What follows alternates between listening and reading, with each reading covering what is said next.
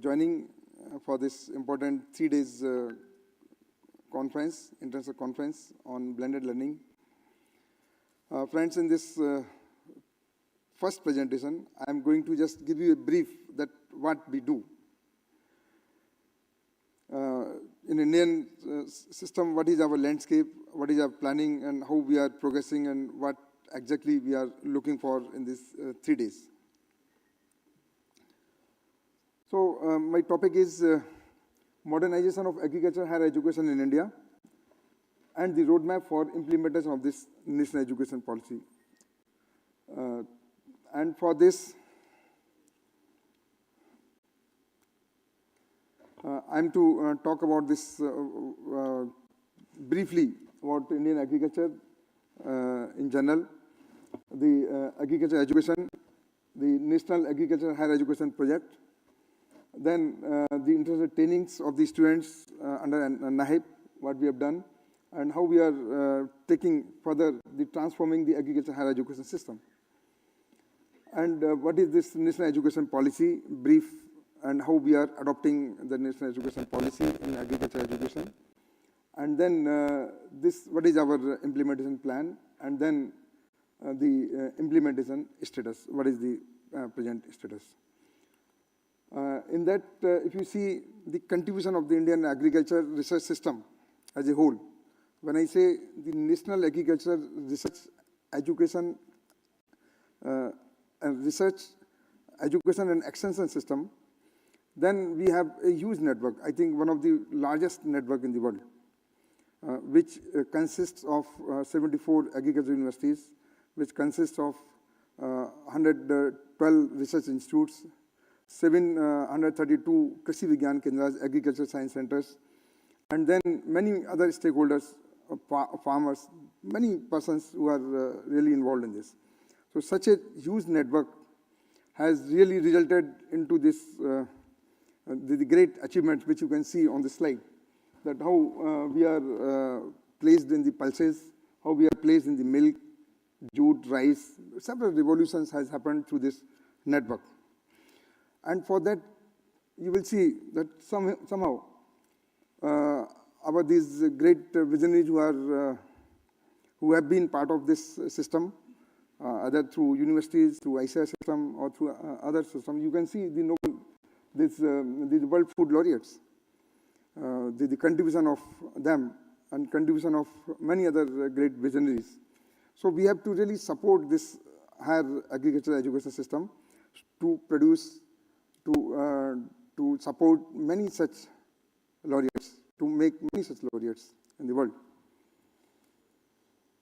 And for doing this work, though the agricultural higher education is a state subject, but still, if you see the standards and quality control is with the central government, and through central government, it is with the Indian Council of Agriculture Research.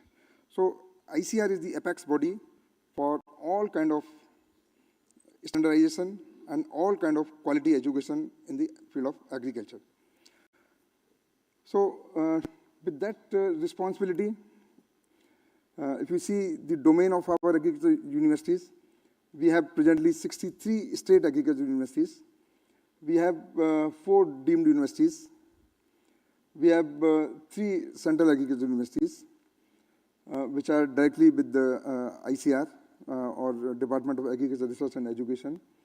We have central universities with the agriculture faculties, like Banaras Hindu University, like Aligarh Muslim University, Nagaland University.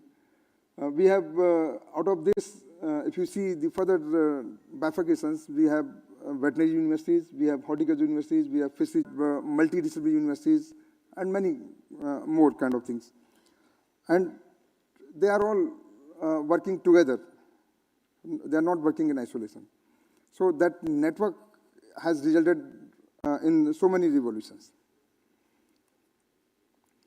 And we have, in these 74 universities, we have around 200,000 students and around 16,000 faculty who are dedicated and who are working for the cause of this agriculture development in the country. And we have a lot of subjects. We provide MS program, MSc in around more than 90 subjects, and similarly 85 subjects we provide PhD programs, 11 subjects we provide the undergraduate level education. So there are many, every subject is touched through this higher agriculture education system. So, and then to attract these students, to support these students with the poor background, with the rural background, we have a lot of schemes to support these students with the many kind of scholarships. And even for the students who are coming from international level, we have a lot of scholarships. And you can see that we have around 250 foreign students from more than 20 countries who are every year admitted in our agricultural education system. Now, if briefly we see what is this National Agriculture Higher Education Project, the main aim of this National Agriculture Higher Education Project is to provide the quality education in our agriculture education system, and also to provide the relevant education. When I say quality education, for that we have really done through NAHEP, through these three sub-components, the institutional development plans, which is mainly for the undergraduate students. We have innovation grants to support the universities at par with the other developed universities. So the financial support for development of the infrastructure. And then Center for Advanced Agriculture Science and Technology, CAST. 16 centers we have developed, and under which the postgraduate and PhD students, they are being supported on the cutting edge areas research. Like you can find out one center is like on genomics, one center is on market intelligence, secondary agriculture, IoT based solutions. We have conservation agriculture, many topics which are really required. So those centers are in true sense the center of excellence for the students, and any students want to take research or want to conduct research in any one of those areas, those universities support those students for every kind of help, for research guide, for extending the facilities, and many more things. So that has really helped the system, complete ecosystem for the quality standards and for making it more relevant education. And similarly, for the ICT, we have taken a lot of initiatives, and we are expanding the use of ICT. And for that purpose only, this conference is being organized. We have to further share the experiences of the global universities, that how best we can carry forward this particular objective.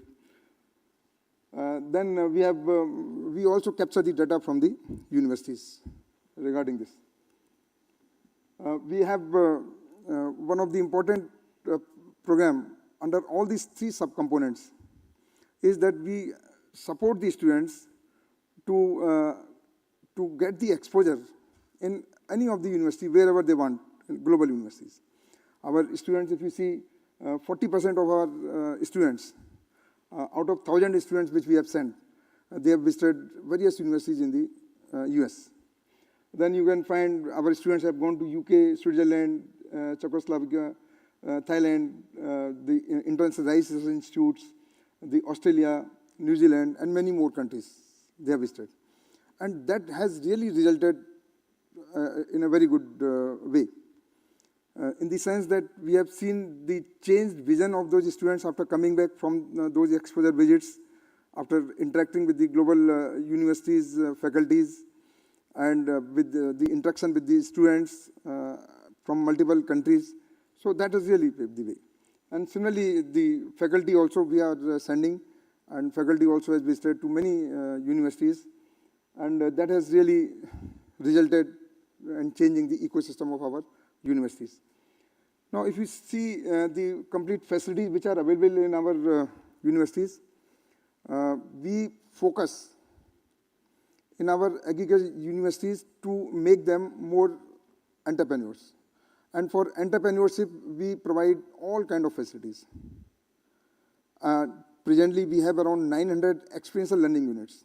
And experiential learning unit means a unit in which a student who has got the interest, maybe it is aquaponics, maybe it is genomics, maybe any kind of topic you can take, then they have every kind of facility in which for 6 months they can do hands-on practice and they can really get acquainted with the complete technology of that particular thing, whatever they want to learn. So, like for tea making, if you go to our Assam Agriculture University, you will find that how to pick the,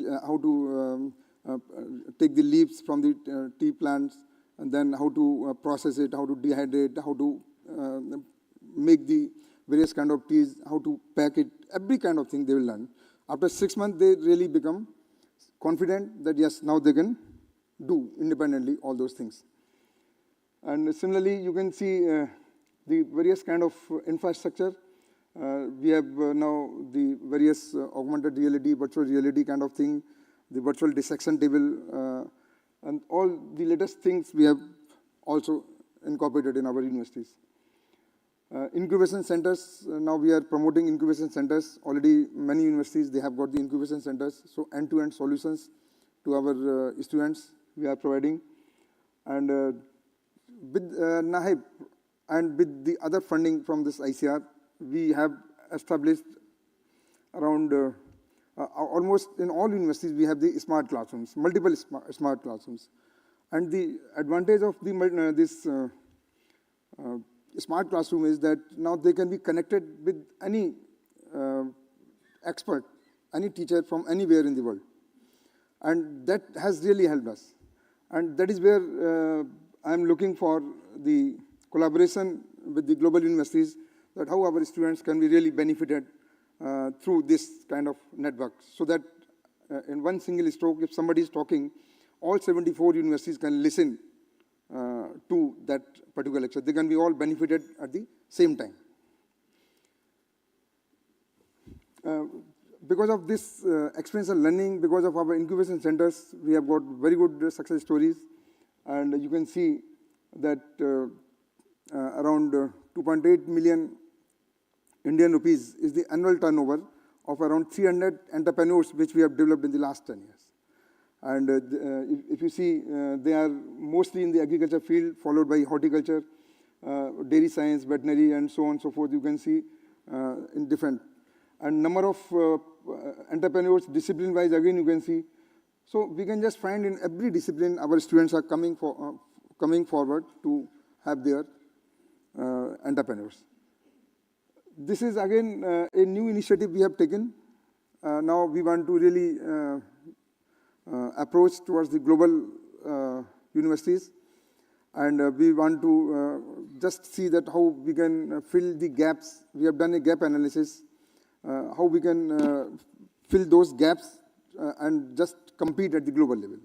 2 of our universities, they could get place in this QS ranking. Now we are thinking more and more universities to come for this global ranking. And what are the gaps that I have just written on this? That how we can really improve the research outputs, how we can have the industry-academia linkages.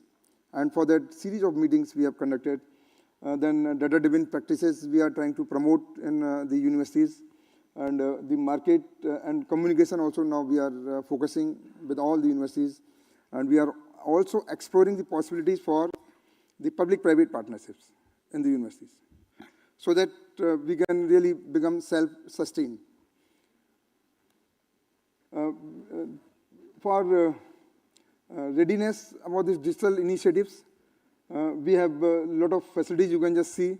Almost all universities have got the full internet bandwidth, except few who are located in the very remote areas, their colleges, something.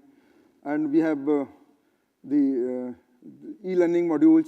We have the academic management systems in 60 universities. Academic management system is a system developed by ICR, which is uniform for all the universities for end-to-end solution, right from registration of a student till a student is granted the degree. Complete data is captured through that academic management system. So that is a uniform software, and that is available in almost all universities now. And every other thing, like smart classrooms, I told, 100% universities have got these smart classrooms. So we can really take advantage of this and move forward. Further, going into this readiness, if you see, of late, we had our own cloud computing system, our own cloud, where we are having the complete items, complete things connected with these students on this cloud. And that in Hindi we call Krishi Megh, or the agriculture cloud. And that around 2 years back we launched. And similarly, we have got the multiplayer physical and information data security, which are all ISO certified. We have the latest artificial intelligence, the deep learning softwares, AR, VR tools we have provided to all universities. And many such things really we are coming. And not only this, for the content part also we are focusing a lot. And for content parts, we have more than 160 courses which have been digitized by various experts with all kind of, you can see clippings, all kind of audios, videos inbuilt in those. We have 1,000 videos, more than 10,000 videos of the teachers, which are placed at one single port, and that we call as the Agri Diksha portal. So that any student can take advantage of the best teacher available in any other university. So all that infrastructure is already available with us, and we are further moving towards the resilient agricultural education ecosystem. And that is another purpose for conducting this conference, that how we can take this further. And thanks to World Bank for supporting this. And we are very sure that with this resilient agricultural education system and agriculture, we will further move, and we will be confident that we can face any future calamity, any future lockdown. This idea we got only when the COVID was there, that how our students can be benefited and they should not be deprived of any kind of sitting at home. They can attend the classes, they can appear in the exams, they can do the practicals through this augmented reality or virtual reality. So that's what now we are focusing more and more. And for that, there are three important kind of things. The digital capacity. Already we are focusing on this digital capacity. More and more training programs we are conducting for our faculty. Then digital contents.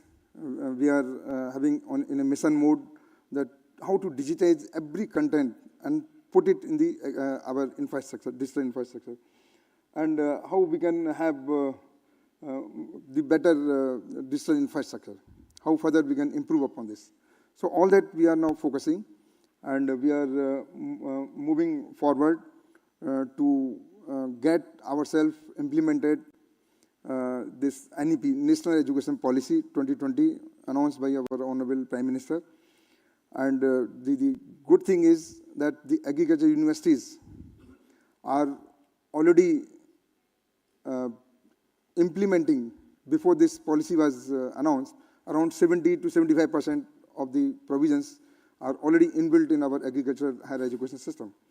So with that note, we can really further see what are those provisions which we can take further in this.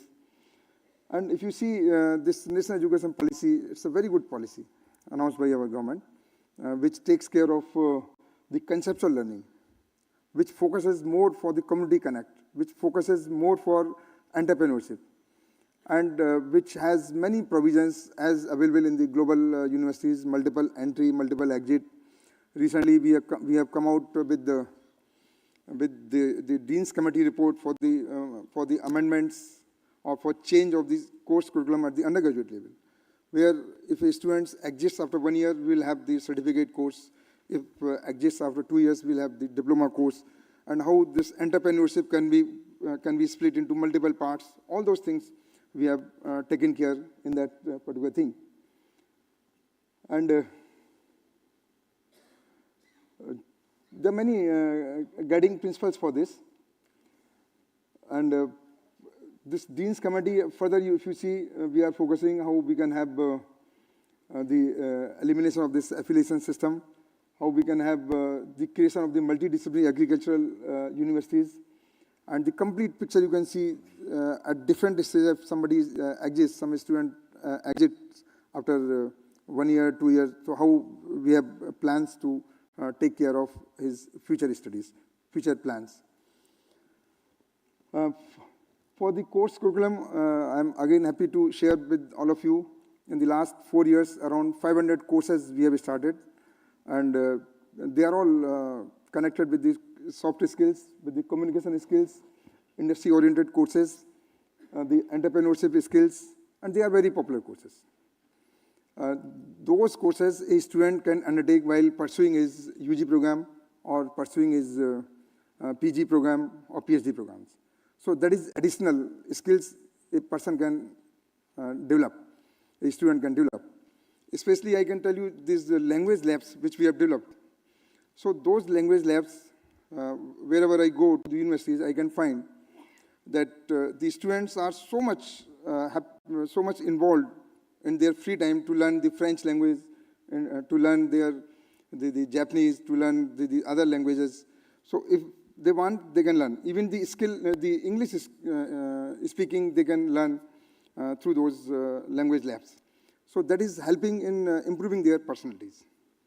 So that again is very important, and there are many beneficiaries who are there through this system. So that was in brief. Details we'll just discuss later, but in brief, I just wanted to tell what is the landscape of our higher agriculture education system and how we are really planning to move forward. I look for more collaborations, for more suggestions, for more ideas from all the experts sitting in this hall, and especially our experts who have come from various universities. So I think in 3 days, we will be really greatly benefited with your great inputs for this. Thank you all very much. Namaskar.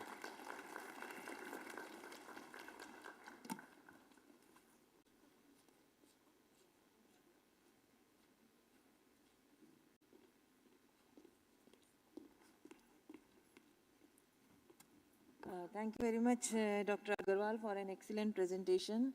Dr. Agarwal has given an overview of the entire agricultural education system in the country. He has also highlighted the role of the National Agriculture Higher Education Project, which is undergoing in the council, what is its impact and its role. And finally, he has given the steps how the national education policy is being implemented in the country. Thank you very much, sir. Sir, our next speaker, I would like to invite Dr. Begzod Shamsi. Dr. Begzod is the Senior Agriculture Economist with World Bank. He specializes in public policy dialogue and proactive management of investment projects. He has played a pivotal role in shaping the future of agricultural higher education in India, being part of World Bank funded NAHEP project. He is the task team leader of NAHEP from the World Bank's end. So thank you for accepting our request, and I invite you for your presentation.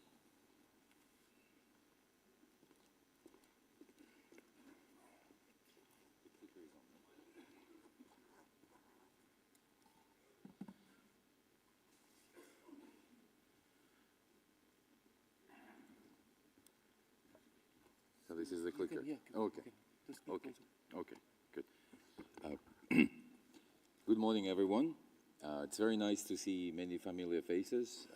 Thank you very much for inviting me to this event. Dr. Agarwal has given a very, very detailed overview of what ICAR is doing in the area of higher agriculture education, and I would like to speak a little bit about the project, the National Agriculture Higher Education Project, its achievements with regard to resilient agriculture education systems, and maybe leave you with a couple of provocative thoughts of what may lie ahead. So let me start by giving you an overview of the achievements of the project. The project still has another year to go, so these are not final achievements. These are just... So the project has met almost all of its targets, and it significantly exceeded more than half of them. And it has done particularly well in indicators which matter the most. And the objective of the project is to make higher agriculture education more relevant and of a higher quality. So these indicators are reflected in the quality of students coming in, quality of graduates going out, and research impact. So these, this is where the project has already overachieved. The project will leave, when it closes in a year's time, the project will leave agricultural universities in a stronger position so they can continue to improve in strengthening their academic autonomy, as well as continue their work in accreditation and standards. Dr. Agarwal mentioned about agriculture university, one of the agriculture universities receiving international recognition. And I think that we expect, a couple more to receive international ratings in the near future. All in all, I think this shows that what can be achieved with a strong project leadership and support. Let me give you some examples, specific examples on the achievements. So, we basically, the direct project beneficiaries, we have reached, let me just click, 400% achievement. Faculty research effectiveness, student placement rates, particularly undergraduate student placement rates, entrance test score, on-time graduation rates, these have all been overachieved. These are the key, what we call outcome, project development indicators. These are sort of the higher level indicators. When you go to intermediate indicators, you can see that the project's done very well in increasing, relationship and cooperation with industry. So we see a much, a very significant, very impressive achievement in a number of industry-sponsored projects. We see a very good achievement in agriculture universities attaining academic autonomy. We are seeing good indicators with regard to student diversity, faculty diversity.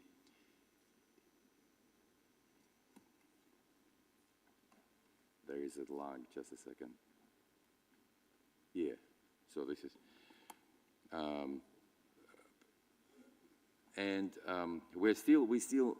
we are on course to meet our targets for revenue generation by agriculture universities, and we still have some way to go with agriculture university faculty satisfaction with ICAR. And the last illustration, let me just quickly.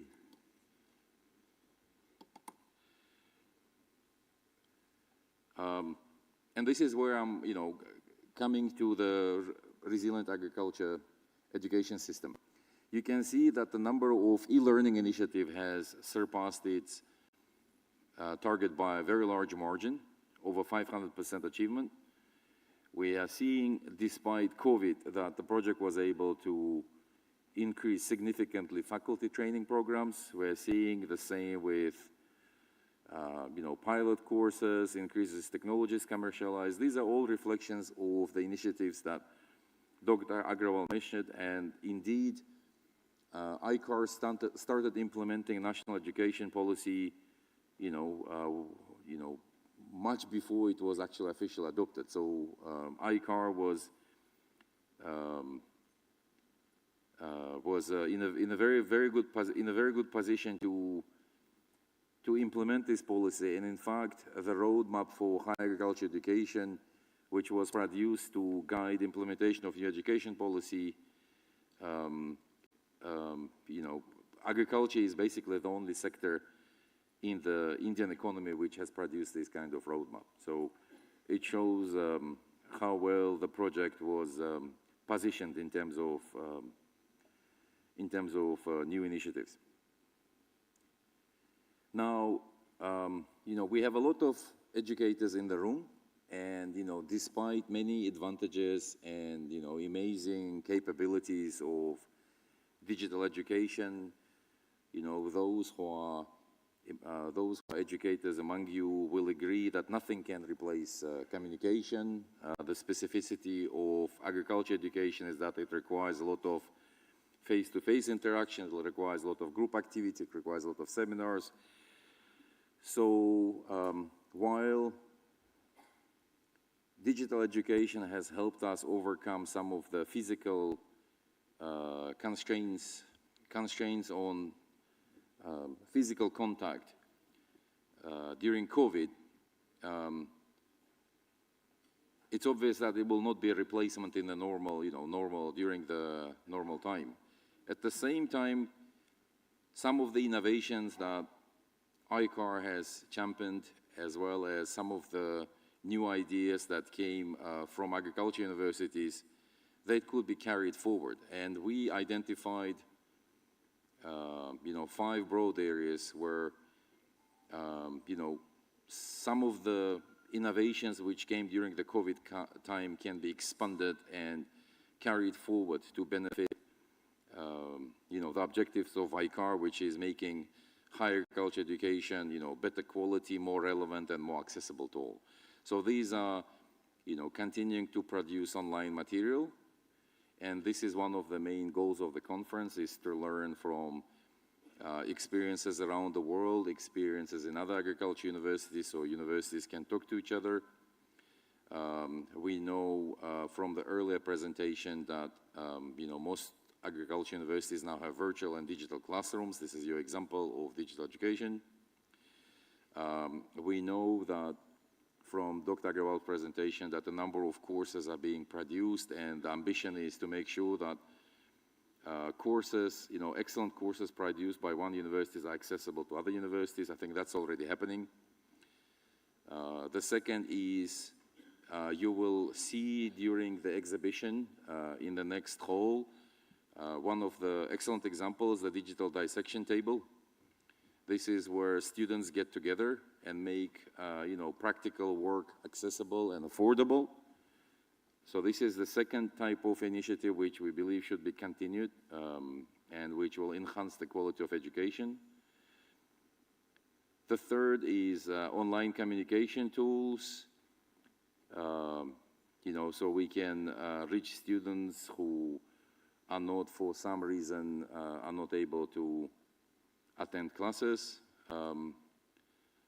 So this is continuation of what the project and ICAR has been doing and is doing already. This is video meetings, bulletin boards, mail, chat, production of e-books and documents, making better content, creating more documents with better content, making them more affordable.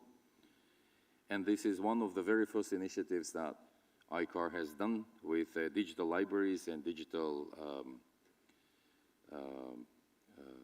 depositories. And the last one, and this is something that ICAR and the project are actively working on, this is creating an online learning platform,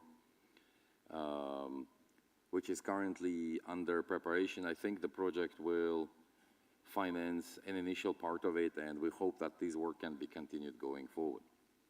Now, to leave you with some provocative thought, let me just, let me share some ideas on how better capacity, better infrastructure, digital infrastructure, better capacity of the faculty, better familiarity of the students with digital tools can help us with advancing digital agriculture. So, how can we move from digital learning to digital agriculture? There are many ways of, there are many different classifications of digital innovations. I just used, a very large number of examples produced by, state agriculture university students in India, and I grouped them into 6 buckets. So we have precision farming. Some examples are there, what it is. And the objective of these initiatives is to increase efficiency. Then we have environmental monitoring, which is weather forecasting, pest monitoring, soil and water monitoring. And the rationale is to provide information for better farming, for more efficient input use. Automation, which is GPS-linked steering, robot milking, robot fruit pickers, robot spot weeders, and so on. This is, as wages continue to go up, this is to aid substitution of capital for labor. Then we have trading systems and market information. We're talking about commodity exchanges, electronic auctions, electronic marketing of services, internet marketing, and so on, things that are being put at forefront of the government agriculture policy at the moment. And the objective is to reduce transaction costs and assisting price discovery. Then we have supply chain logistics, which is basically how to move products cheaper, faster, more reliably. And the last one is information for policy and regulations. This is digital applications in agricultural statistics, subsidy systems, food systems, extension, and animal health. So what role do state agriculture universities play in advancing digital agriculture? So these are some initial thoughts. Dr. Agarwal, I'm going to leave it here so people can, maybe to initiate some discussion during the next couple of days. We believe that ICAR is very well positioned to do at least 4 things. One of them, as Dr. Agarwal, you mentioned about emphasis on entrepreneurship in your programs, is to produce next generation of innovators, where you have an IT proficient agriculture university graduates, which can work with IT university graduates to develop technologies which are practical, that work. So that could be a good role for state agriculture universities, to produce a pipeline of innovators, next generation innovators. Second is to produce innovations directly. And again, you will see some of the examples in the booths, in the exhibition during the second half of the day. This builds on excellent progress that ICAR has made over the past 5 years in strengthening, past 3 years maybe, strengthening cooperation with industry. So again, this is an area where agricultural universities are well positioned to take advantage of improved capacity, digital infrastructure going forward. Last one is, which is already happening, and we're seeing it in many universities, is using digital tools in university research. We're talking about modeling, analytical tools, artificial intelligence. I would very much like to hear during the next couple of days how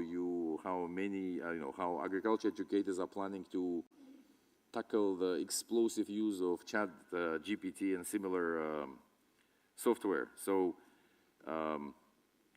and the last one is providing digital services. So we believe that state agriculture universities,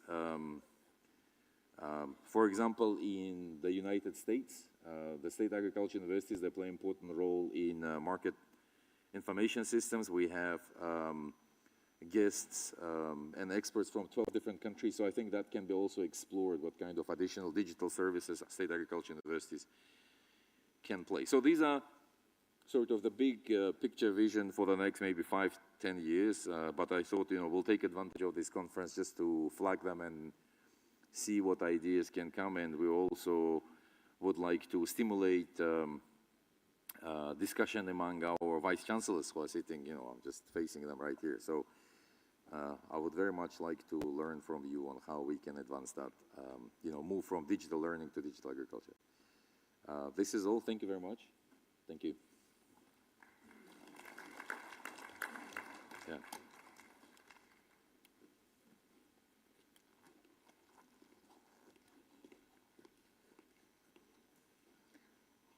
Thank you very much, Dr. Begzon.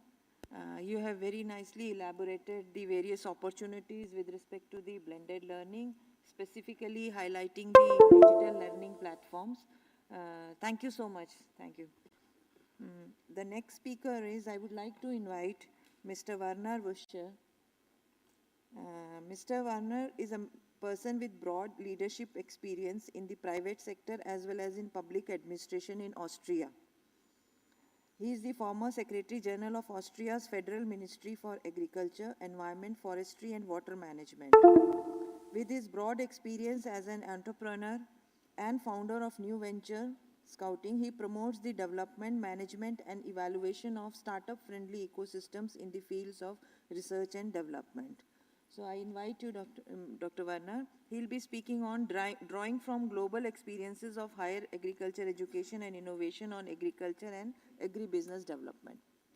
Please.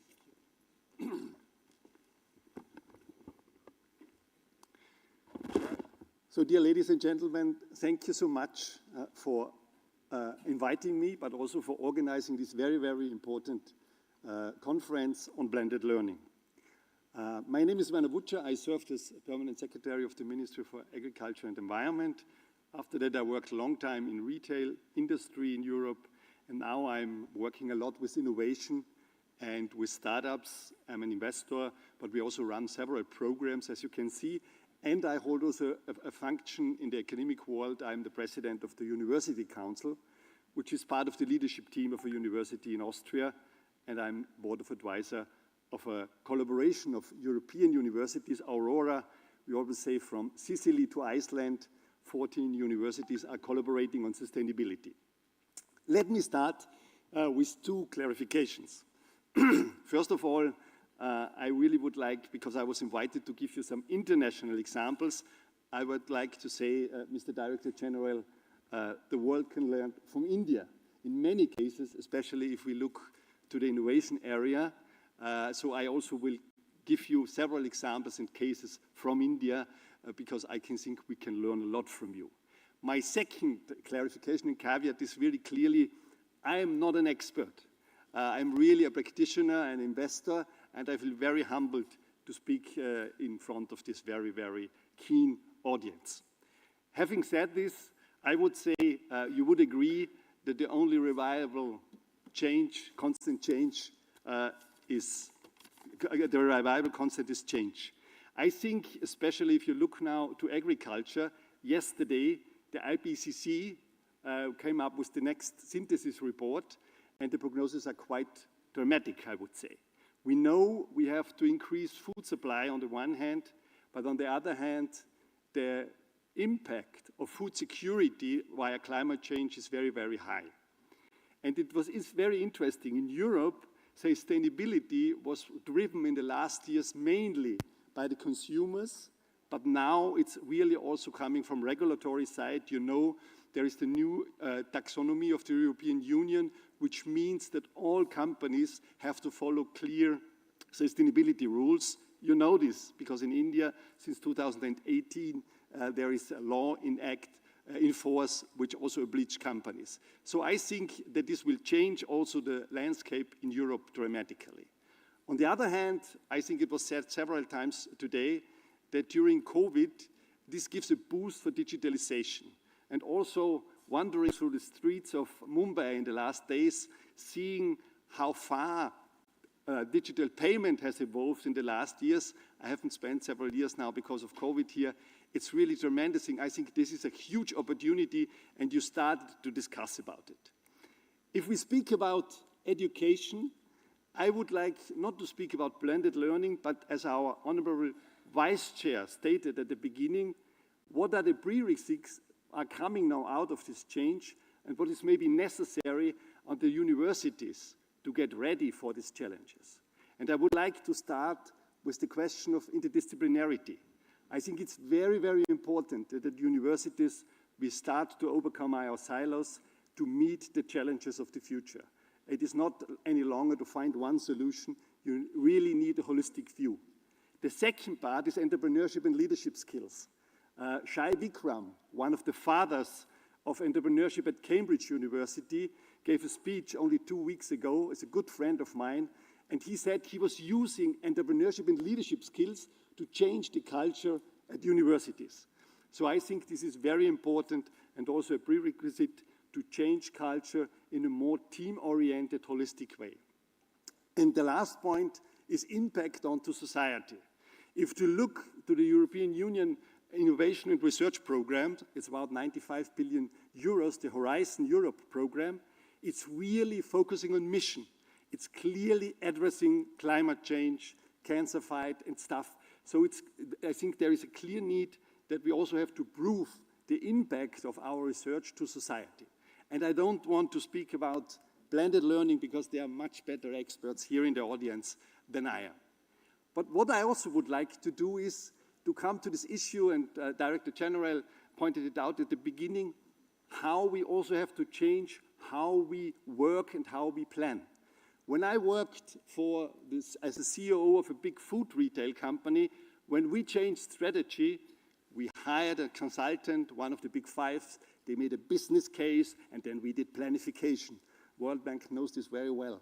And after this process, we knew exactly in 3 years on Friday, there will be an EBITDA margin of XYZ, and if not, severe consequences for the executive board. This linear approach is no longer fitting. We need to think much more like a startup. And I have give you the example here.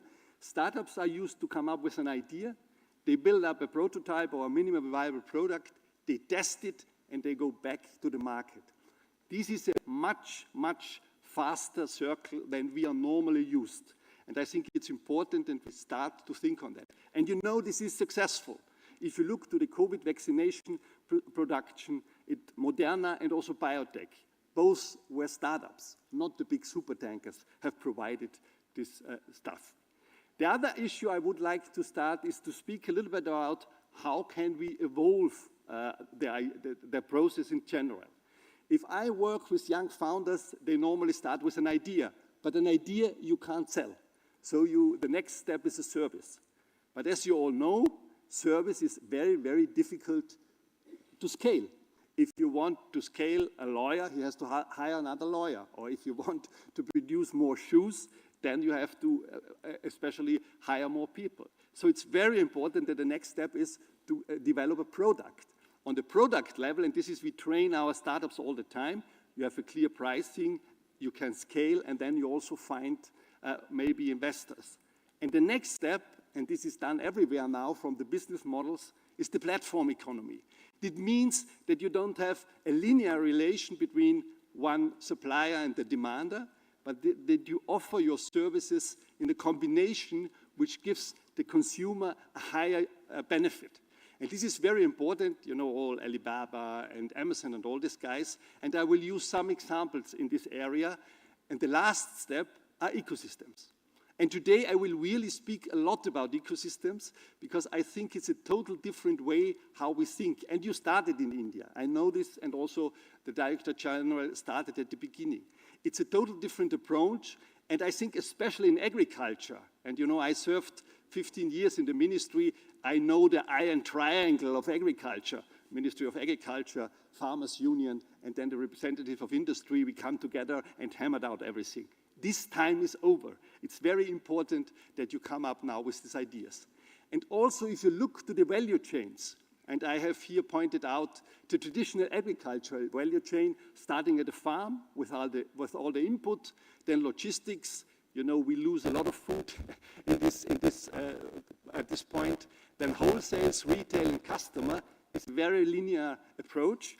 And today, you need platforms where you bring together different players, and I would like to speak about them, but especially also ecosystems. And the big difference between the platform, at platform, people are bound by money. It's really about remuneration, and people are bound by money. You know, there is a lot of discussion about the gatekeeper, the rules of platforms, but in ecosystems, people are bound by core values. It's a different approach, a broader approach, and I think we have to follow this. I give you now some examples on the platform side, and this is the reason why I speak a lot about startups, is the field view, which was invented by the Climate Corporation, a startup founded in 2006. 2014, it was bought for $900 million by Monsanto, and it's now part of Bayer. But what they do there is that they really collect all the data. One of my previous speakers was pointing out before, that you work together in a platform, that you are able, from starting from the soil, you know, soil will be one of the main issue stuff in the future. I had a lot of discussion in Mumbai with sugarcane producers. They were telling me they have problems in yield this year, not because of lack of water, but the quality of soil. So soil protection will be very, very important. Then to integrate water management, pest and disease management, satellite monitoring, crop health. This is only possible if a lot of partners work clearly together. I'm totally convinced that we need a kind of a sustainable intensification of agriculture. If you look to the challenges we are facing, it's really important to be environmentally friendly, because you don't use more pesticides as necessary, but that you only can increase yield, that we can feed the world and meet all the necessities. So this platform is very easy. 2 apps, you can Google it, $99 a month, and you can be part of it. And there are very different players from insurance companies, sensor companies, IoT companies who are offering this solution. A more interesting solution is now this AB Agro, a French initiative. There is a clear core value, and this is an ecosystem. They are really bound by 4 core values. Security. The farmer is only giving the data in a blockchain secure space. So all the partners can use it, but there is no clear identification. And this is very, very important. They also follow the rules of the Digital Government Act of the European Union. You know, we have a very high data protection regime in the European Union, and it's really necessary. A lot of data of farmers is stolen in this day. I say this in this very provocant way, and it's very important that the farmer can trust when they give their data.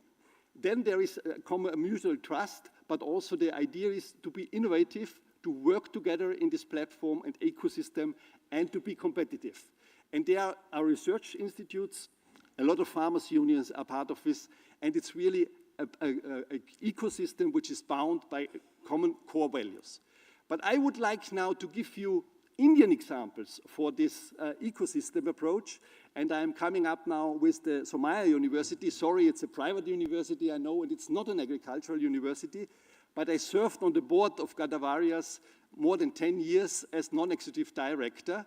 It's a sugarcane company based in Mumbai with about 25,000 farmers in more than 69 villages, a lot of languages, the fragmentation, you know all the problems of rural agriculture in India. And the university came up now with the Center for Sustainable Development. They come together and they really are forming an interdisciplinary approach. So there are microbiologists, chemists for the soil. There are a lot of people from the management department to help to do it, the data scientists. And how do they work? They come together.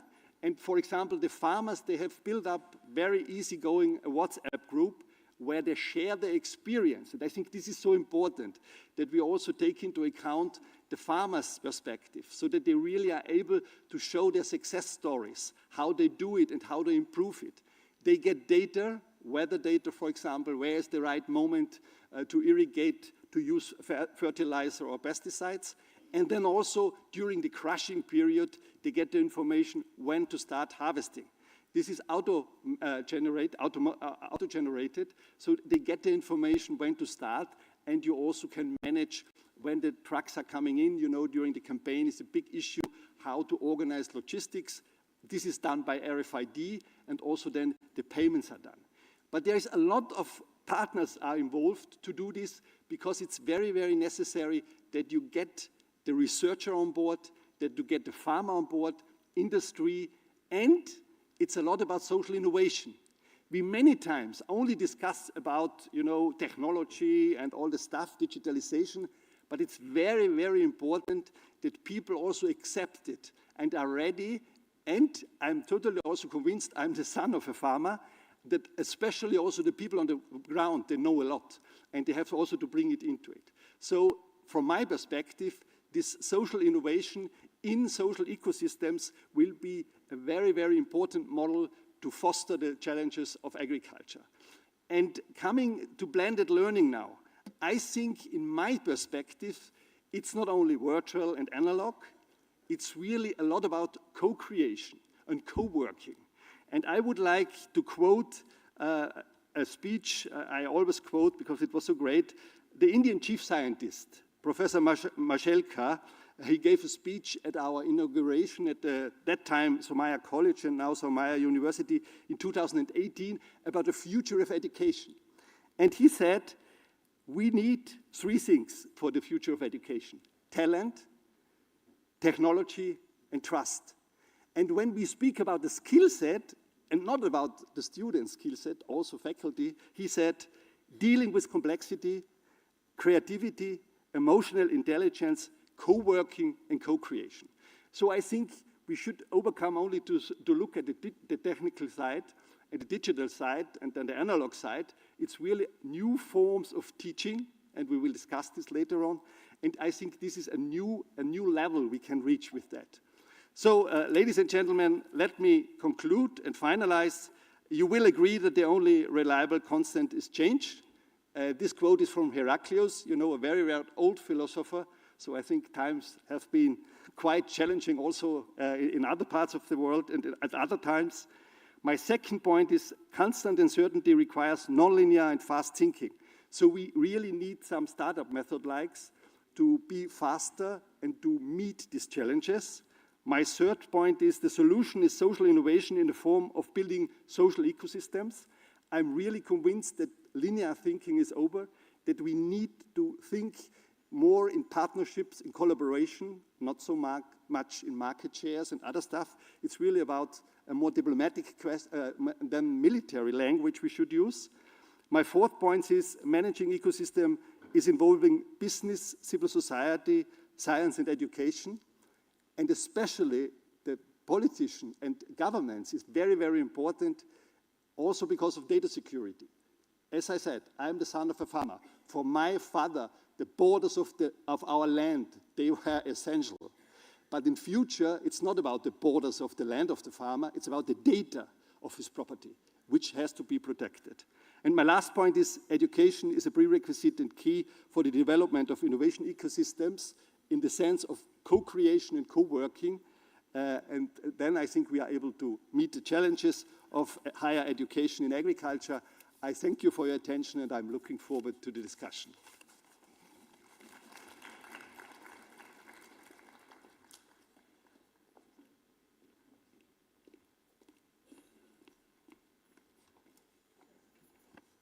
Thank you very much, Dr.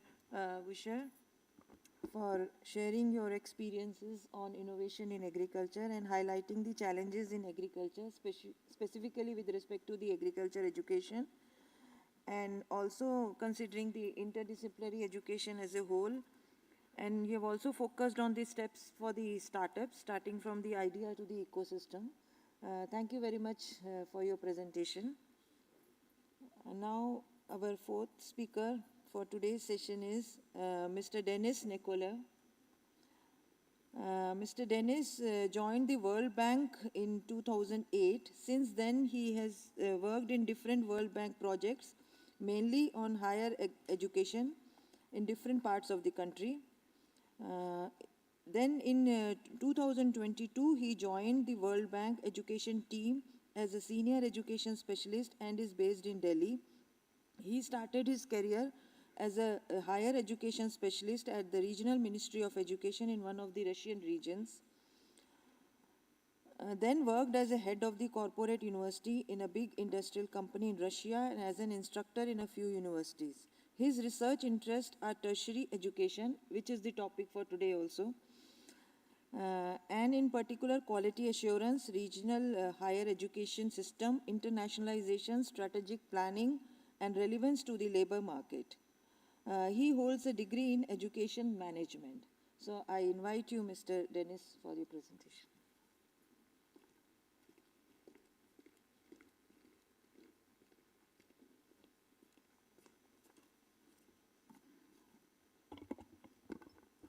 Good morning, colleagues. First of all, thank you very much for inviting me to give my presentation here in this honorable auditorium. I will start maybe from two things. The first one, my colleague just talked a lot about the ecosystem. And in my presentation, I will try to touch the framework in which tertiary education systems work.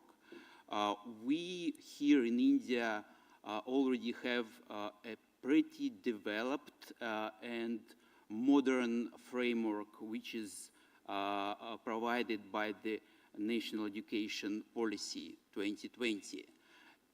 This is a very well-articulated way forward for the whole education system in the country, but in my presentation I will try to concentrate on the World Bank framework for tertiary education, which in my view is very relevant for India as well.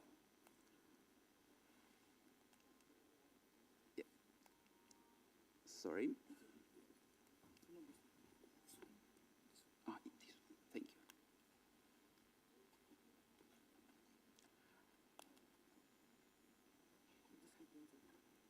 Yep. Here we are. What is tertiary education and why we need to invest in it? I mean, talking about tertiary education in this auditorium, I don't think that I need to tell a lot what is it, but I think it's important to foster the main reasons why countries invest in tertiary education. It's important for the long-term growth and shared prosperity for all countries. It doesn't matter if they are low, middle, or high income. Tertiary education makes the country's population more employable, earn higher wages, and be better prepared to any economic shocks. The tertiary education graduates have highest rate of returns compared to other levels of education. And also we know well that tertiary education graduates have better individual benefits, including health, political participation, and others. So, what is World Bank tertiary education framework look like? So it consists of these 5 main parts, and it directly related to the topic of our today's conference and today's discussion. So we, as a World Bank, think that it's very important that the tertiary education of nowadays and future should be steered. And that's important for every country. Why? Because, first of all, our framework wants to reinforce the imperative to invest thoughtfully and strategically in diversified and well-articulated tertiary education systems. Second, this framework is important for policymakers and other tertiary education stakeholders, including all the participants of the conference, to examine critical traits responding to the needs of advanced skills and lifelong learning. Third, which is maybe especially important nowadays, it's a framework to examine the impact of the COVID pandemic on the global and national tertiary education sectors and share ideas how to promote resilience to the tertiary education systems now and in future. Let me start from the first part of the framework, which is building strategically diversified systems. The overall tertiary education is quite huge. It starts from that level, which is technical and vocational education, and goes beyond even the graduate programs to the PhD and lifelong learning. It's important to have in each country the strategical diversification that will lead to the resilience of the overall system. But also it's important that this diversification will work jointly for the benefit of the country's population and country's growth. Just a few facts from the India. While Indian higher tertiary education system pretty soon will become the biggest in the world, it's still, and it's very complex, it's still a kind of fragmented at the moment. Even in the national education policy, there are clear activities and policy actions to make it more united. At the moment, you can see there are many facts of the fragmentation of the system. And even now, when we are talking about agriculture, tertiary education, we talk only about the part of the overall tertiary system. Yeah, the second important point is technology. So for tertiary education nowadays, and you heard from the previous presenters a lot, technology is a key thing. It makes our tertiary education systems resilient.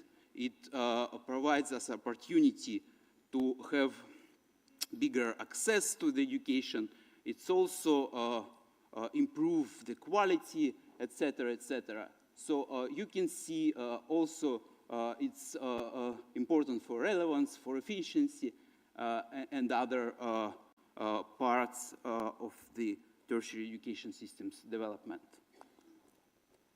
And what is the situation in India? What are the challenges we have here in the country? It's not maybe so much of the responsibility of tertiary education institutions, but still, all of us know that the situation with the internet connection and computer ownership for the population of the country is pretty low.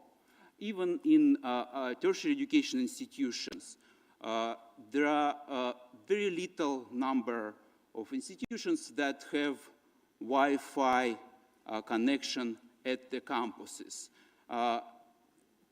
Definitely, I'm not talking about the universities who in biggest share have them, but colleges in usual, they don't have a Wi-Fi connection. And that's a problem because it affects the usage of the modern techniques and modern tools.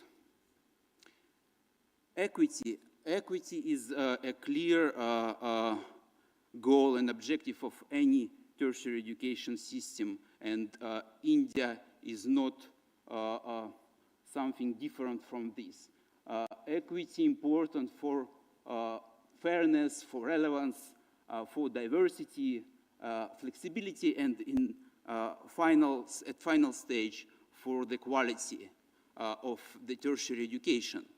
And you can see here just a quick example where India stands in terms of both access and equity. Unfortunately, only 5% of the families with low socioeconomical background in India can participate or just participate in tertiary education, which is interesting for rich families. The share is also not very big. Only 40% of children in rich families are becoming students of the tertiary education system. Definitely, there are clear reasons of that, and definitely the situation is developing in much better way and very fast. Like just during last 2 2 decades, I think, the number of students in India tripled. So it became 300% more than it was in year 2000. But still, there is a long way forward. Fourth important part of the framework I present you is being efficient. And it concerns very different parts of the tertiary education systems, including financing, quality assurance, and talent identification. Let me share with you this very interesting slide with the employers' satisfaction with skills provided by the graduates of the Indian tertiary education system. And you can see that, I mean, almost all skills in view of employers are not on the same level they expect them to be. And again, coming back to the topic of our conference, it's very important to use modern digital blended tools for the education, because let me be provocative here. For knowledge, it's important what you teach. But for skills, it's not so important what you teach to students, but it's important how you do that. Only specific tools provide skills of your students. It's not possible to train problem solving, working in the team, etc., such skills in, for example, lecture mode. It doesn't work this way, unfortunately, or fortunately. And the last point, last part of the World Bank tertiary education framework is building resilience or reinforce resilience. I mean, I don't think that it's needed to read what does resilience mean, but what is important is that it includes, it should include at least, the efforts of many different stakeholders to make the tertiary education system in the country, especially in such a big country as India, resilient and prepared to the future shocks. COVID-19 pandemic showed us very well how we are not prepared to such kind of crises. I mean, almost 40 million of tertiary education students in India were affected by the national lockdown. 50,000 tertiary education institutions were affected. And it's incredible numbers, really incredible. But if we think not about the numbers, but about the outcomes of this, it will be even worse, because from other previous shocks, for example, economic shocks in Europe and US, we know that students that learn in these times, they are affected by these crises during whole their life.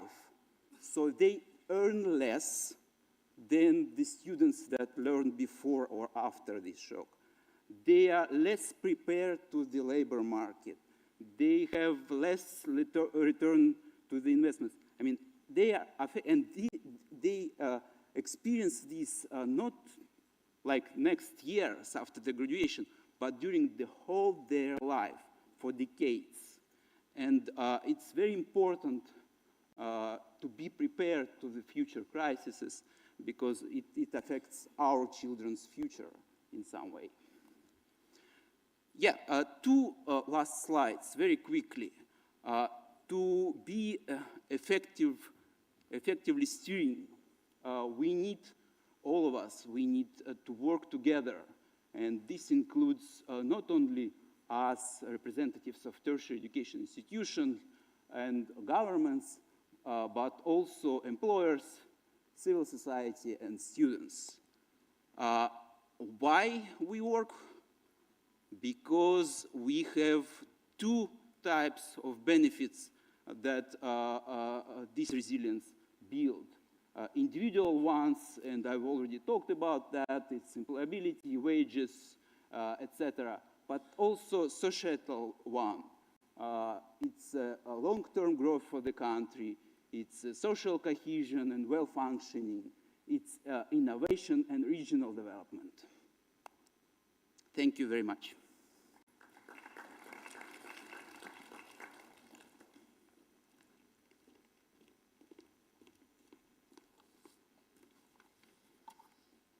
Thank you, Mr. Dennis, for highlighting the concept of tertiary education, specifically with respect to the technology, the equity, the resilience, and the efficiency. Thank you so much. So with this, we have come to the end of the presentations. We had 4 presentations. I would like to thank each one of them. Now I would like to invite the co-chairs for their concluding remarks on this. Thank you very much.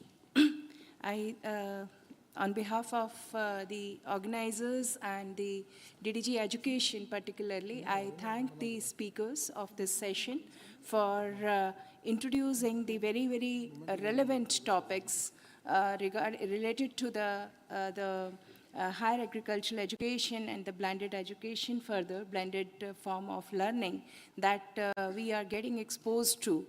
The students are getting exposed to post their secondary education. And I would really like, to take just a couple of minutes to brief upon what the relevance of the speakers that they pondered upon, and then the recommendations out of that are coming to my mind. In the first lecture, that was first speech of the DDG Education, I would say the patron of the higher agricultural education in ICAR and the entire NARIS system. He so effectively and in so lucid manner introduced the audience about the holistic system that is in place, which on one hand has the traditional education in agriculture, and then coupled with that a very smooth and a very timely shift towards the contemporary modes of education, encompassing the relevance to the civic society. Because today when we are talking about the agriculture, it not only talks about the crop sciences, the resource management, it talks about the animal husbandry, it talks about the fisheries, it talks about all the components that influence the progress of the civil society. And therein, Dr. Agarwal has introduced the audience about the steps that are being taken by the Education Division, ICR, to make the system more and more contemporary, and the role of the NHEP that has made this transformation in a very limited time as a very revolutionary change. So this is my personal thanks to Dr. Agarwal for introducing the audience about the entire system in those couple of minutes. Then Dr. Begjo Shemzev, thank you very much, sir, for acknowledging and I would say complimenting on behalf of the ICAR. I would take this opportunity to thank you that you so very effectively appreciated the achievements of the NHEP project that had happened, and it's Sir, DG Sir is here. So Sir, Dr. Begjo has complimented us for that, on most of the fronts, we have over-exceeded the targets that were given to us. So the achievements are much, much beyond that. So this is, in a way, speaks about the compassion, the passion, and the determination of the education fraternity of the ICAR system, and also the willingness of the students of India to embrace and then adapt the requirements that are to make the education as a contemporary one and the transformative one. So then we had the very I would say the thought-provoking lecture by Mr. Werner Buscher, and in fact I was talking to him that because IRI has, Indian Agricultural Research Institute, has been identified as a university to be transformed into a global university, so his contributions, I see that it will be very useful. So Mr. Werner Buscher in his speech so effectively talked about the roadmap actually, which is needed from turning from the idea to the impact on the civic society. And the key word that he gave, the entire speech talked about the speed at which the idea to the transformative level going up to the ground root. How much does it take? So it is the speed of the decision making and the adaptation that it matters. So thank you very much for that. And then we had the last speech by Mr. Danis Nikolov, which summed up all.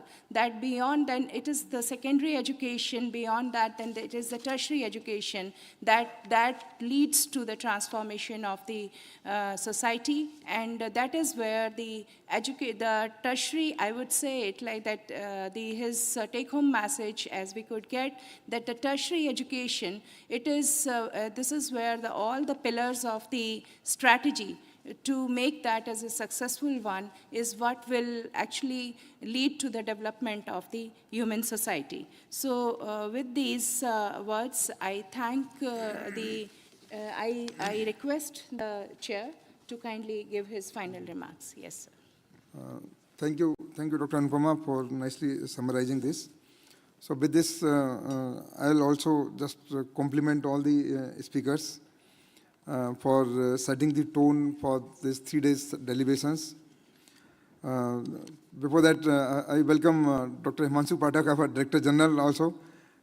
He has joined. Sir, can you just come here, please? Okay. Sir, I just want to apprise you that while setting the tone for this, we got very good ideas, like what is the blended learning, what actually meaning of blended learning is. We got very good idea from our colleague Warner. Then Backjord has nicely narrated some of the points that where what are our strengths and what are our further areas for improvements, and how we are performing. So, Backjord, it was really a nice thing to listen from you, and especially from the World Bank again.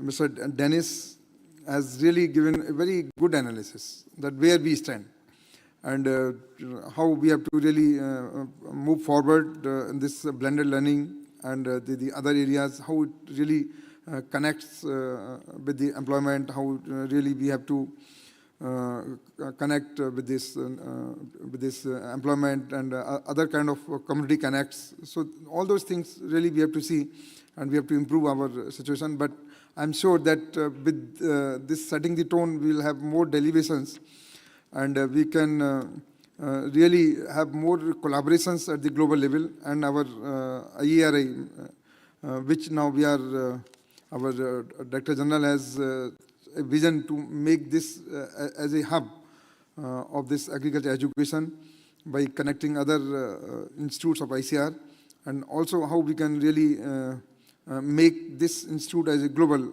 followed by many other universities which will really come up for this global through such conferences, through the ideas which we can collect in these 3 days. So I'll not take much time because we have to, again, after this tea break, we have to again assemble for the inaugural, where our Honorable Minister is going to grace this occasion. So I hand over to the team organizers. Dr. Anuradha.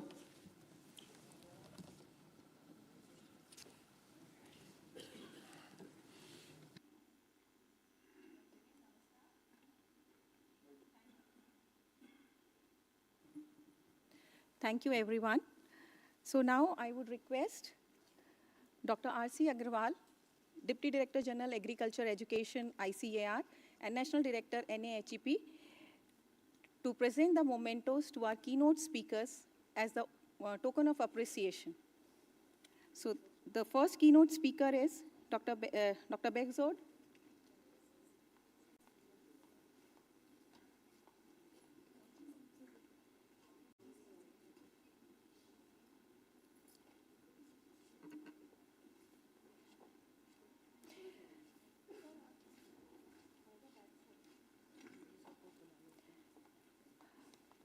I am very happy to announce that our Honorable Director General, Dr. Himanshu Pathak, is now with us, and I would request him to kindly come on stage.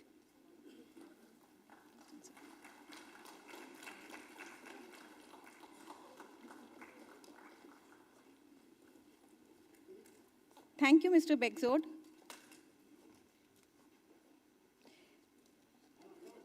Dr. Begzod has been the team task leader for NAHEP. Mr. Werner Wuscher. Thank you, Mr. Werner, for being here and share your expertise with us.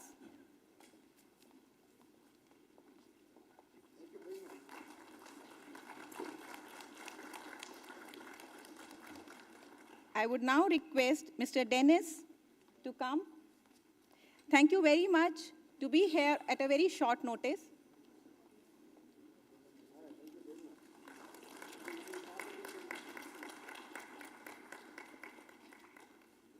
I would now request our DG sir to present the mementos to our dear Dr. R.C. Agrawal.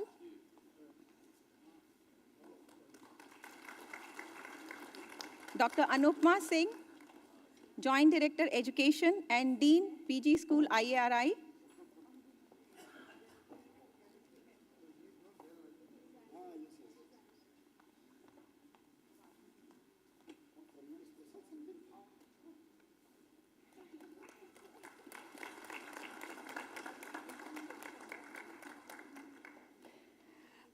For very well convening this session, I would request our DG sir to present the moment to Dr. Seema Jaggi.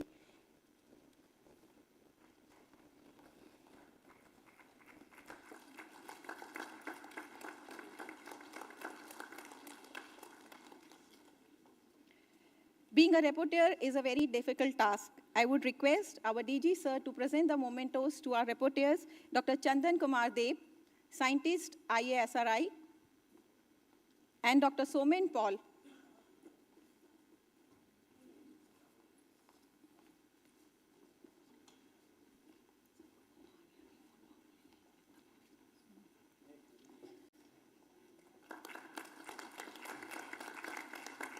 I would request all our keynote speakers to kindly come and have a photo session.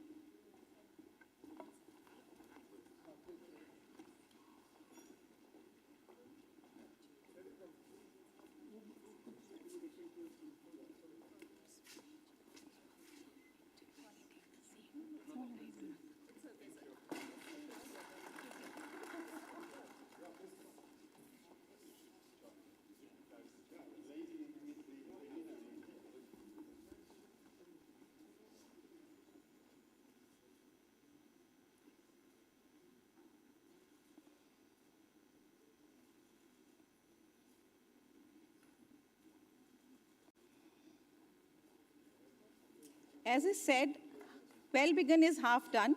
So we are done with the first plenary session. Thank you, everyone. I would now request everyone to take their seats.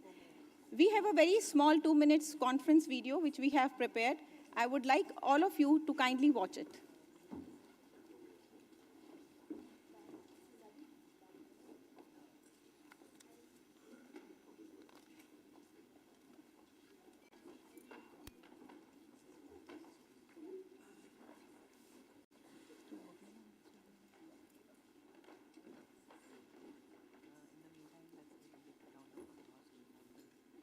By the time we are able to see the video, let's have a big round of applause for all the keynote speakers, our co-chairs, the reporters, and our DG sir.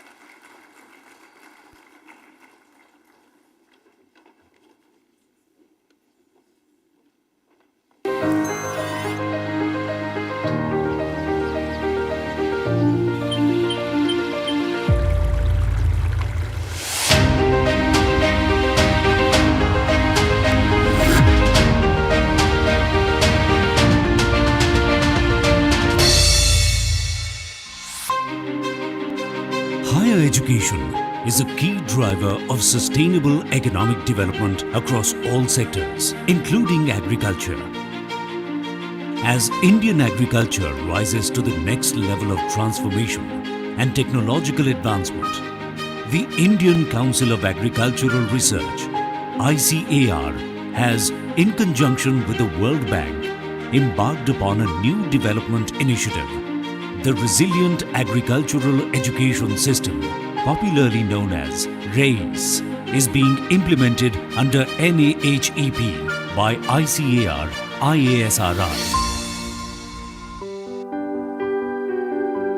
RACE leverages a three-pronged approach encompassing the building of an online learning platform while strengthening digital infrastructure in Indian agricultural universities, the development of a digital content repository and a digital capacity building program aimed at inculcating and improving digital competence and skills.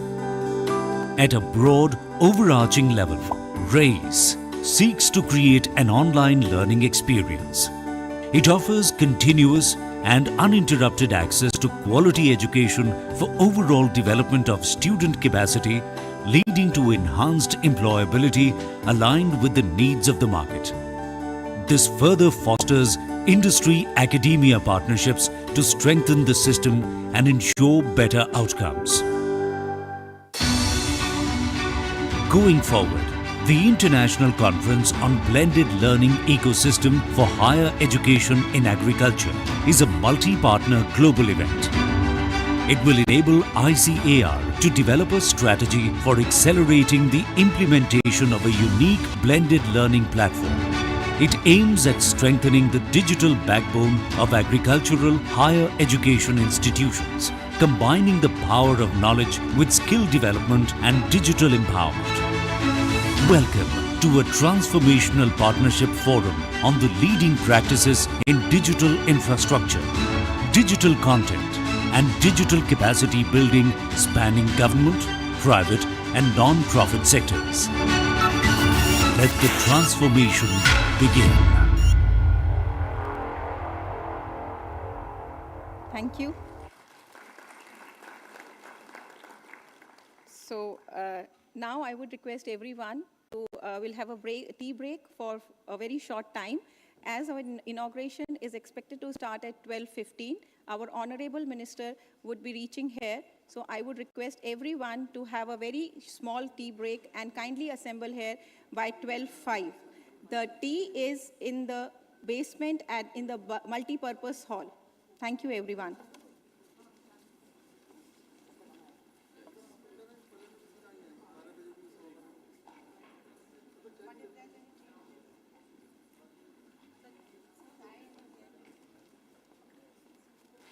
Yeah, come to VIP room.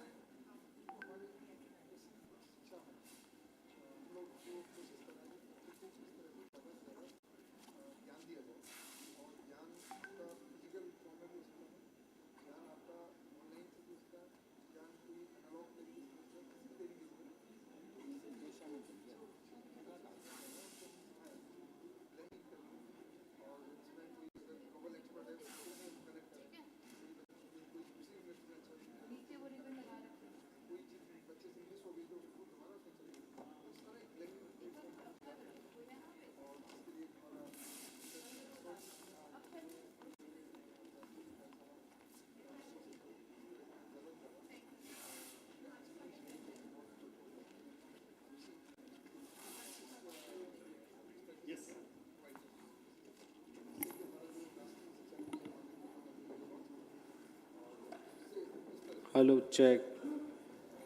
Hello, hello. Hello, ठीक है।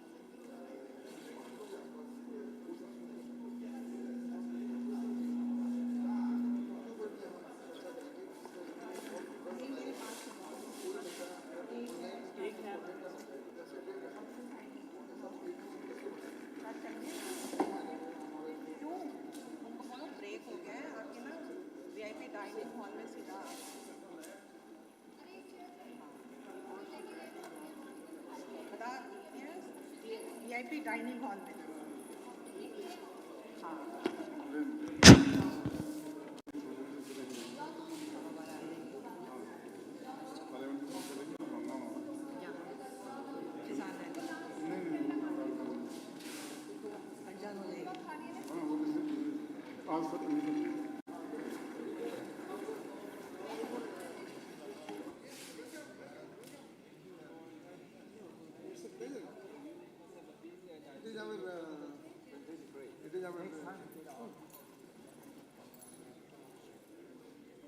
Dr. Himanshu or Dr. Singh, are you in the hall?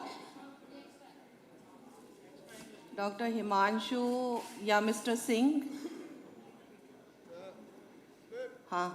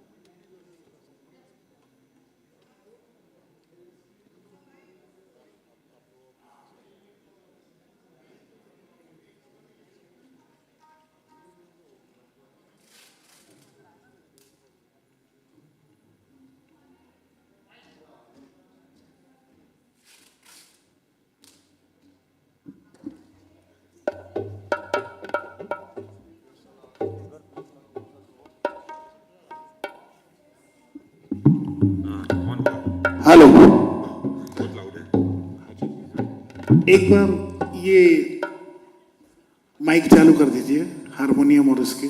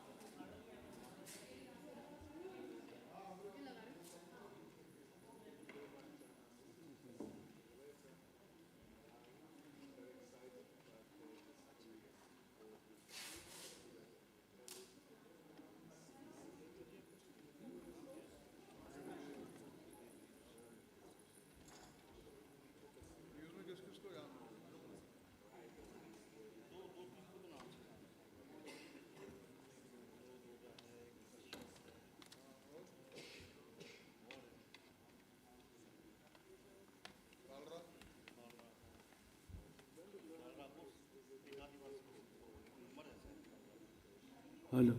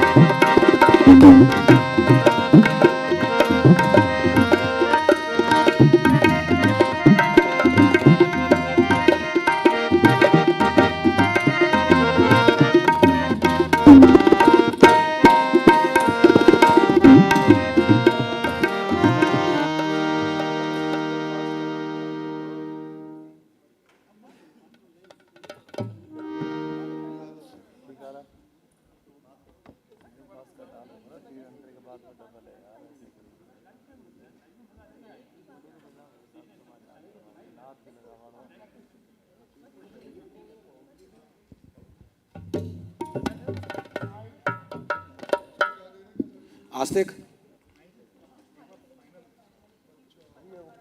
Astik, if you can hear me, be on the main stage, please.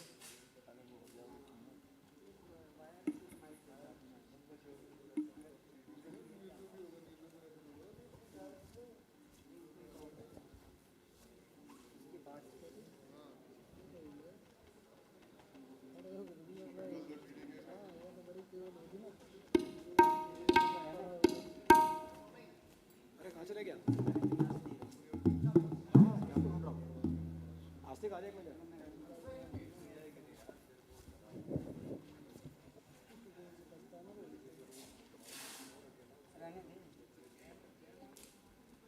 इसमें battery ना डाली हाँ एक point है इसमें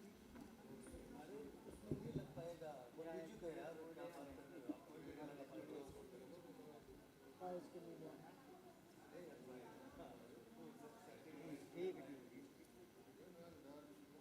इसमें ही बैटरी ना देखी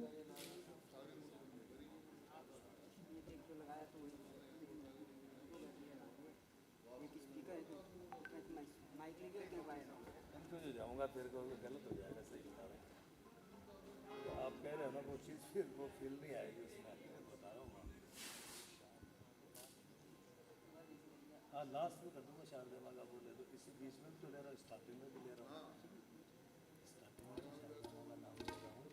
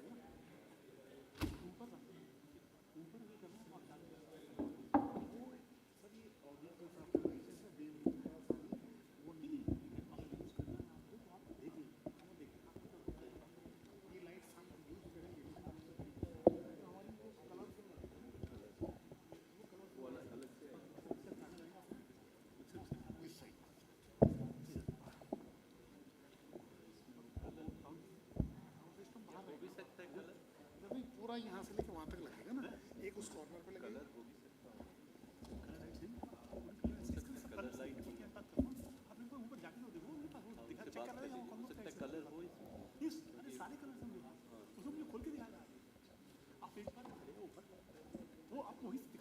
लाइट्स लाने की जरूरत नहीं, लाइट नहीं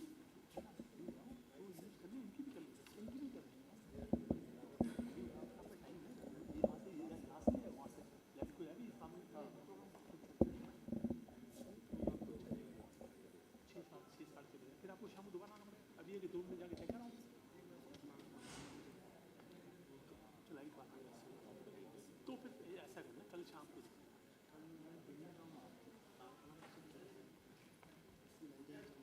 अपना जो दे दें ना कलरफुल लाइट, नहीं आप अपनी और इनकी भी यूज़ कर लें। मैं ये कह रहा हूँ तो वो तो आप ला ही रहो ना, वो तो हम ला रहे चार ऐसे हैं। अब वो देख लो कौन सी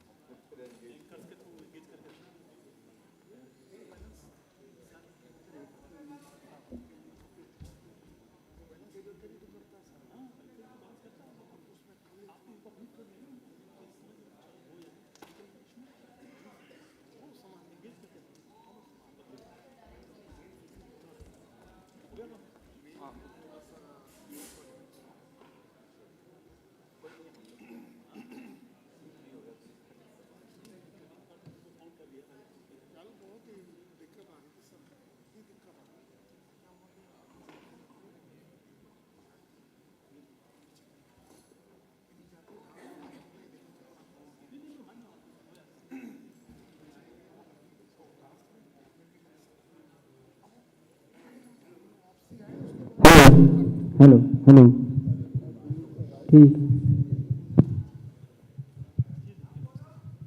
हेलो हेलो हेलो हेलो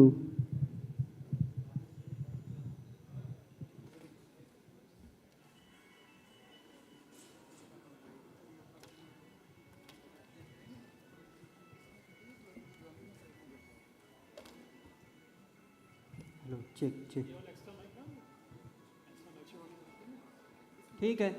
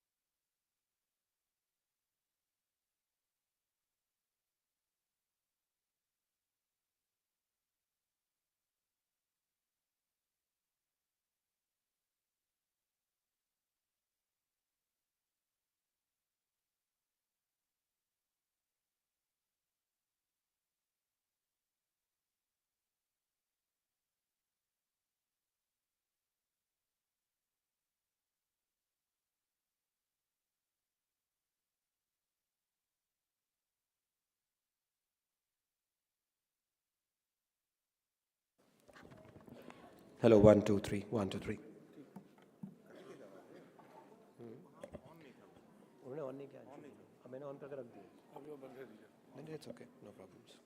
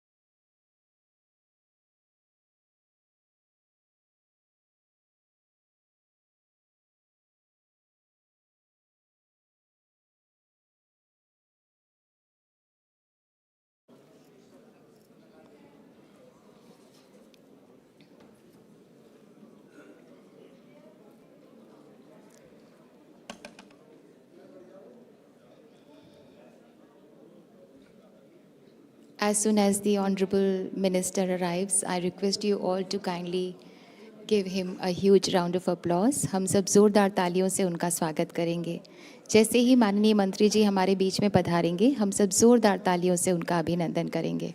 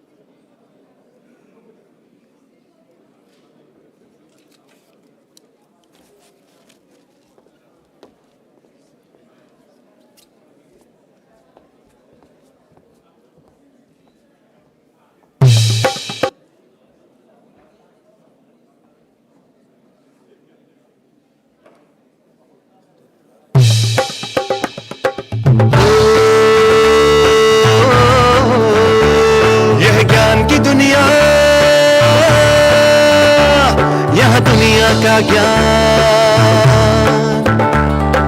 कृषि विज्ञान और अनुसंधान, नए क्षितिज अब छू रही शिक्षा,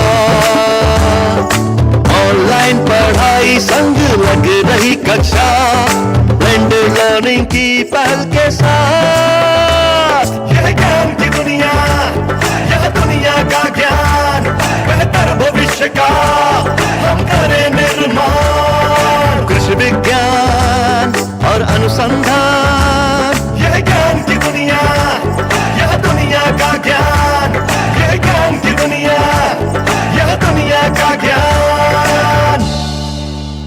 साउंड ठीक कर दीजिए, साउंड बहुत कम हो रहा है. Please raise the sound.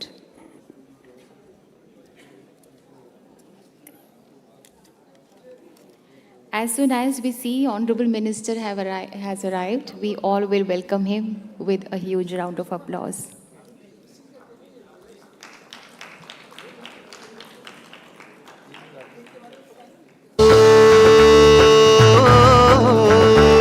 यह ज्ञान की दुनिया, यह दुनिया का ज्ञान, कृषि विज्ञान और अनुसंधान, नए क्षितिज अब छू रही शिक्षा, ऑनलाइन पढ़ाई संग लग रही कक्षा, ब्लेंडेड लर्निंग की पहल के साथ, यह ज्ञान की दुनिया, यह दुनिया का ज्ञान, बेहतर भविष्य का हम करें निर्माण, कृषि विज्ञान और अनुसंधान, यह ज्ञान की दुनिया, यह दुनिया का ज्ञान, यह ज्ञान की दुनिया, यह दुनिया का ज्ञान.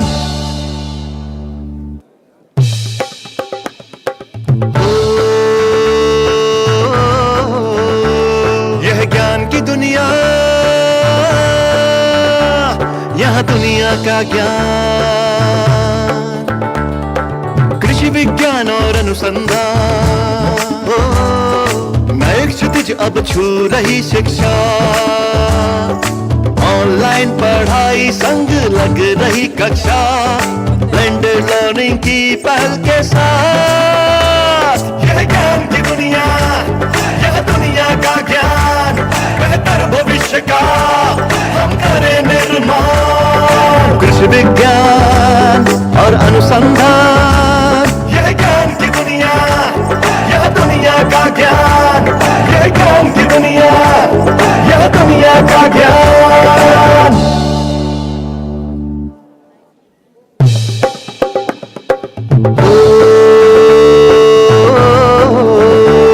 यह ज्ञान की दुनिया,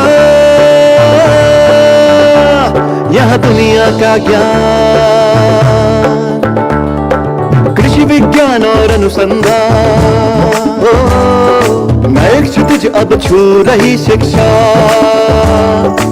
ऑनलाइन पढ़ाई संग लग रही कक्षा, ब्लेंडेड लर्निंग की पहल के साथ, यह ज्ञान की दुनिया, यह दुनिया का ज्ञान, बेहतर भविष्य का हम करें निर्माण। कृषि विज्ञान और अनुसंधान, यह ज्ञान की दुनिया, यह दुनिया का ज्ञान, यह ज्ञान की दुनिया, यह दुनिया का ज्ञान।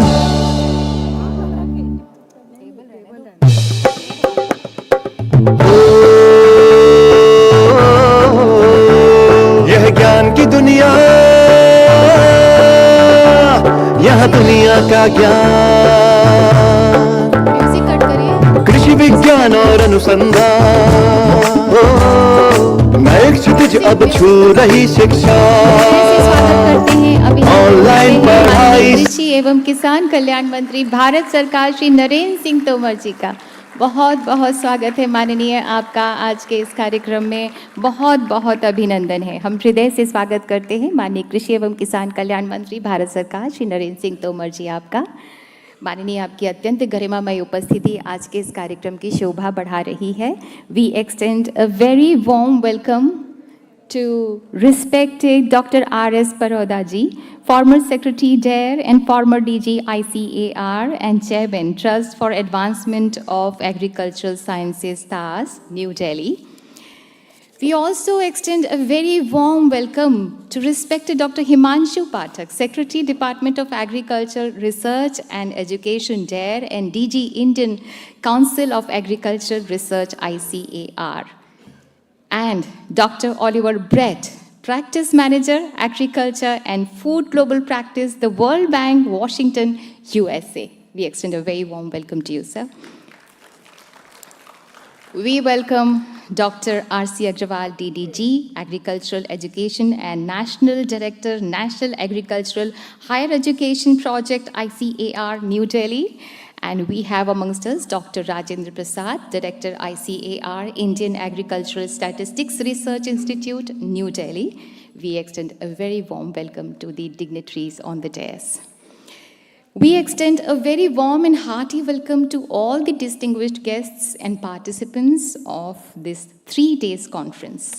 तो आइए इस महत्वपूर्ण और गौरवपूर्ण अवसर का शुभारंभ करते हैं ICAR सॉन्ग से, जो देश के लिए समर्पित ICAR की भक्ति से हमें शक्ति और ऊर्जा से भर देता है.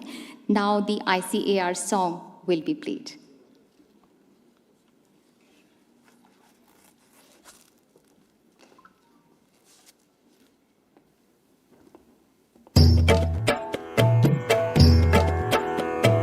जय जय कृषि परिषद भारत की, सुखद प्रतीक हरित भारत की।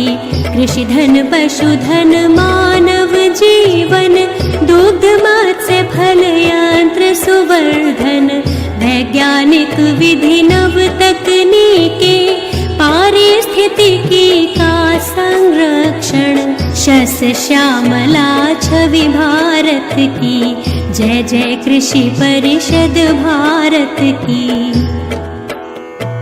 हिम प्रदेश से सागर तट तक, मरुधरती से पूर्वोत्तर तक।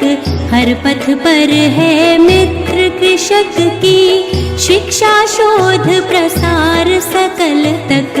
आशा स्वावलंबित भारत की, जय जय कृषि परिषद भारत की। जय जय कृषि परिषद भारत की।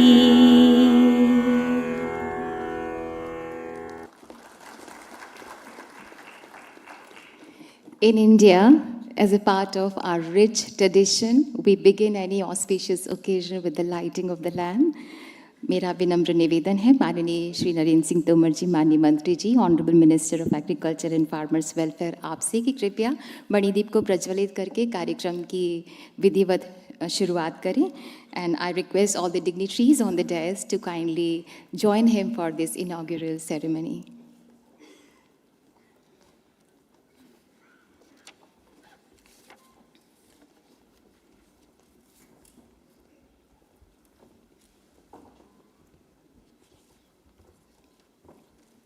There is an ancient prayer in the Indian culture, Asato Ma Sadagamaya. Tamasoma Jyotirgamaya, which means lead me from unreal to real, from the darkness of ignorance to the light of knowledge and wisdom.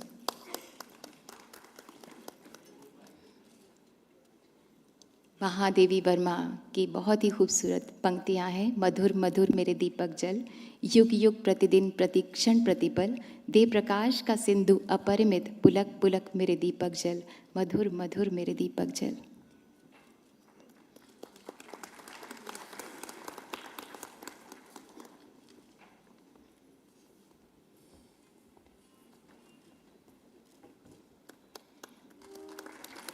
कहते हैं मणिदीप को जलाने से ऊपर वाले का आशीर्वाद और अपनों की शुभकामनाएं साथ जुड़ जाती हैं, माहौल ईश्वरीय हो जाता है, रूहानी हो जाता है। और किसी भी कार्यक्रम की सफलता में ऊपर वाले का आशीर्वाद और अपनों की शुभकामनाएं दोनों ही अगर जुड़ जाएं तो वो कार्य अवश्य ही सिद्धि की ओर जाता है। Let us seek the blessings of the Almighty and pray to the goddess of knowledge and wisdom, माँ सरस्वती। आइए सुनते हैं सरस्वती वंदना।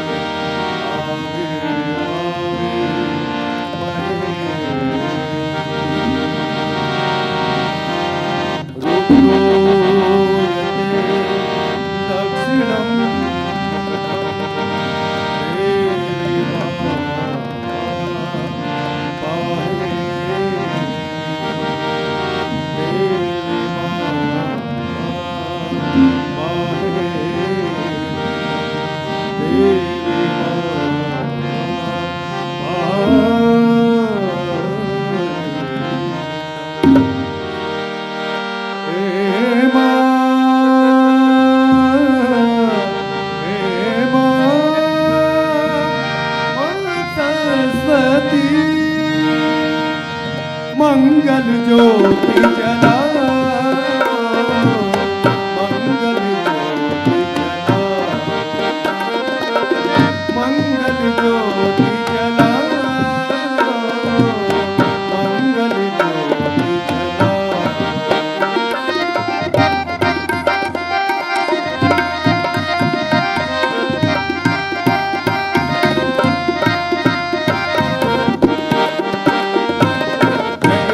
दीपों की माला,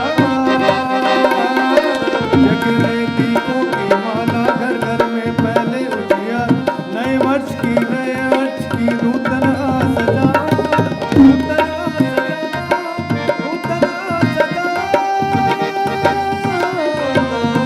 मंगल ज्योति जला, मंगल ज्योति जला।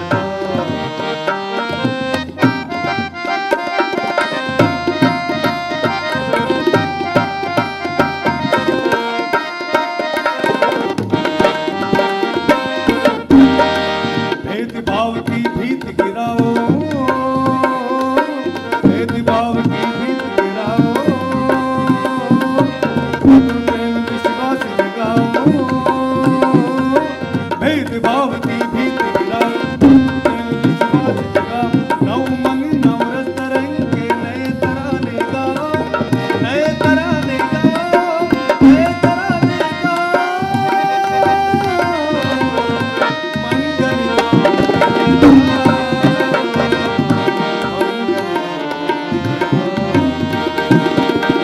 मंगल ज्योति जलाओ, मंगल ज्योति जलाओ, मंगल ज्योति जलाओ, मंगल ज्योति जलाओ। सरस्वती देवी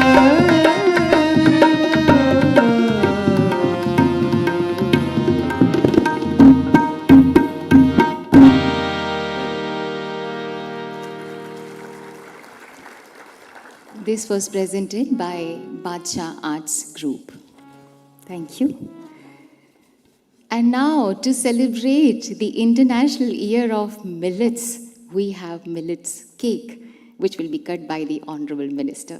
माननीय मंत्री जी, आपसे विनम्र निवेदन है, यहाँ पर मिलेट केक मौजूद है, आपसे निवेदन है कृपया इस मिलेट केक को काटकर इंटरनेशनल मिलेट वर्ष जो हम मना रहे हैं उसके सेलिब्रेशन में, उत्सव में हम सब शामिल हो जाएं। एक यूनिक चीज़ है, this is the cake of millets and this is prepared by the students of Udaipur, University of Udaipur. जोरदार तालियों के साथ इसका स्वागत होना चाहिए। श्री अन्न की उपमा दी गई है मिलेट्स को माननीय प्रधानमंत्री जी के द्वारा और माननीय मंत्री जी के कर कमलों द्वारा इस केक को काटा जा रहा है to celebrate the International Year of Millets.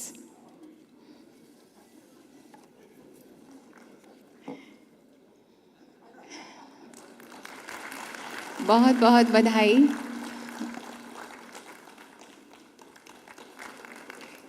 Very unique gesture actually, बहुत ही अद्वितीय एक सुंदर सा आयोजन मिलेट केक को काटने का। और हम सभी क्यूरियस हैं कि मिलेट केक बनता कैसे है, लगता कैसे है खाने में, टेस्ट में।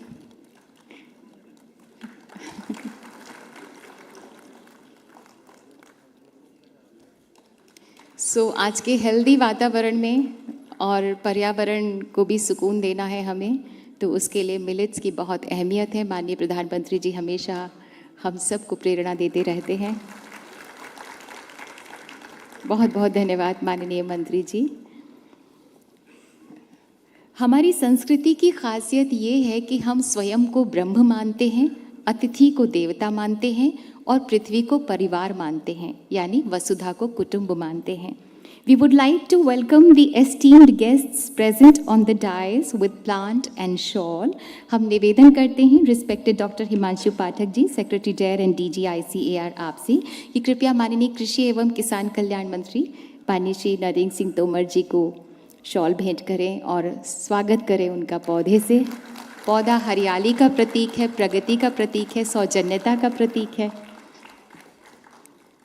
और अब हम निवेदन करते हैं आपसे ही डॉक्टर पाठक कि कृपया डॉक्टर RS परोदा का स्वागत करें, उन्हें शॉल और पौधा भेंट करके। May I request Dr. Pathak to kindly welcome respected Dr. RS Paroda with plant and shawl. And we say Atithi Devo Bhava. Thank you, Dr. Pathak. And now I request Dr. RC Agrawal, DDG Agricultural Education and National Director NAHEP ICAR to welcome Dr. Oliver with plant and shawl.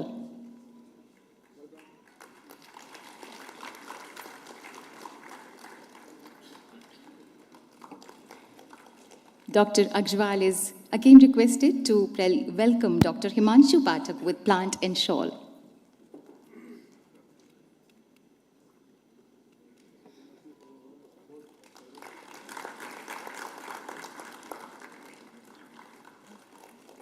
Now I call upon Dr. Rajendra Prasad, Director IASRI, to welcome Dr. RC Agrawal.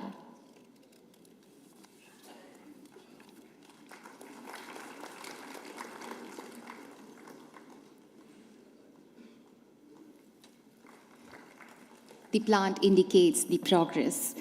हमें गर्व है कि हमारी कृषि आत्मनिर्भरता का पर्याय है। हमारी कृषि टेक्निक्स हमेशा रिफाइंड होती रहीं और हम माननीय प्रधानमंत्री जी का आह्वान रिफॉर्म, परफॉर्म और ट्रांसफॉर्म का अनुसरण करते हुए निरंतर आत्मनिर्भरता का परचम बुलंद करते रहे। आज भी माननीय प्रधानमंत्री जी का मंत्र, आज़ादी के अमृत महोत्सव का संकल्प और G20 की सुगंध से सुवासित है। ये 3 दिवसीय सम्मेलन कृषि की उच्च शिक्षा प्रणाली में ट्रांसफॉर्मेशन का एक बहुत बड़ा तोहफा है। The focus of this conference is to learn, collaborate, and develop a next-generation state-of-the-art blended education system for higher agricultural education in agriculture. May I now request Dr. R.C. Agrawal, DDG Agricultural Education and National Director, National Agricultural Higher Education Project, ICAR New Delhi, to kindly deliver welcome address and give the opening remarks. कृपया स्वागत भाषण और opening remarks के लिए पधारें. परम आदरणीय कृषि मंत्री भारत सरकार श्री नरेंद्र तोमर साहब, हमारे महानिदेशक और सेक्रेटरी डेयर पाठक साहब, डॉक्टर परोदा साहब जो कि पूर्व में महानिदेशक रह चुके हैं और सेक्रेटरी डेयर भी रह चुके हैं, हमारे मध्य उपस्थित doctor Oliver brat, who is the program practice manager in the World Bank in Delhi office, my colleague Dr. Rajendra Prasad, esteemed audience, I see in the audience Professor R.B. Singh, the Padma Bhushan, Professor P.L. Gautam, former Director General Secretary dear Dr. Tiruchar Mahapatra ji, our Horticulture Commissioner Dr. Prabhat Kumar, all our DDGs, our so many guests, and specifically I would like to name few. We have from the World Bank Task Team Leader, Mr. Backjord. We have the head of all the land-grant universities in the US, and we have with us Mr. Douglas Steele, he's from US. We have persons from the Australia, Taiwan, persons from Austria, Australia, many countries here. And our senior officers from ICR and there, Madam Alka Arora ji. I see a lot of other esteemed colleagues here from universities, vice chancellors, our PIs, our students, our other NEHEP staff, the staff from our education division, and all others who are present today. It is really a matter of great pride.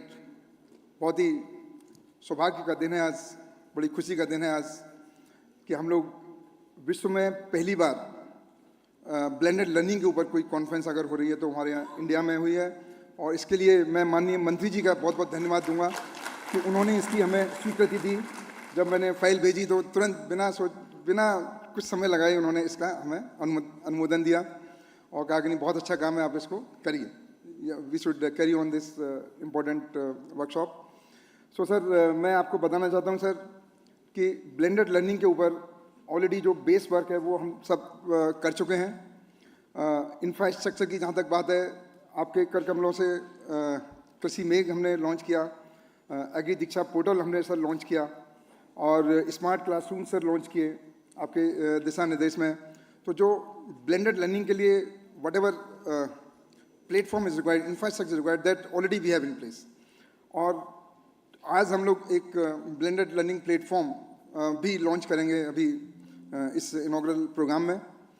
इसके अलावा sir capacity building पर भी हमने बहुत ध्यान दिया है, because that is again a very important component of this blended learning platform. And for capacity building, as I told in the morning, 1,000 students we have already sent to different countries.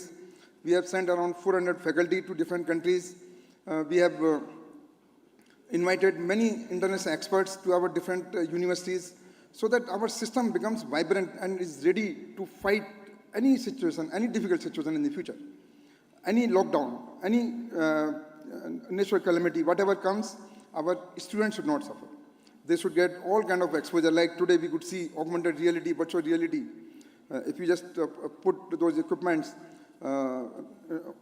in your eyes, then you can really virtually see practical. You can move your hands, and you can do a lot of things. So that kind of things now we are trying to move ahead, because in the times to come, I think we all have to come close to the technology. We all have to adopt the technologies. The technology means we have to just adopt the artificial intelligence. We have to adopt these drones. We have to adopt whatever technology comes. Then only we can talk for the more productivity, more production, with the less investment and less manual labor, many kind of things. So all that is possible through this blended learning platform. All that is possible through such kind of conferences where we get a lot of ideas. So, sir, in these 3 days, 3 दिन के कार्यक्रम में sir हम लोग कोशिश करेंगे कि किस तरह से एक रिकमेंडेशन बना के आपके समक्ष दिल्ली डिक्लेरेशन के नाम से सर प्रस्तुत करें, और उसके बाद हम लोग कोशिश करेंगे कि उसको इम्प्लीमेंट एक टाइम बाउंड मैनर में करें, और जो हमारे माननीय प्रधानमंत्री जी का जो एक सपना है राष्ट्रीय शिक्षा नीति को लागू करने का, और उसको एग्रीकल्चर एजुकेशन में कैसे हम करें, तो इसके लिए हमने स्कूल एजुकेशन में सर पहले ही जो आपने सर एक वर्कशॉप इनोवेट की थी, उसकी रिकमेंडेशंस के बेसिस पर एनसीईआरटी ने ऑलरेडी एक कमेटी बनाई है, और वो सर काफ़ी एडवांस स्टेज पर है करिकुलम बनना, और बहुत सारे सर राष्ट्रीय शिक्षा नीति के हिसाब से हमने कदम लिए हैं और उनको हम कार्यान्वित करने की कोशिश कर रहे हैं. We are trying to implement all those points, and very soon, sir, you will see that we are 100% compliant with this national education policy. And for that, we will need support from all corners, and we really want to make our country as a global hub, as our Honorable Prime Minister says, Vasudhaiv Kutumbakam. So that means this whole entire world is one family. And for that, we want to make this agriculture education system also as one world by integrating with all the universities wherever they exist. And then we can really say that we can make the system more relevant with the quality education, more relevant education. और इसके लिए sir मैं पुनः आपका धन्यवाद करता हूँ, आप सभी का सर, सभी हमारे जो विजनरीज बैठे हैं डायस पर और जो ऑफ द डायस बैठे हुए हैं, सभी का जिन्होंने हमें एक इस प्लेटफॉर्म तक लेके आए सर, और हमें ये एक दिशा दी, और अभी हमें सपोर्ट करते हैं सभी लोग, और सभी लोग आज यहाँ उपस्थित हैं.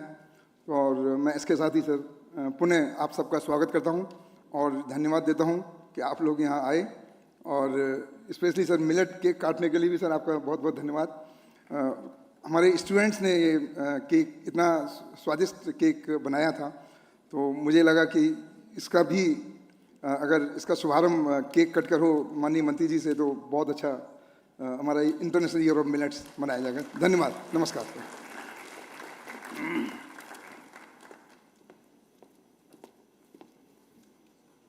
Thank you, Dr. Agrawal. May I now request Dr. Oliver Brett, Practice Manager, Agriculture and Food Global Practice, the World Bank, Washington, USA, to kindly give his special remarks and address on the occasion. Good afternoon. Thank you very much. Honorable Minister Shri Tomar, Dr. Agrawal, Dr. Patak, Dr. Prasad, Dr. Paroda, ladies and gentlemen, it's a pleasure to be here today. In preparing for this talk, I was thinking of how best to start, and I think the only way I can really stress the importance of this conference is by saying one sentence maybe from myself. I come from a country where the Federal Research Center is also of ultimate importance, and then being able to talk in front of an audience that is led by, and we've got the invitation by ICAR, is very important for me. So I'm really proud that I can be here for that. We from the World Bank have a long and mutual engagement with ICAR and in the agricultural sector in India. And this is a very important partnership for us. And I just want to highlight some of the findings so that you understand on how we look at this. I want to start with talking a little bit about the achievements of the National Agricultural Higher Education Project, or many people know it as NAHEP, because it is impressive what it has achieved. Most or almost all of the targets have been above what was conceived at the beginning of this engagement. It significantly exceeded its targets on the quality of students entering agricultural universities. I think that's a very important milestone. It ranks above its goals for job placement rate after graduation. I think in these days where job loss, where work is important, it's a very important signal that these results have shown.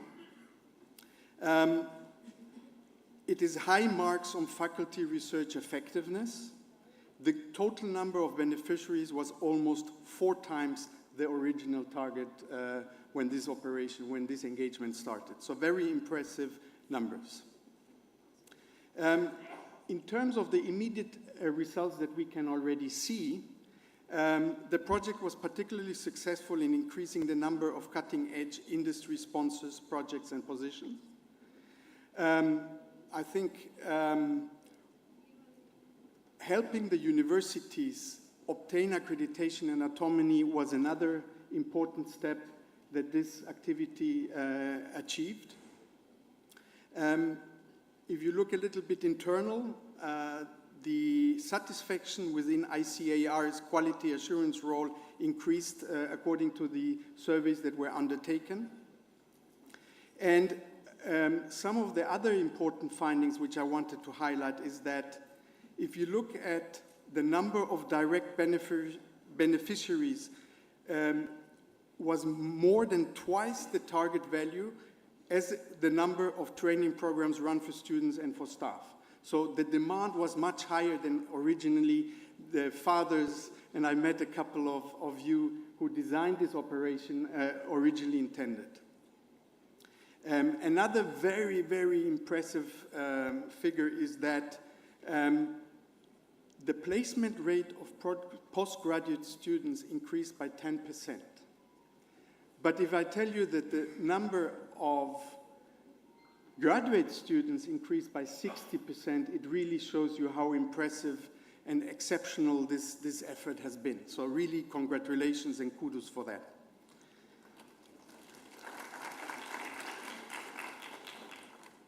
I think a little bit of more work could be done with the gender balance, but I think the results and surveys still shows that once students enter, they are treated equally, and I think the difference between men and women is the same, and also with including marginalized communities. So on those fronts, also very good results. So congratulations also for that.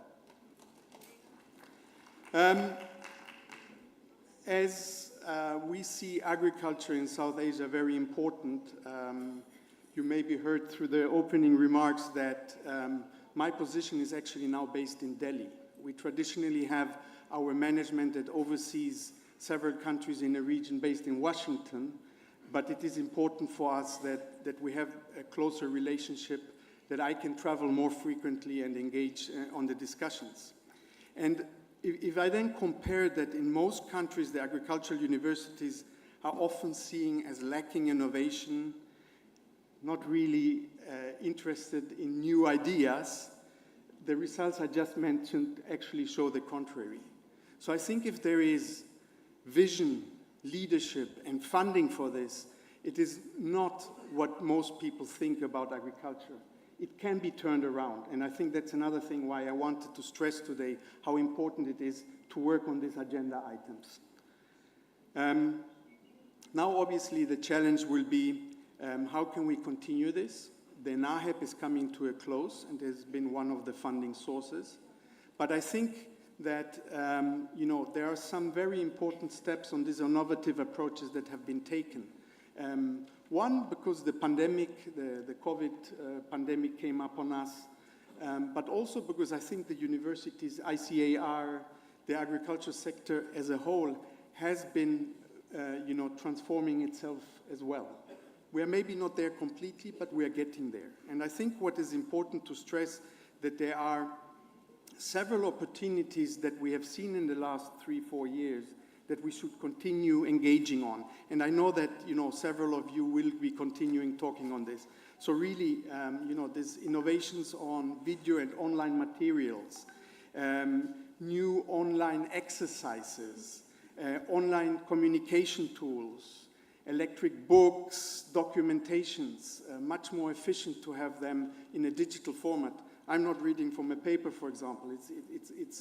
it's a possibility that exists. And finally, the online learning platforms. I know that ICAR has had the MOOC, which has been quite welcomed and well operated. And those are aspects of the future that we have to marry going forward. So just in concluding, we need to be clear that obviously many students who have gone digital have now come back to the universities, and we have to find a way on where to go from now. And what do we do with innovations? What do we keep? How do we blend it?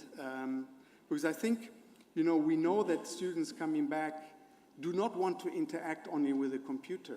They want to meet a professor. They want to interact with staff of ICAR, of the universities, and with their other student colleagues as well.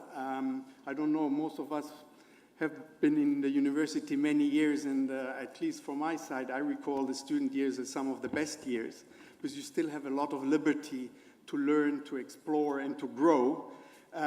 But at the same time, obviously, let's not shelve all of the advances we have had through this. So, just in concluding, thank you again for this. I wish you very fruitful discussions, and I'm looking really forward to hearing back to some of the results of the different working groups that have been taking place. Thank you very much.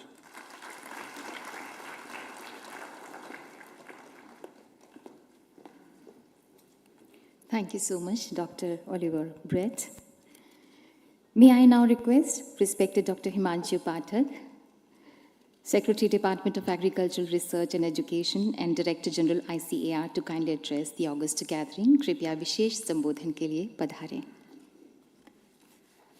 बहुत बहुत धन्यवाद. सबको स्वागत. परम आदरणीय कृषि एवं किसान कल्याण मंत्री माननीय श्री तोमर जी, Dr. R.S. Paroda, former DG ICAR and Secretary DR, Oliver Brett from World Bank, my colleague Dr. Agrawal, Dr. Ayendra Prasad, our seniors and mentors, Professor R.B. Singh, Dr. Gautam, former DG ICAR and Secretary DR, Dr. Trilochan Mahapatra, all my colleagues, DDGs, ADGs, directors, honorable vice chancellors, administrative staff, finance staff, technical staff, students, guests, particularly from World Bank and various other international organizations, देवियों और सज्जनों, मेरे ओर से भारतीय कृषि अनुसंधान परिषद की ओर से, भारत सरकार की ओर से आप सबको बहुत बहुत स्वागत, बहुत बहुत अभिनंदन. I welcome each and every one of you for this very first international conference on blended learning ecosystem for higher education in agriculture. Let me thank World Bank for working with Government of India for last so many decades as a very committed partner, a very strong supporter, which has contributed immensely for the development of Indian agriculture, be it research, be it education, be it extension in all areas. And Dr. Oliver Brett, through you, I thank your organization and each and every one of your organization who has been working with us for last many decades. And I'm sure this partnership, this collaboration will further be strengthened, further be promoted in many other areas of research, education, and extension. Friends, in Indian philosophy, education is the basis of all developments. Education is the first, and then all development comes. In Sanskrit, there is a slok, it says, Vidya dadati binayam, binatyati patratam, patratat dhanamapnoti, dhanat dharma tata sukham. There is another slok which says, Sa vidya ya bimuktaye. Only education can give you all what you want in this earth. And this is the one which will liberate you from all problems and difficulties. And it also says that education should be open. It come from any source, from any direction, be it physical or even digital. ये classroom से भी हो सकता है, online भी हो सकता है. And that's what we are discussing today. Blended learning. Not only confined to classrooms. केवल क्लासरूम जो गुरु शिष्य परंपरा है वो तो रहेगा ही रहेगा. उसके साथ जितने भी ऑनलाइन सोर्सेज हैं हम उसको भी जोड़ेंगे, चाहे वो आर्टिफिशियल इंटेलिजेंस हो, चाहे इंटरनेट ऑफ थिंग्स हो, चाहे मशीन लर्निंग्स हो, and all other tools and techniques of information and communication technologies. ये सबको जब तक एक साथ मिला करके हम नहीं चलेंगे, we will not be able to provide complete education and learning to our young generations. All of us know the achievements of Indian agriculture. But then the challenge which you are now going to face, probably even stiffer, probably even much harder, because our targets are going to be much larger. We have celebrated 75 years of Indian independence with a lot of enjoyment, activities and so on. But the coming 24 or 25 years, which we call as Amrit Kal, till 2047, when this country will be celebrating the centenary of its independence, and we want that India will become a developed nation, एक विकसित देश बनेगा. और विकसित देश बनने के लिए, again, education is going to be the first requirement. And agriculture is going to be its main pillar. Without developing agriculture, India cannot develop itself. And to develop Indian agriculture and to address all the challenges, be the challenge of climate change, be the challenge of environmental pollution, be the challenge of low productivity or even low profitability, to increase all of these, we need education. Because new agriculture is going to be knowledge-based agriculture. Precision agriculture is going to be knowledge-based agriculture. Climate-smart agriculture is going to be knowledge-based agriculture. And all new developments in agriculture are going to be much more knowledge-intensive than the kind of agriculture which we have been practicing till now. And therefore, our young generation, our students, our scientists have to be equipped with all these new skills, new knowledge, new techniques, new science and new technologies, so that they will be able to address each and every challenge which will be coming forward. And in that direction, this particular conference, sir, is of immense importance. This is of its first kind, which says how to internalize all the new tools and techniques of artificial intelligence, ICTs, machine learning, and so on, and how students sitting anywhere of the world will be able to do experiment himself or herself to learn new things, to learn new tools and techniques developed anywhere in the world. Sitting anywhere, you are reaching anywhere in the world, and that's the beauty of new technologies. And that is going to be the beauty of blended learning. That is going to be the beauty of new education and new knowledge which we are going to get. And therefore, I must thank World Bank and also my colleagues who are very deeply engaged on these kinds of activities for the last few months for this conference, and of course developing Indian agriculture, particularly in ICR system, for years together. So my congratulations to all of you, and of course our mentors who have been guiding us continuously and also guiding us how to go ahead with new development of transforming Indian agriculture, transforming Indian agriculture education system, particularly higher education, to achieve all these goals and realities. So once again, I welcome each and every one of you, and I'm really indebted to our Honorable Minister for his not only kind presence, but for all the encouragement and support which we receive every time, all the time.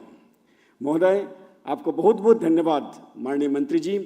आपका मार्गदर्शन, आपका guidance हमारे साथ सदैव रहता है. जो भी हम नया कदम उठाते हैं, आप हमेशा उनके लिए मार्गदर्शन देते हैं और हमारे साथ आप खड़े रहते हैं, हमें सपोर्ट करते हैं, तो पूरे भारतीय कृषि अनुसंधान परिषद की ओर से आपको बहुत बहुत धन्यवाद देता हूं, आपके इस सहायता के लिए, आपके इस मार्गदर्शन के लिए। Thank you very much. Once again, I'm sure this 3 days conference is going to open a new vista, a new roadmap for the education system which is going to come in this country. Thank you very much once again. Jai Hind. बहुत बहुत धन्यवाद doctor Himanshu जी आपका। May I now request former Secretary Dare and former DG ICAR and Chairman TAS, New Delhi, respected Dr. R.S. Baroda, to kindly address us.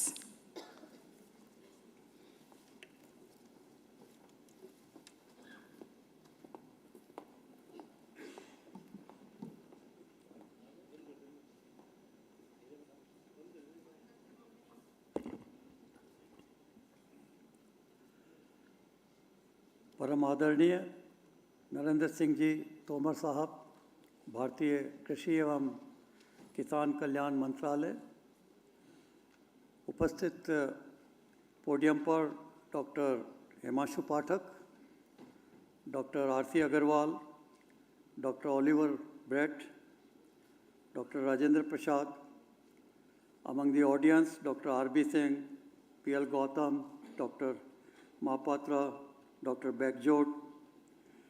I understand Dr. Douglas Tilley is also here. Distinguished delegates, ladies and gentlemen.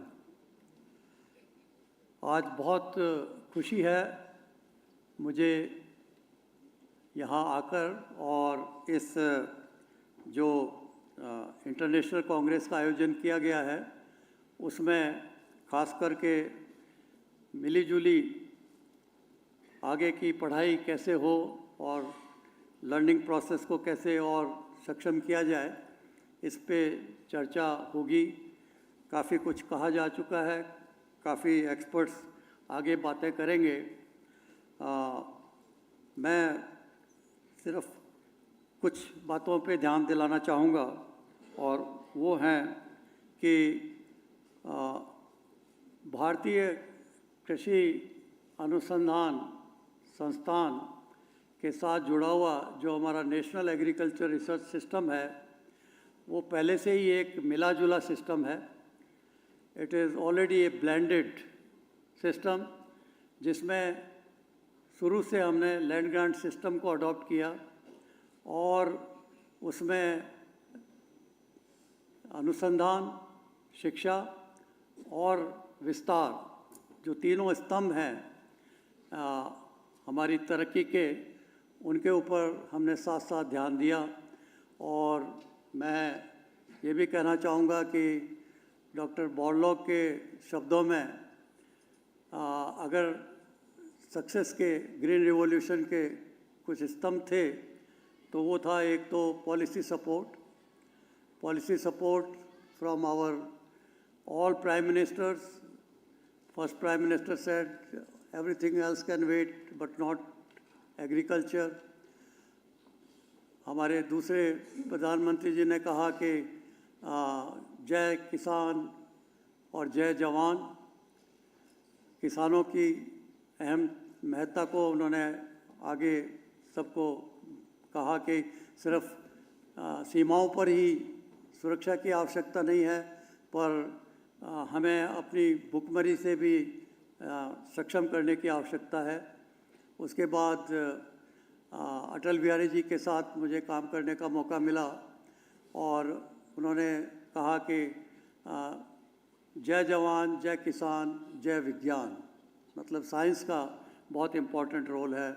और अभी हमारे मोदी साहब ने एक और इसमें addition किया है, वो है जय जवान, जय किसान, जय विज्ञान और जय अनुसंधान।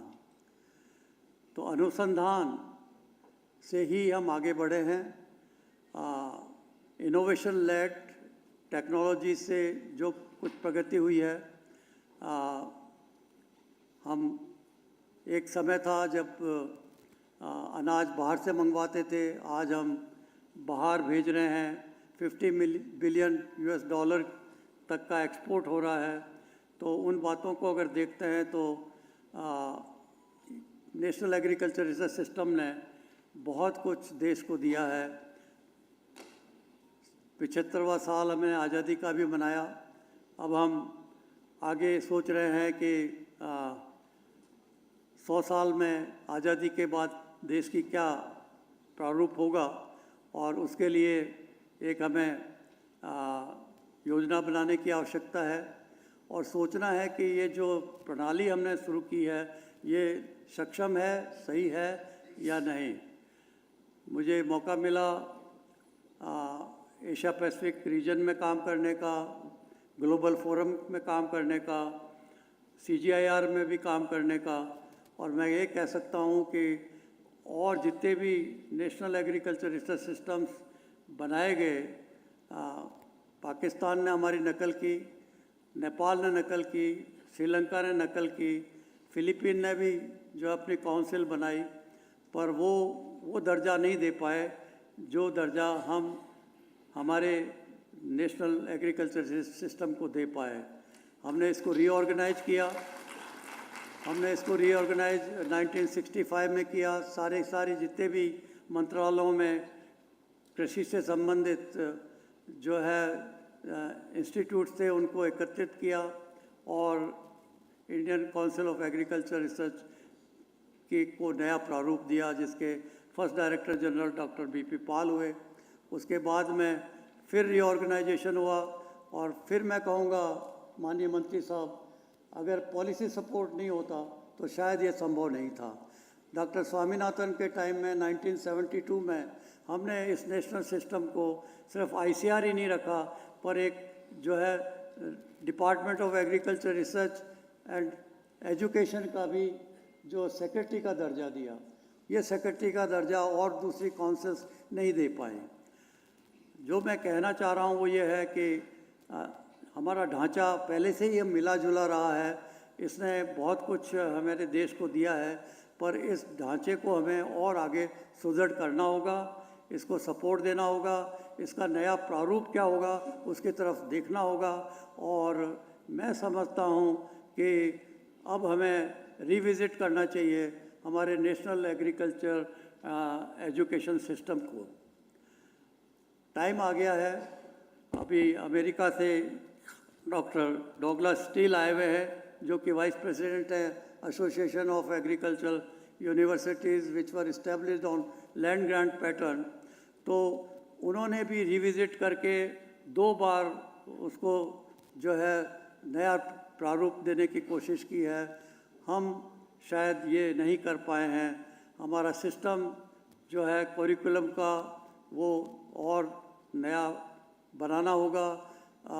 हमें सोचना होगा कि सिर्फ हम डिग्री ही ना दें, पर युवाओं को और जो है सक्षम कर सकें ताकि वो कृषि की उन्नति में अपना पूरा योगदान दें। जिसे हम कहते हैं motivating and attracting youth in agriculture, Maya concept. तो माया को आगे बढ़ाना होगा और इसमें उनको ज़रूरी नहीं है कि सिर्फ सबको वाइट कॉलर जॉब के लिए डिग्री की तरफ ले जाया जाए, बल्कि उनको जो है वोकेशनल ट्रेनिंग की तरफ, उनकी स्किल डेवलपमेंट की तरफ, उनके FPOs बनाने की तरफ, या उनको एक्सटेंशन एजेंट, प्राइवेट एक्सटेंशन की तरफ, या फिर जो है सर्विस प्रोवाइडर्स की तरफ या एंटरप्रेन्योर्स की तरफ ले जाने की आवश्यकता होगी। ये एक मैं चैलेंज समझता हूँ। नेशनल एजुकेशन पॉलिसी भी एक नई अपॉर्चुनिटी है। इस अपॉर्चुनिटी को देखते हुए हमें देखना होगा कि नेशनल एग्रीकल्चरल एजुकेशन पॉलिसी क्या है और किस तरफ हमें जाना है, किस तरह से हम इसके साथ साथ इस हमारे ढांचे को एकत्रित करके रख सकें, क्या और सपोर्ट की आवश्यकता है, क्या ये वर्ल्ड बैंक के जो प्रोजेक्ट्स हैं जो स्ट्रेंथन कर रहे हैं हमारे ह्यूमन रिसोर्स को, इनकी और कंटिन्यूएशन करने की आवश्यकता है।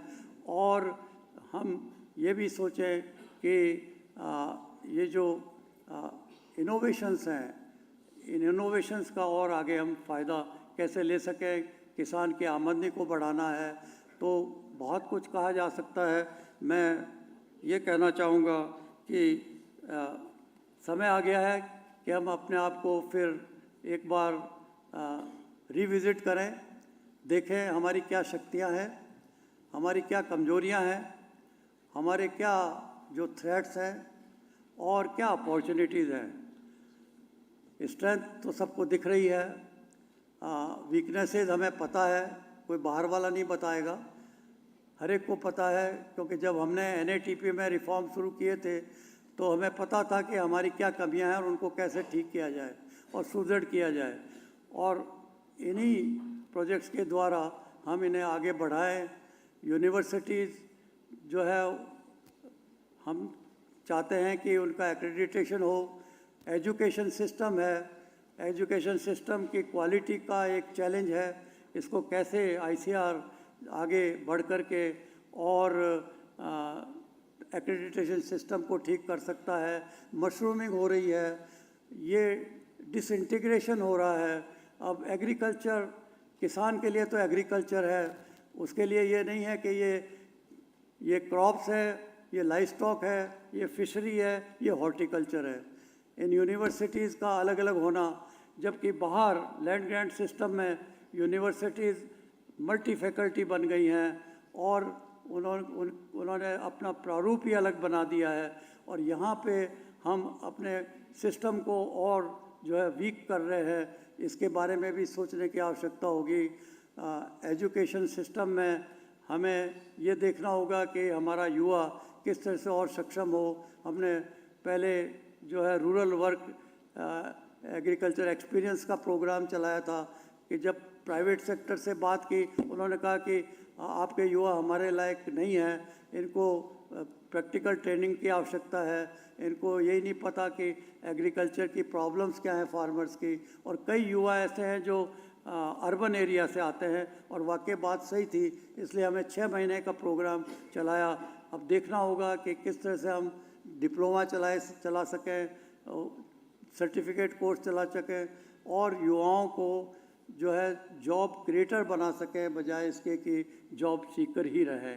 साथ ही साथ चैलेंज है रिसोर्स जनरेशन का। माननीय कृषि मंत्री जी, आपके होते हुए कृषि मंत्रालय का जो है वो काफ़ी उन्नति हुई है, और काफ़ी जो है मैं कहता हूँ कि जो बताया गया मिलेट कॉन्फ्रेंस के टाइम कि कितने फोल्ड जो है बजट हमारा इंक्रीज़ हुआ है, पर कृषि अनुसंधान एजुकेशन जिसके लिए ICR सारे देश के लिए एक एग्जाम्पल है, उसका बजट पिछले 10 सालों में बहुत ज़्यादा नहीं बढ़ पाया है। मैं चाहूँगा आपसे निवेदन करके कि कृपया, अगर ये सिस्टम स्ट्रॉन्ग नहीं होगा, और बॉर्लॉग ने कहा था कि पॉलिसी सपोर्ट के अलावा इंस्टीट्यूशंस की आवश्यकता है। वो अफ्रीका में गए, वो अफ्रीका में ग्रीन रिवॉल्यूशन नहीं ला पाए, और जब मैंने पूछा कि क्यों नहीं हो रहा, तो उन्होंने कहा कि कहाँ से इंस्टीट्यूशन लाऊं जो आपके पास यहाँ है, भारतीय कृषि अनुसंधान संस्थान। कहाँ से मैं ह्यूमन रिसोर्स लाऊं जो स्वामीनाथन जैसे आपके पास है, और कहाँ से मैं किसान लाऊं जो पंजाब और हरियाणा के हैं, जो एक बार टेक्नोलॉजी बता दो तो पैसा खर्च करके उसे और आगे बढ़ाना चाहेंगे। और कहाँ से पार्टनरशिप लाऊं, जो पार्टनरशिप आपने दिखाई है, सिर्फ देश में नहीं पर विदेशों से, हमारे सीमित से, हमारे ईरी से और दूसरे इंटरनेशनल इंस्टीट्यूशन से। तो हमें अपने एजुकेशन सिस्टम को, लोग कहते हैं कि बहुत सुदृढ़ तो हो गए, पर अभी भी फर्स्ट 100 में कोई एग्रीकल्चर का इंस्टीट्यूशन यूनिवर्सिटी नहीं आ रहा। तो कब हम हार्वर्ड बनेंगे, कब हम स्टैनफोर्ड बनेंगे, और उसके लिए हमें कोलैबोरेशन करना होगा, हमारी युवा पीढ़ी को और सक्षम करना होगा, ये एजुकेशन सिस्टम के ढांचे को नया रूप देना होगा। बहुत कुछ कहा जा सकता है, मैंने चैलेंज की बात ज़्यादा कही है कि इन थ्रेट्स को, SDG का चैलेंज है, हमें फूड सिक्योरिटी के अलावा न्यूट्रिशन सिक्योरिटी की तरफ देखना है। क्लाइमेट चेंज की बात हो चुकी है, बहुत कुछ प्राइम मिनिस्टर साहब ने भी उस दिन कहा। कोविड ने हमें सिखा दिया है कि ये ब्लेंडेड एजुकेशन कितना इम्पोर्टेंट है और कितना इकोनॉमिकल है। आप बैठे हुए यहाँ पे कहीं पे भी किसी से इंटरेक्शन कर सकते हो, और आईसीटी का जो रिवॉल्यूशन हुआ है उसका फ़ायदा ले सकते हैं। तो हमें देखना होगा कि हमारी अगले 25 साल की क्या विजन है।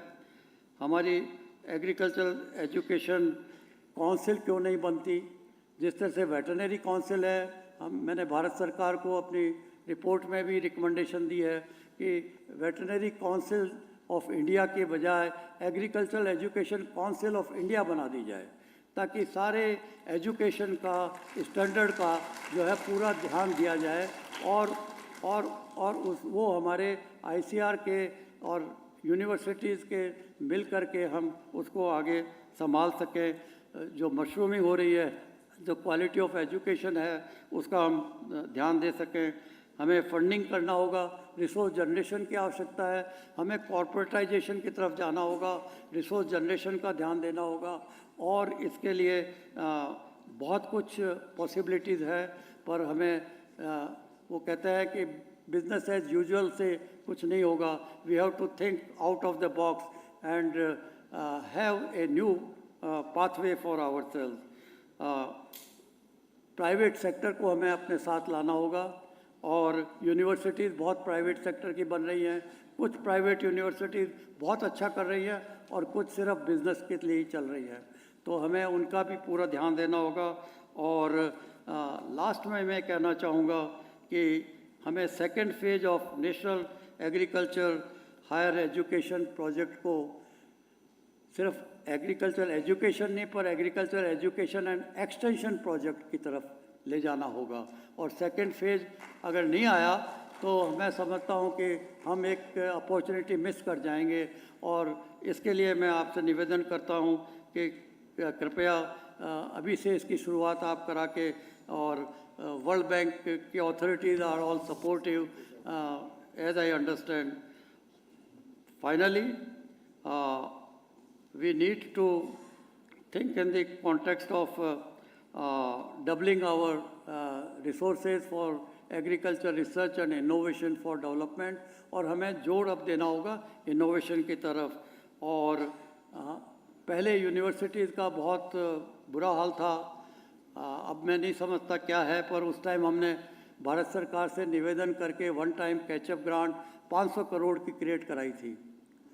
आज फिर समय मैं समझता हूँ मंत्री साहब, आपकी अध्यक्षता में 1000 करोड़ का एक वन टाइम कैचअप ग्रांट और दोबारा हो जाए तो ये सब यूनिवर्सिटीज़ एक नए प्रारूप को आगे लेकर के आएंगी। इन्हीं शब्दों के साथ मैं फिर ऑर्गेनाइजर्स का आभारी हूँ कि उन्होंने मुझे यहाँ बोलने की ये जो है opportunity the.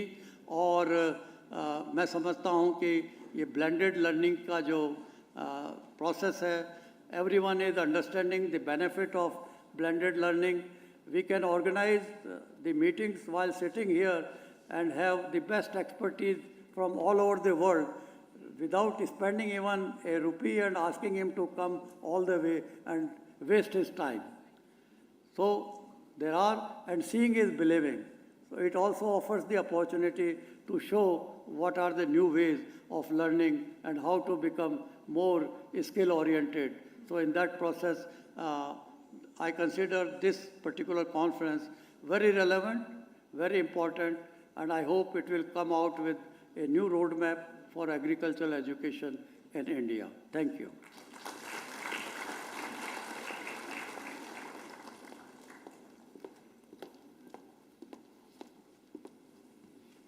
Thank you so much, respected Dr. Baroda ji.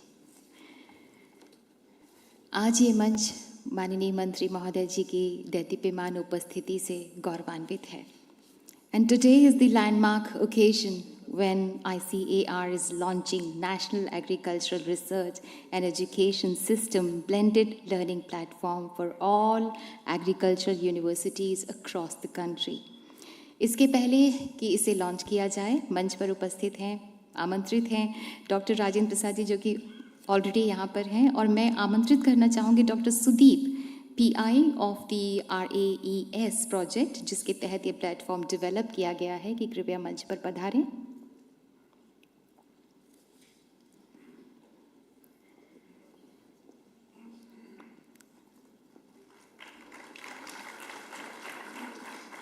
माननीय मंत्री जी से निवेदन है कि कृपया ब्लेंडेड लर्निंग प्लेटफॉर्म को लॉन्च करें रिमोट का बटन दबाकर।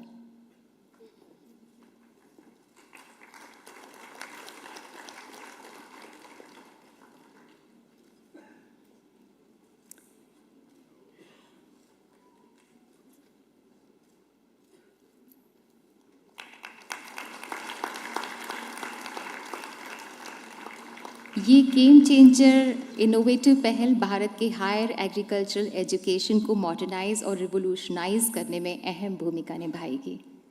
माननीय मंत्री जी के कर कमलों द्वारा इसकी पुस्तिका का विमोचन।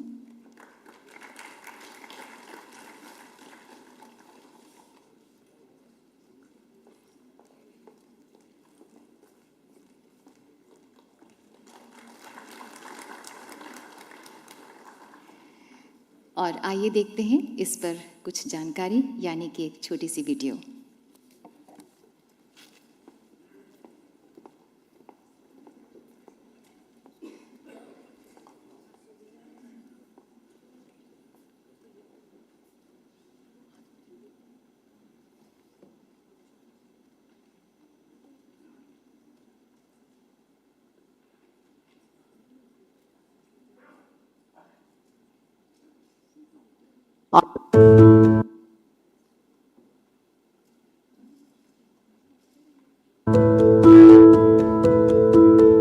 तकनीकी परिवर्तन की शिक्षा पद्धति को आगे ले जाने में एक अहम भूमिका है।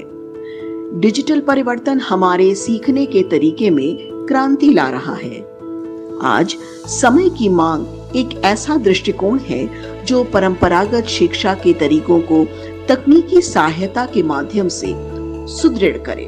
विश्व बैंक जैसी संस्था की मदद से भारतीय कृषि अनुसंधान परिषद हमारे देश की कृषि शिक्षा प्रणाली को समर्थ बनाने में सन 2017-18 से कार्यरत है। राष्ट्रीय कृषि उच्च शिक्षा परियोजना NAHEP तन्यक कृषि शिक्षा प्रणाली के माध्यम से सहज शिक्षण एवं निर्बाध रूप से सीखने के अनुभव को संभव बना रहा है।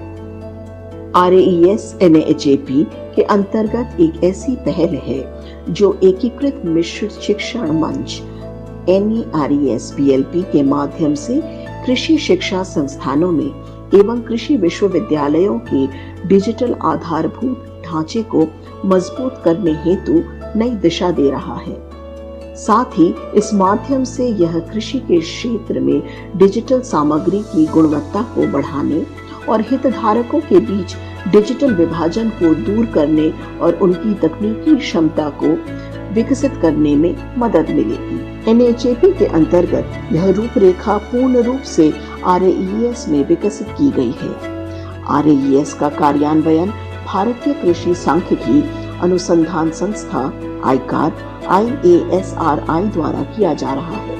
NARES-BLP कृषि शिक्षा एवं शिक्षण में भी नवीनता ला रहा है। आइए जानते हैं कैसे। NARES-BLP केंद्रीकृत शिक्षण मंच, अंतर्निर्मित वीडियो कॉन्फ्रेंस, व्हाइट बोर्ड तथा AR/VR स्टूडियो जैसी विशेषताएं, बहुत समवर्ती उपयोगकर्ताओं को एक साथ शिक्षा प्रदान, फेस टू फेस तथा ऑनलाइन कक्षाओं का समावेश, कंटेंट की 24/7 आसान उपलब्धता, कुलानुशासक आंकलन तथा निरंतर मूल्यांकन की सुविधा, विंडोज, मैक OS, एंड्रॉयड और iOS के साथ अनुकूलता, व्यक्तिगत शिक्षा, अनुभवात्मक शिक्षा की सक्षमता, अन्य प्लेटफॉर्म्स के साथ सुगम एकीकरण, खेल आधारित शिक्षा। NARES-BLP पारंपरिक तथा तकनीकी शिक्षा के समावेश का एक सुनियोजित माध्यम है। NARES-BLP हमारी शिक्षण तथा सीखने की पद्धति को पुनः निर्धारित करने का एक माध्यम है।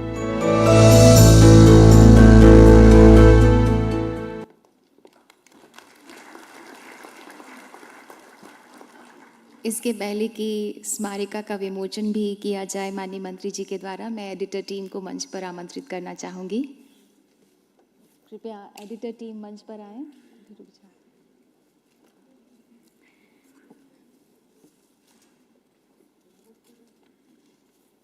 माननीय मंत्री जी, अब आपसे विनम्र अनुरोध है कि कृपया रिमोट का बटन दबाकर सुवेनियर का विमोचन करें. Kindly release the souvenir by pressing the remote button.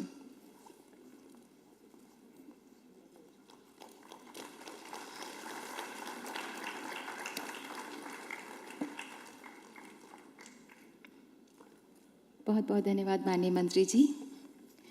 आज के ऐतिहासिक स्मरणीय दिवस की गरिमा को जारी रखते हुए 4 पब्लिकेशंस का विमोचन भी किया जाएगा. आज़ादी के 75 वर्षों के गौरव को नमन करते हुए 75 व्याख्यान श्रृंखला का संकल्प जो ICAR ने लिया था, उसी की सिद्धि है publication 75 lecture series Indian council of agriculture research. इसके पहले कि माननीय मंत्री जी के कर कमलों द्वारा इसका विमोचन किया जाए, मैं एडिटर्स को मंच पर आमंत्रित करना चाहूँगी. Editors doctor RC Agrawal, DDG agriculture education and national director NAHEP ICAR, जो कि मंच पर ही मौजूद हैं. Doctor Anuradha Agrawal, national coordinator NAHEP, doctor Hema Tripathi, national coordinator NAHEP, doctor Shailaja Thakur, research associate NAHEP. माननीय मंत्री जी के कर कमलों द्वारा इसका विमोचन किया जा रहा है.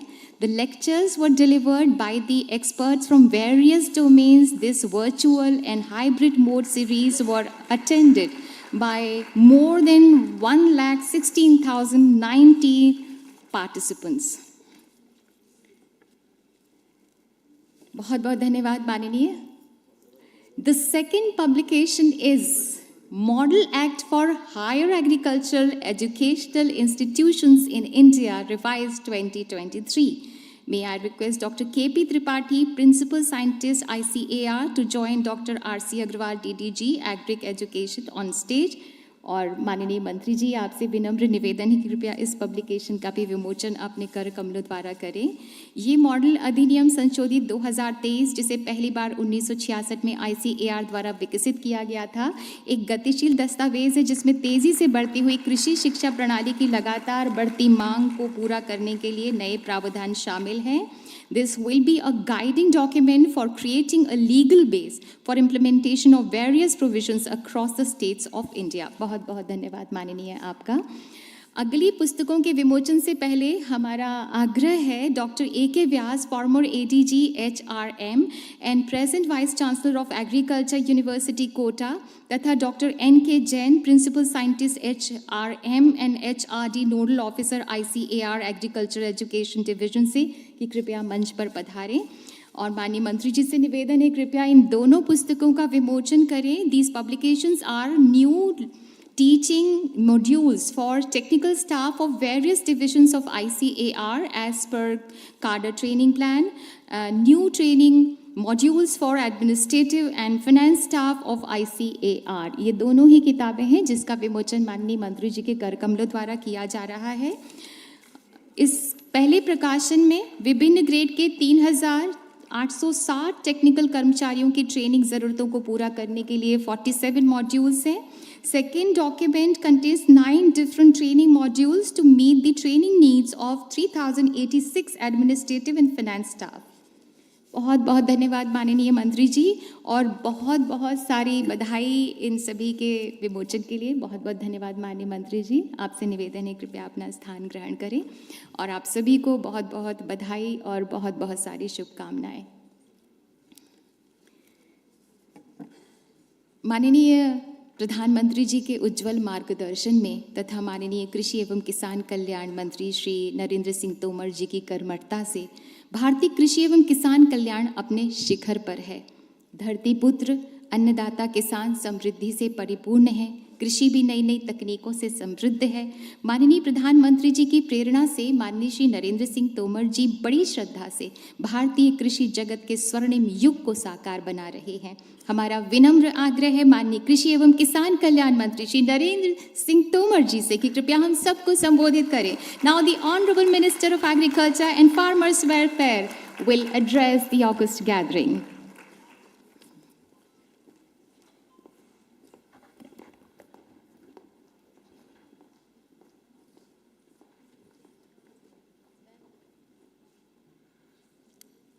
Blended learning ecosystem for higher education in agriculture पर आयोजित इस अंतर्राष्ट्रीय सम्मेलन में आप सबका कृषि एवं किसान कल्याण मंत्रालय की ओर से बहुत बहुत स्वागत है, बहुत बहुत अभिनंदन है। इस अवसर पर हम सबके मध्य विराजमान हमारे भारतीय कृषि अनुसंधान परिषद के महानिदेशक डेयर सचिव डॉक्टर हिमांशु पाठक जी, इस कार्यक्रम में विशिष्ट रूप से उपस्थित डॉक्टर परोंदा जी, डॉक्टर ओलिवर ब्रैडेट जी, डॉक्टर आरसी अग्रवाल साहब, राजेंद्र प्रसाद जी, आरवी सिंह साहब, डॉक्टर गौतम जी, डॉक्टर महापात्रा जी, उद्यान के आयुक्त प्रभात कुमार जी, इस अवसर पर उपस्थित सभी उप महानिदेशक गण, कुलपति गण, वैज्ञानिक गण और दूरस्थ देशों से आए प्रतिनिधि भाइयों बहनों और उपस्थित सज्जनों, आज का यह अवसर हम सबके लिए बहुत ही यादगार अवसर है, क्योंकि इस सभागार में 2 दिन पहले ही प्रधानमंत्री जी की उपस्थिति में मिलेट्स पर अंतर्राष्ट्रीय सम्मेलन आयोजित हुआ और आज फिर ब्लेंडेड लर्निंग पर यह अंतर्राष्ट्रीय सम्मेलन आयोजित है और इसका शुभारंभ भी मिलेट्स का केक काटकर किया गया है। इसलिए मिलेट्स ईयर 2023 की भी आप सबको मैं बहुत बहुत बधाई देता हूं और बहुत बहुत शुभकामनाएं देता हूं। हम सभी इस बात को भलीभांति जानते हैं कि भारतीय कृषि और अनुसंधान ये बहुत ही समृद्ध संस्थान है। यह सच है कि जब हम दूरस्थ क्षेत्रों में कुछ देख कर आते हैं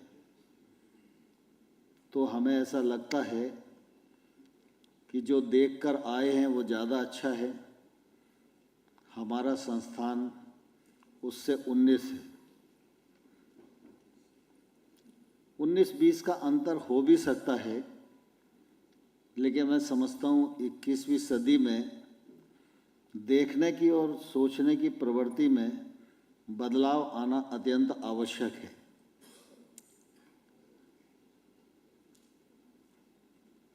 आईसीआर 5 साल पहले विश्व बैंक के साथ national agriculture higher education project पर काम शुरू किया था और मुझे ध्यान है इन वर्षों में जो भी राशि इस पर व्यय हुई, लेकिन टेक्नोलॉजी की दृष्टि से आईसीआर ने अपने पंख काफ़ी ऊंचाई तक उड़ाए हैं और इसके लिए मैं आईसीआर के सभी अधिकारी, वैज्ञानिक, उनके सहयोगी संस्थान, विश्वविद्यालय, विद्यार्थी सबको बहुत बधाई देना चाहता हूँ। मुझे ध्यान है कि अगस्त 20 में हम लोग कृषि मेघ को लॉन्च किए थे। कृषि मेघ जब लॉन्च हुआ था तब उसका कितना उपयोग होगा इसका अंदाज किसी को नहीं था, लेकिन कोविड के दौरान शिक्षा की दृष्टि से जितना उपयोग कृषि मेघ का हुआ, तो मैं समझता हूँ उस विधा की जितनी प्रशंसा की जाए उतनी ही कम है। सारी व्यवस्थाएं बंद होने के बावजूद भी हमारा शिक्षा का क्रम प्रभावित नहीं हुआ, विद्यार्थियों का नुकसान नहीं हुआ। और मैं समझता हूँ कि जब आज ब्लेंडेड नर्सिंग प्लेटफॉर्म के शुभारंभ के अवसर पर हम लोग साक्षी बन रहे हैं, यह उसी का एक और विस्तार स्वरूप है। और मुझे लगता है कृषि मेघ के ढांचे को और मजबूत किया गया है। इसके साथ ब्लेंडेड नर्सिंग प्लेटफॉर्म मिलकर हमारी आवश्यकताओं को और सरलता से पूर्त करेगा और डिजिटलाइजेशन के इस युग में जो हमारी आवश्यकताएं हैं, उन आवश्यकताओं को पूरा करने की दिशा में हमें सहायता देगा। और जैसा कि प्रधानमंत्री जी कहते हैं कि आज़ादी 75 से आज़ादी 100 के बीच में 25 साल का समय है। यह 25 साल का समय अमृत काल है। इस अमृत काल में हमारी सोच, विचार, कार्य पद्धति, गति, हमारी दृष्टि इतनी व्यापक होनी चाहिए कि जब 2047 आए तो भारत सारी तकनीक से लैस होकर विकसित देशों की अग्रपांत में खड़ा हुआ दिखाई दे। इस यात्रा को पूरा करने की दिशा में भी मैं समझता हूँ ब्लेंडेड लर्निंग का बहुत बड़ा योगदान होगा।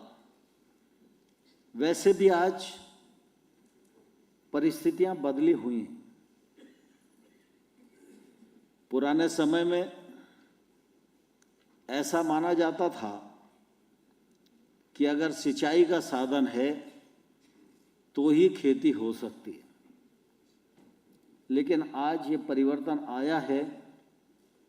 सिंचाई का कम साधन हो लेकिन ज्ञान और तकनीक है तो तमाम सारे अभाव में भी अच्छी और फायदेमंद खेती की जा सकती है।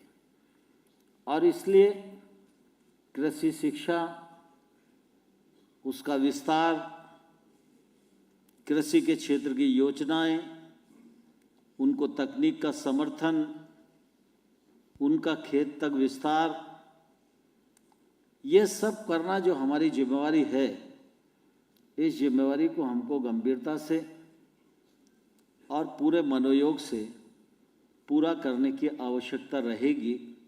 और मैं समझता हूँ कि इस दृष्टि से अनुसंधान परिषद भी, हमारे विश्वविद्यालय भी, हमारे अन्य संस्थान भी बहुत ही जिम्मेवारी के साथ काम कर रहे हैं।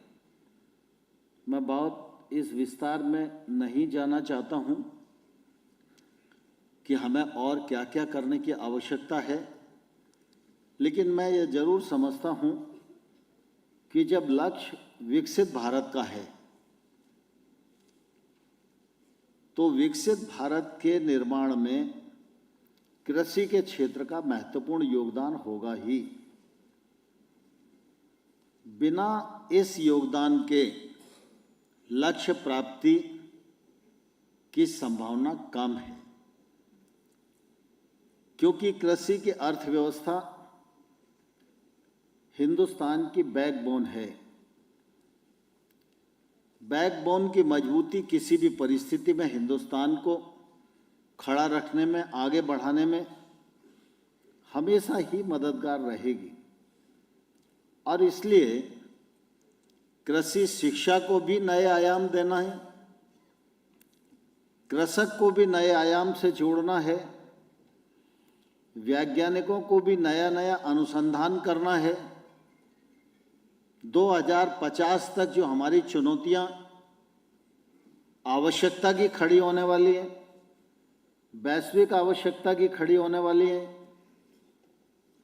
जलवायु परिवर्तन के कारण खड़ी होने वाली है, उन चुनौतियों को हम कैसे समाधान दे सकते हैं, इसके लिए ज्ञान और तकनीक से परिपक्व हिंदुस्तान का कृषि परिवार चाहिए।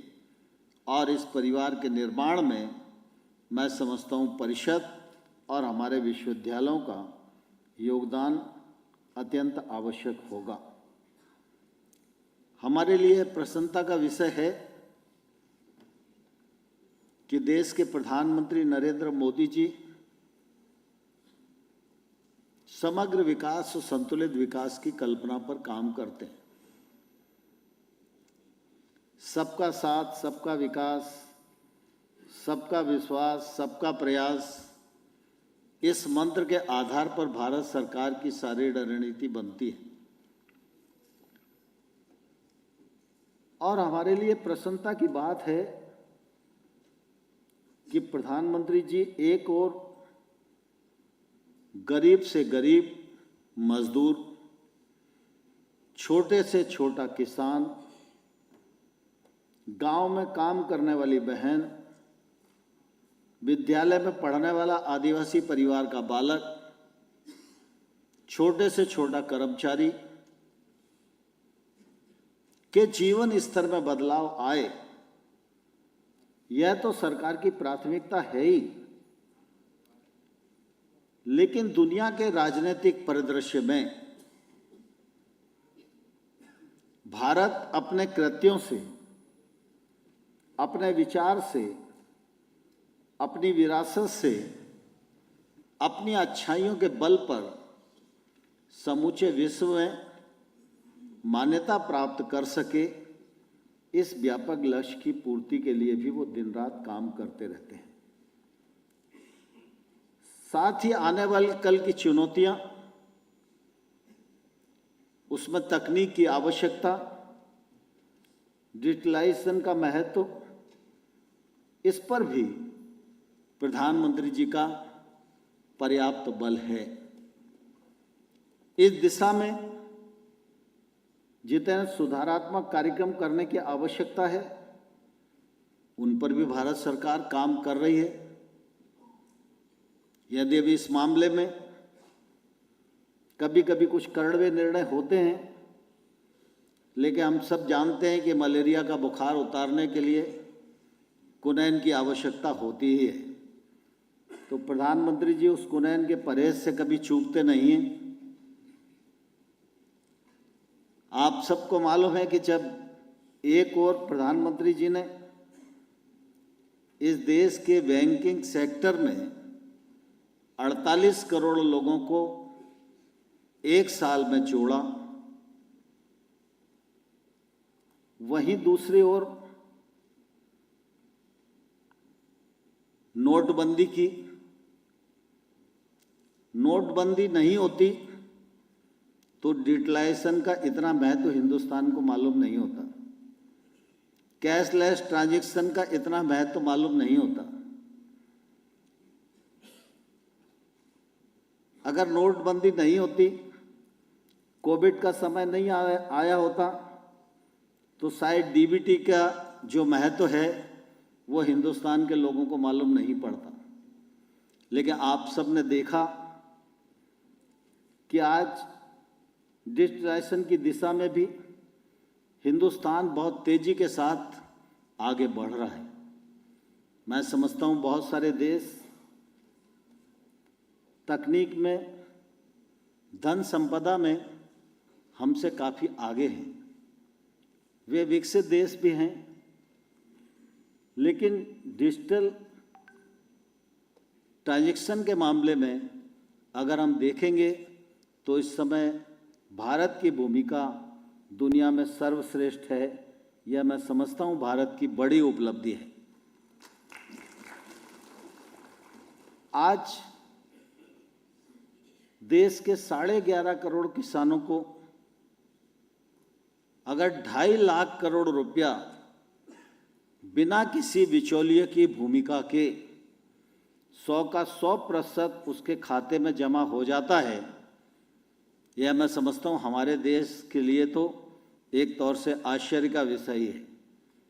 लेकिन इतना बड़ा ट्रांजैक्शन ये दुनिया के लिए भी आश्चर्य का विषय है, क्योंकि दुनिया के कई देशों की तो आबादी ही इतनी नहीं है जितना हमारा ट्रांजैक्शन हो रहा है। फिर आयुष्मान भारत का सवाल हो, गैस की सब्सिडी का सवाल हो, हर साल किसानों को एमएसपी पर खरीद का उसके खाते में पेमेंट का सवाल हो, इस दिशा में भारत ने बहुत ही तेजी के साथ कदम बढ़ाए हैं और इसके कारण हमारी साख और प्रतिष्ठा भी बढ़ी है। लेकिन हम सब इस बात को भलीभांति जानते हैं कि सब तरफ काम होते रहने की आवश्यकता है, सब क्षेत्र मजबूत किए जाने चाहिए, लेकिन कृषि का क्षेत्र यह हमारे लिए विशेष है।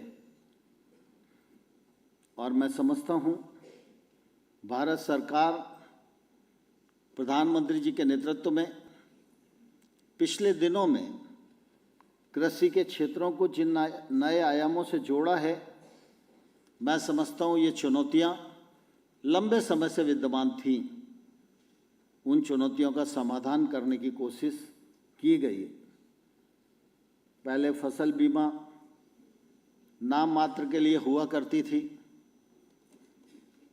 आज फसल बीमा योजना पूरे देश में काम कर रही है और मुझे कहते हुए प्रसन्नता है कि पिछले दिनों जब से फसल बीमा योजना शुरू हुई है, तब से जहाँ जहाँ किसान का नुकसान हुआ है, वहाँ बीमा कंपनियों के द्वारा 1,30,000 करोड़ रुपए की भरपाई किसानों के नुकसान की करवाने का प्रयास सरकार की तरफ से हुआ है। वाजपेयी जी की सरकार के समय किसान साहूकारी के लोन से पीड़ित था। लोग यही कहते थे कि किसान हमेशा कर्जे में बना रहता है, उसकी ज़मीनें चली जाती हैं। इस निर्भरता को समाप्त करने की दिशा में वाजपेयी सरकार ने किसान क्रेडिट कार्ड योजना लाई और तब 2-3 लाख करोड़ रुपया किसानों को अल्पकालिक ऋण दिया जाता था। आज भारत सरकार किसानों को 20 लाख करोड़ रुपए का अल्पकालिक ऋण देती है, जिससे कि उसकी किसान की साहूकार पर निर्भरता कम हुई है और उसकी खेती करने की ताकत बढ़ी है और वो अच्छे से इस पैसे का उपयोग कर रहा है। फिर खेती और संबंधित क्षेत्रों में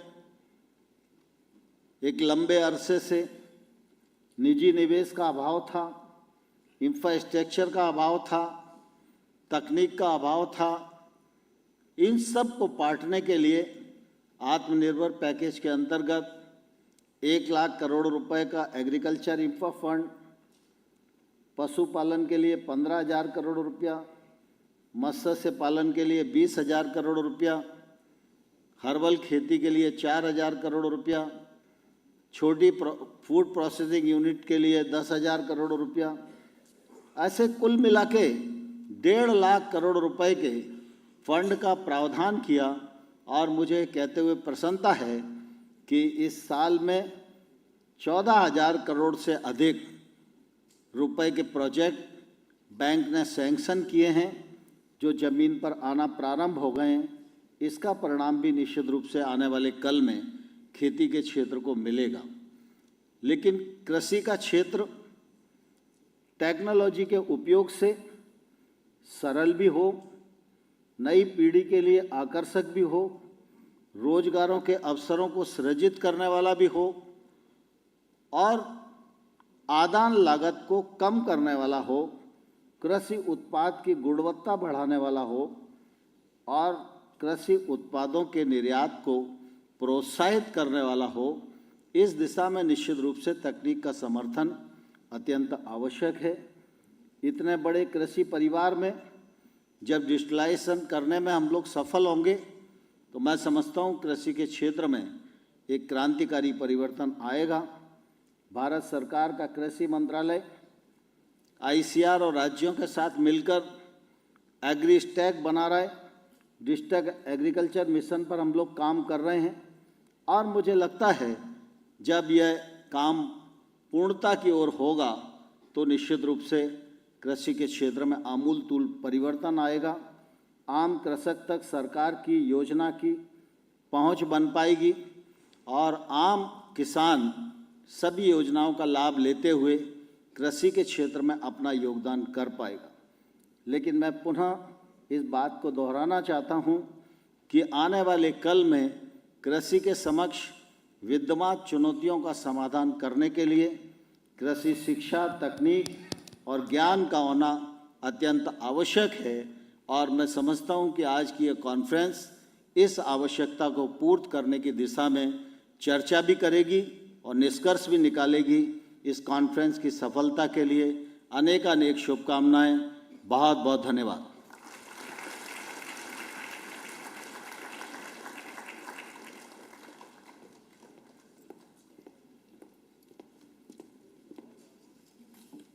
कोटि कोटि धन्यवाद माननीय, आपके प्रेरणा से भरे, अपनेपन से भरे हुए संबोधन के लिए। And now, as a part of our immense respect and to honor our esteemed guests on the dais, we would like to present mementos to them. मेरा आग्रह है डॉक्टर RC अग्रवाल आपसे कि कृपया माननीय मंत्री महोदय को मेमेंटो भेंट करें। और मेमेंटो भी बहुत ख़ास है और वो क्या है?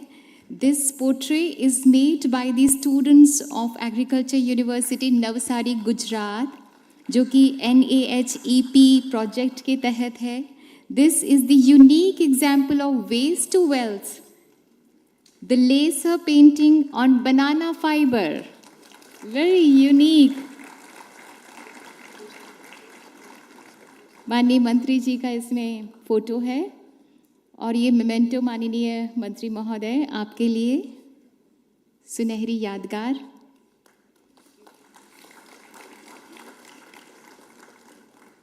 बहुत बहुत धन्यवाद। डॉक्टर अग्रवाल, आपसे ही निवेदन है कि कृपया डॉक्टर RS परोदा को मेमेंटो भेंट करें। और ये फिर से तस्वीर जो कि बनाना फाइबर की बनाई गई है नवसारी के स्टूडेंट्स के द्वारा। देखिए कितनी खूबसूरती से रंगों को उकेरा गया है। वेस्ट टू वेल्थ का एक unique example.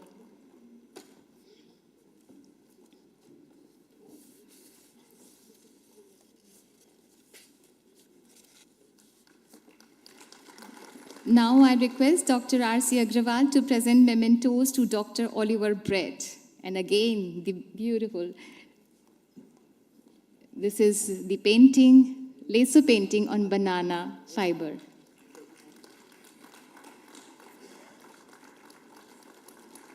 And this is the memento from our side, the memories.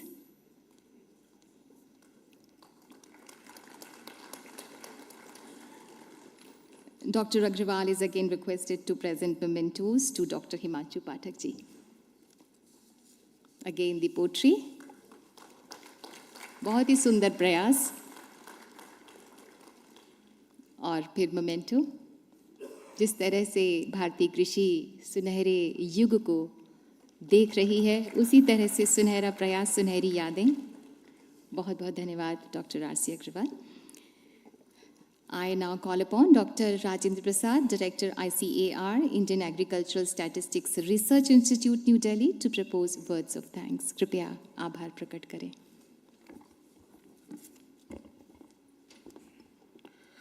आप सभी को नमस्कार। परम आदरणीय केंद्रीय कृषि और किसान कल्याण मंत्री श्री नरेंद्र तोमर जी, माननीय डॉक्टर RS परोदा जी, पूर्व सचिव डे और महानिदेशक भारतीय कृषि अनुसंधान परिषद, हमारे वर्तमान सचिव डे एवं महानिदेशक भारतीय कृषि अनुसंधान परिषद doctor Himanshu Pathak ji, doctor Oliver, practice manager the World Bank, doctor RC Agarwal ji, उप महानिदेशक कृषि शिक्षा एवं राष्ट्रीय निदेशक नायब और अध्यक्ष आयोजन समिति, doctor Trilochan Mahapatra sir, doctor RB. Singh sir, doctor पी.एल. गौतम सर, उप कुलपतिगण, कुलपतिगण, उप महानिदेशकगण, विभिन्न संस्थानों से आए निदेशकगण, भारतीय कृषि अनुसंधान परिषद से सहायक महानिदेशकगण एवं सभी विशिष्ट अतिथिगण, भारत और विदेशों से के प्रतिनिधि, सहकर्मी, मीडिया, सहयोगी, देवी और सज्जनों, विश्व स्तरीय प्रौद्योगिकी को उपयुक्त कर कृषि उच्च शिक्षा के डिजिटल परिवर्तन के लिए, कृषि में उच्च शिक्षा के लिए ब्लेंडेड लर्निंग इकोसिस्टम पर प्रथम अंतर्राष्ट्रीय सम्मेलन के इस उद्घाटन अवसर पर धन्यवाद प्रस्तुत करना मेरे लिए परम सौभाग्य का विषय है। कृषि में उच्च शिक्षा के लिए ब्लेंडेड लर्निंग इकोसिस्टम पर अंतर्राष्ट्रीय सम्मेलन के उद्घाटन समारोह के मुख्य अतिथि परम आदरणीय केंद्रीय कृषि और किसान कल्याण मंत्री श्री नरेंद्र सिंह तोमर जी के प्रति हम आभार व्यक्त करते हैं। महोदय, इस समारोह में आपकी गरिमामय उपस्थिति, यहाँ उपस्थित सभी लोगों के लिए प्रेरणा का स्रोत रही है, चाहे वो ऑनलाइन हैं, चाहे ऑफलाइन जुड़े हैं। करीब 2000 लोग ऑनलाइन भी जुड़े हैं इस सभागार के अलावा। आपके आशीर्वचनों एवं अनुभव ने इस सम्मेलन के दौरान चर्चा के लिए एजेंडा तैयार कर दिया है, सेट कर दिया है। हम उस पर पूरा विचार विमर्श करेंगे। माननीय डॉक्टर आर.एस. पुरोदा जी, हमारे पूर्व सचिव डेयर और महानिदेशक भारतीय कृषि अनुसंधान परिषद को उनकी विशिष्ट उपस्थिति, उनके हमेशा प्रेरक और उत्साहजनक शब्दों से हमें आशीर्वाद देने के लिए महोदय हम आपका हृदय से धन्यवाद करते हैं। महोदय, आप हमेशा हमारे मार्गदर्शक रहे हैं। मैं श्री ओलिवर, प्रैक्टिस मैनेजर, विश्व बैंक को अपने व्यस्त कार्यक्रम से समय निकालने और अपनी गर्मजोशी भरी उपस्थिति से इस अवसर की शोभा बढ़ाने के लिए धन्यवाद देता हूं। हम माननीय डॉक्टर हिमांशु पाठक जी के आभारी हैं, जिनके कुशल मार्गनिर्देशन में इस आयोजक टीम ने ब्लेंडेड लर्निंग इकोसिस्टम की दिशा में एक कदम बढ़ाने का साहस किया है। महोदय, जब भी हम आपके मार्गदर्शन के लिए आपके पास पहुंचे हैं, आप हमेशा अपने समय के साथ उदार रहे हैं। महोदय, आपके नेतृत्व में हमें विश्वास है कि हम जो सपना देखा है उसे साकार करने में सक्षम होंगे। हम डॉक्टर आर.सी. अग्रवाल जी, जो कि इस आयोजक समिति के अध्यक्ष हैं और इस सम्मेलन के विचार के पीछे उनकी सोच है, इस मिश्रित शिक्षा पर सम्मेलन को आयोजित करने का उनका दृढ़ विश्वास, उनकी दूरदर्शिता और कृषि उच्च शिक्षा को वैश्विक मानकों के अनुरूप बनाने के उनके दृष्टिकोण को दर्शाता है। श्रीमान, हम इस सम्मेलन का कार्यक्रम तैयार करने के लिए आपके सभी आवश्यक मार्गदर्शन प्रदान करने के लिए आपके आभारी हैं, ऋणी हैं। हम इस सम्मेलन के सह मेजबान विश्व बैंक के प्रति अपनी कृतज्ञता व्यक्त करते हैं। हमारा विशेष धन्यवाद राष्ट्रीय कृषि उच्च शिक्षा परियोजना के टीम टास्क लीडर श्री बैकजोड़ के लिए, जो इस परियोजना में गहरी रुचि रखते हैं और इस सम्मेलन की योजना बनाने में भी सहायक रहे हैं। हम उन सभी मुख्य वक्ताओं, पैनलिस्टों को हार्दिक धन्यवाद देते हैं जो 3 दिनों के दौरान विभिन्न सत्रों में अपनी बात रखेंगे। हम विभिन्न सत्रों के सह अध्यक्षों के प्रति भी आभार व्यक्त करने हैं, जिन्होंने हमारे आमंत्रण को स्वीकार किया है। हम सभी विशिष्ट अतिथियों के आभारी हैं, जिन्होंने निमंत्रण स्वीकार किया और अपनी सौम्य उपस्थिति से इस अवसर की शोभा बढ़ाई है। फलदायी अकादमिक विचार विमर्श के लिए डेलीगेट्स किसी भी सम्मेलन की बैकबोन होते हैं। हम सभी मेहमानों और 11 देशों से शामिल होने वाले ऑफलाइन और ऑनलाइन प्रतिनिधियों के प्रति आभारी हैं। मुझे यकीन है कि इस सम्मेलन के दौरान एकेडमिक डिस्कशन के साथ साथ वे भारत की समृद्ध विरासत और संस्कृति का भी अनुभव करेंगे और अपने साथ मीठी यादें लेकर जाएंगे। इस प्रकार के सम्मेलन के लिए बहुत अधिक तैयारी और टीम वर्क की आवश्यकता होती है।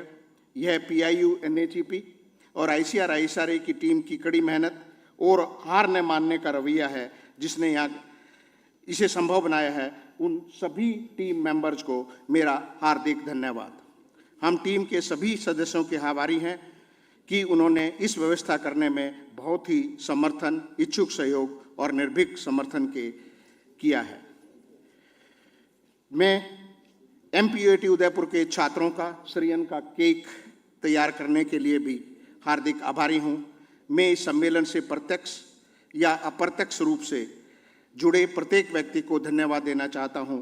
यदि सम्मेलन सफल होता है तो यह सभी संबंधितों से प्राप्त सहयोग, इच्छुक सहायता और बेहिचक समर्थन के कारण है।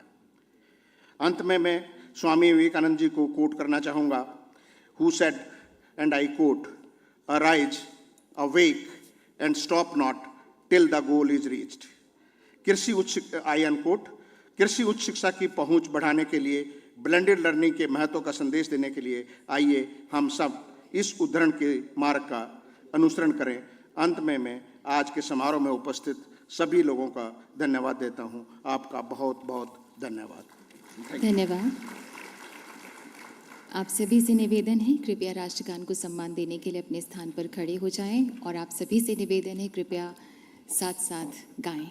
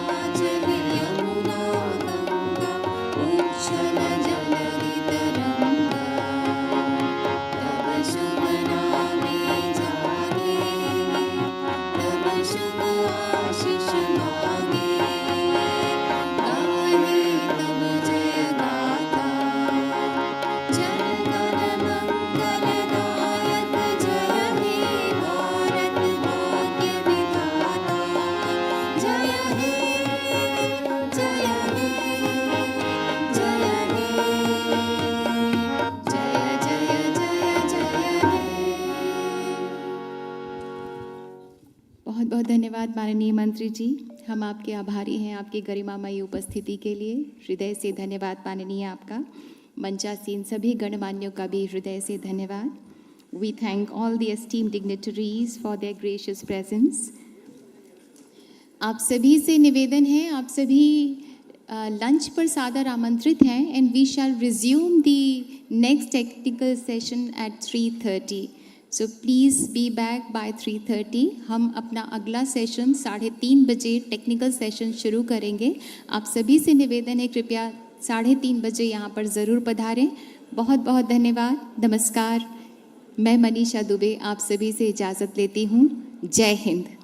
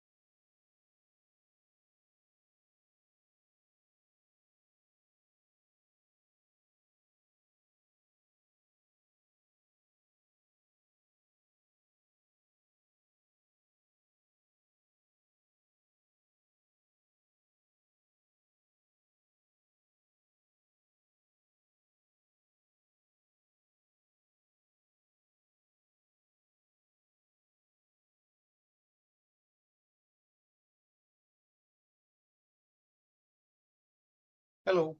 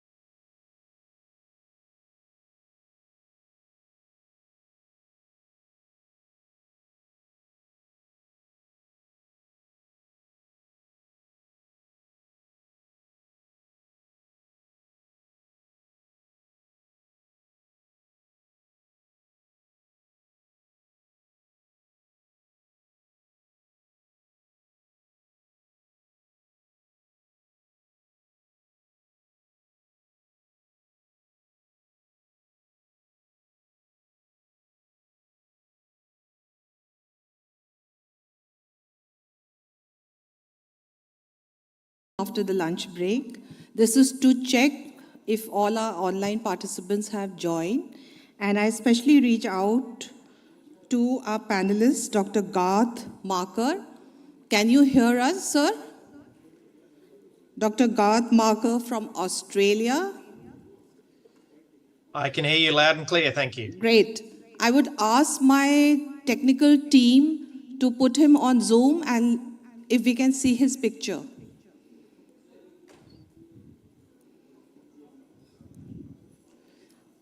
Can we please pin Garth on the Zoom link?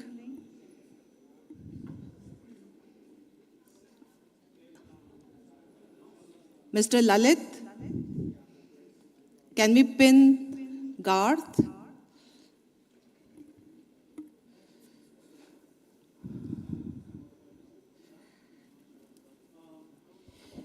Just getting him. Give us a minute, please. Yes.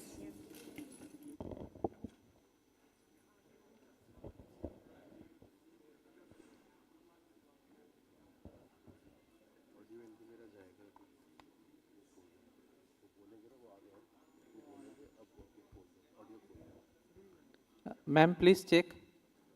He is appearing in the Hi, screen. Garth. We can see you. Can you hear us? Great. Yes, I can. So it's late in night for you, but please bear with us. No problem. Thank you.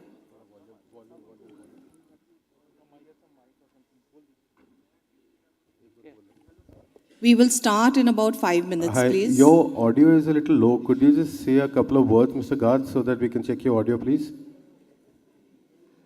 Testing, testing. Can you hear me? Can you hear me? Could you say a few more lines for us? It's about 6 p.m. here in Perth, in Australia. So just getting towards the end of the day, and hopefully everybody had a very delicious lunch. Awesome, awesome. Thank you so much, sir. Loud and clear now. Thank you, Garth. May I request all the physically present delegates to kindly take their seat so that we may start the session on time at 3:30 p.m. Indian Standard Time.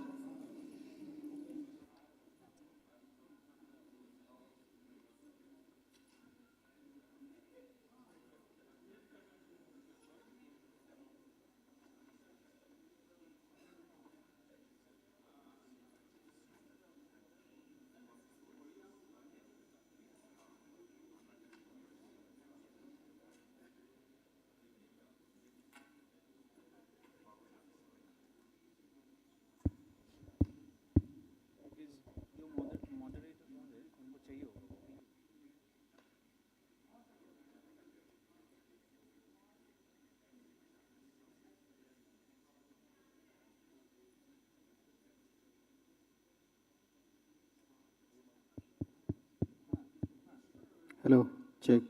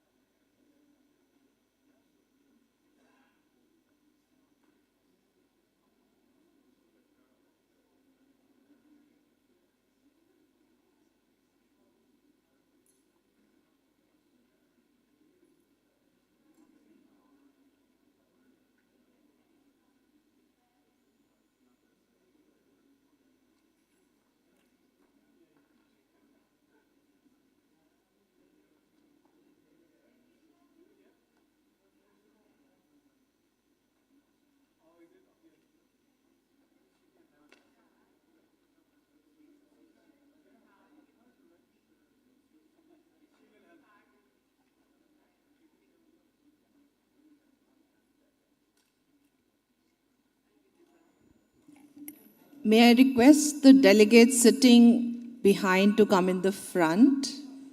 We have ample space. Please step forward.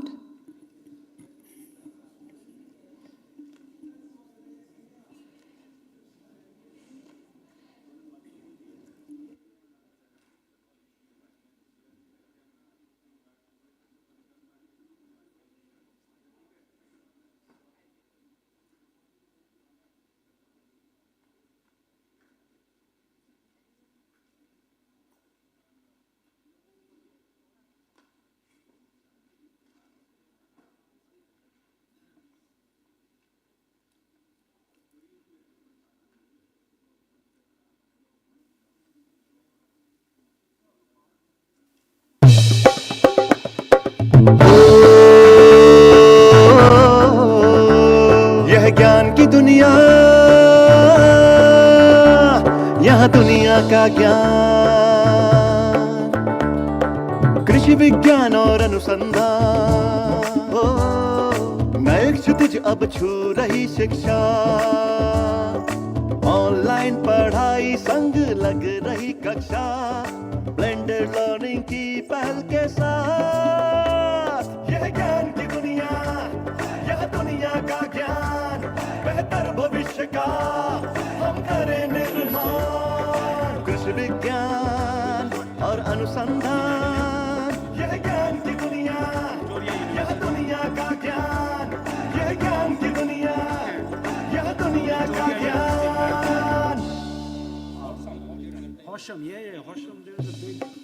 So welcome once again, dear delegates, and a very good afternoon. After a very appetizing and diversified lunch, we welcome you to the first panel discussion for the International Conference on Blended Learning Ecosystem. And it is my great pleasure to invite the chairs, moderators, and panelists for this session. I cordially invite the co-chairs of the session, Dr. S.N. Jha, Deputy Director General, Agricultural Engineering, Indian Council of Agricultural Research, to come on the dais and take its seat, along with Dr. P.S. Pandey, Vice Chancellor, Central Agriculture University, Bihar, to also join Dr. Jha on the stage, please. I cordially invite the moderator, Dr. Surinder Singh Chauhan, Senior Lecturer from Animal Science, School of Agriculture and Food, the University of Melbourne, Australia. And I invite the rapporteurs to be alert to take the notes, Dr. Ashraful Haq and Dr. Samarth Godra, from the scientists from the Indian Agricultural Statistical Research Institute.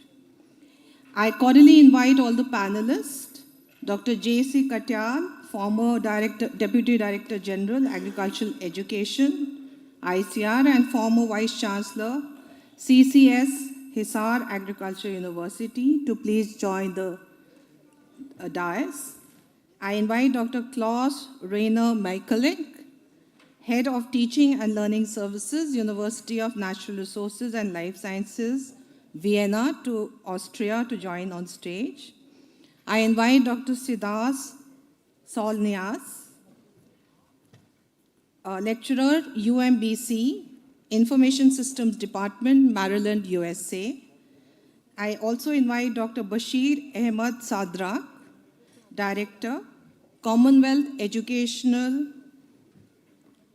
Media Center for Asia, New Delhi, to please come on stage. I invite Dr. G. Sugumar, Vice Chancellor, International University of Business, Agriculture and Technology, Dhaka, Bangladesh, to join amongst the panelists. I invite Dr. Purna Gunasekara, Associate Dean, International Peninsula Medical School, University of Plymouth, United Kingdom, to also step on stage. And we welcome Dr. Garth Marker, Associate Professor and President of the University of Academic Council, Murdoch University, Australia, who is joining us online. Before I hand over the stage to our moderator, Dr. Surinder Singh Chauhan, I have the pleasant announcement that after the sumptuous lunch, you are cordially invited to another sumptuous dinner in the evening. It is not marked in the program, but do join us in the same venue where you have had the lunch. Now we begin the technical session, panel discussion on exploring effective strategies of blended learning for higher education in agriculture. I am taking the place of Dr. Vimlesh Maan, who was supposed to convene this session but has been called away for another meeting. My name is Dr. Anuradha Agrawal. I'm the National Coordinator of the Component 2 NAHEP, under which this conference and the platform is being developed. Before I hand over the stage to Dr. Chauhan, I will take the opportunity to introduce our distinguished co-chairs. We have Dr. S.N. Jha, the DDG Agriculture Engineering ICR. Earlier, he has served as the Assistant Director General Process Engineering in the same department in ICR.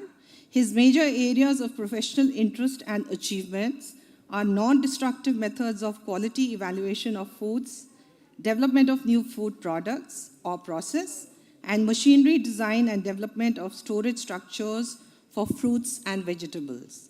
According to Stanford University USA study for the year 2019, Dr. Jha is listed as amongst the top 2% scientists across all disciplines of research in the world.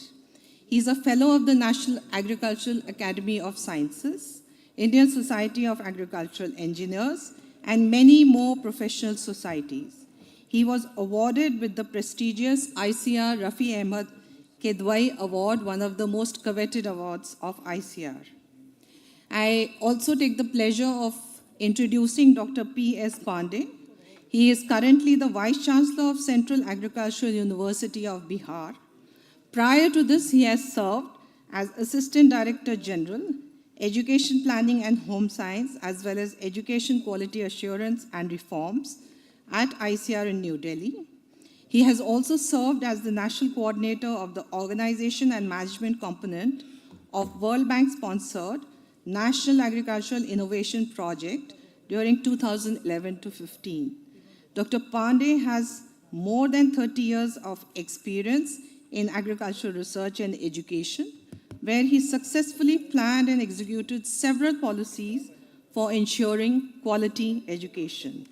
I also would like to introduce the moderator of the session, Dr. Surinder Singh Chauhan, Senior Lecturer, Animal Science, School of Agriculture and Food, the University of Melbourne, Australia. Dr. Chauhan has more than 15 years of track record of research and teaching in veterinary and animal sciences in 3 countries, including Australia, India, and USA. Dr. Chauhan is also the recipient of the UOM India Engagement Seed Grant 2020 and has been collaborating with ICR institutes and Indian agricultural universities to promote sustainable intensification of integrated crop livestock systems for improving smallholder livelihoods. I will leave the job of introducing the panelists to our moderator, and I hand over the session to you, Dr. Chauhan.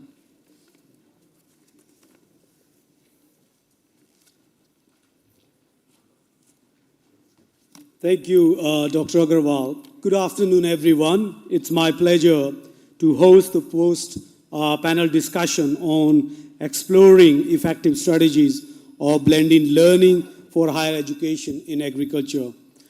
Before we start this panel discussion, let me introduce our members of this panel, and my pleasure to introduce Dr. Katyal. He is the former Deputy Director General, Agriculture Education, and former Vice Chancellor, Hisar Agriculture University, India. He is one of the most learned research scholars in the domain of soil sciences. He has been an advocate in pushing forward the agenda of adaptation of new technologies in agriculture higher education. He is also recipient of several international recognitions and fellow of NAS. Dr. Katyal, welcome, please. Mr. Klaus Rainer Michalik, he is the head of Teaching and Learning Services, the University of Natural Resources and Life Sciences, Vienna, Austria. He has served as the head of Unit E-Learning and Didactics at the Center for Teaching and Learning in Vienna. He's known for his eloquent perspective on the new perspectives of scientific research and education. Next panel member, Dr. Siddhas Solinas. Dr. Solinas is lecturer at the University of Maryland, Baltimore Information System Department, Maryland, USA. He's one of the leading thinkers in the field of the use of information system to foster education and other services across various streams. It's my pleasure to welcome another panel member, Dr. Bashir Ahmed Sadraj. So Dr. Sadraj is the Serving Director of the Commonwealth Educational Media Center for Asia, New Delhi. He is an expert on implementable effective strategies to impart higher education. He's an advocate of value-based education. It's my pleasure to welcome another panel member, Dr. Abdul Rab Ria. Dr. Mia is the Vice Chancellor of International University of Business, Agriculture and Technology, Dhaka, Bangladesh. Professor Rab was a professor and the Director Institute of Business Administration, Dhaka University. He's the former president of the Association of Management Institution in South Asia. He's a fellow of the Institute of Management Consultant of Bangladesh and served as its chairperson. It's my pleasure to welcome another panel member, Dr. Suguma. He is the Vice Chancellor of Tamil Nadu Fisheries University, India. He is an FAO Fellow under Agriculture Human Resource Development Project for his work on molecular diagnostics at the Veterinary Diagnostic Laboratory of Texas A&M University in USA. He was conferred with the Best Teacher Award by the Professional Fisheries Graduates Forum, Mumbai in the year 2003, 2008, 2011. He has been appreciative of the use of technology to impart very relevant agriculture higher education. It's my pleasure to welcome another panel member, Dr. Purna Gunasekara. He is our next panelist, and he is the Associate Dean, International Peninsula Medical School, University of Plymouth, UK. He has worked with a wide array of students from different streams. His current research is about empowering individuals and communities to have greater control over their own health. This was also evident from his TED Talk in 2018 on the legacy of cell discovery. He's going to share his experiences with us, especially when we come to the discussion regarding the new strategies being implemented in higher education. Last but not the least, my friend from Australia, Garth. We won't talk about cricket today. We'll keep it for next time. Dr. Garth Maker is Associate Professor and President of the University Academic Council, Murdoch University. He's joining us virtually from Australia. Thanks, mate. I know it's too late. Dr. Maker is a leading researcher in the field of biochemistry. He has been using many blended tools for sharing research and new developmental studies. Can I request everyone to join me to welcome all our panelists at the panel discussion, please. So to start with, as we know, we all understand and we all are interested, and that's why we are here, that blended education is going to play a very important role in higher education. And of course, we are talking about agriculture education here. And those of you, my colleagues from different countries that we have joined today, it is amazing that even the first panel discussion, we've got 6 countries being represented. Well done, good job, Dr. Agrawal and team, to putting together a panel from different countries so we can have a perspective what is working best in different countries when it comes to blended education. So we all have been very excited about this blending system, but I have to be honest with you, because we have been doing it at University of Melbourne for a few years now. It is a great tool, but of course there are some challenges as well. But good thing is, especially for Indian Council of Agriculture Research, that you are working with some of the top universities in the world, and World Bank is supporting this initiative. So you have a great opportunity to plan well. What are the things which is working for others? You just follow those things so you don't have to, go through the challenges that some of those countries have already gone through.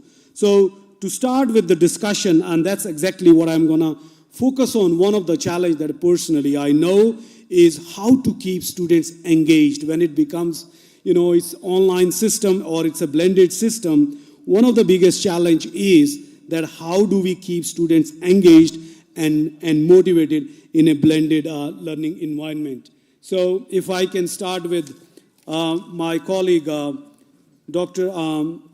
Katyal, can I have your opinion on how can we keep the students engaged and motivated?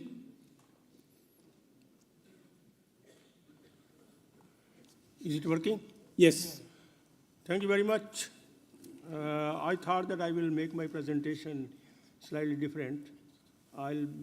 Before that, I'll make few comments. Yes. And then I come to your questions. Sure. And you need not raise the questions with me. I have written down them. Yep. I will speak one by one. Okay, sir. If you like, I can come there and speak. All right, come on, sir. Yep, sure.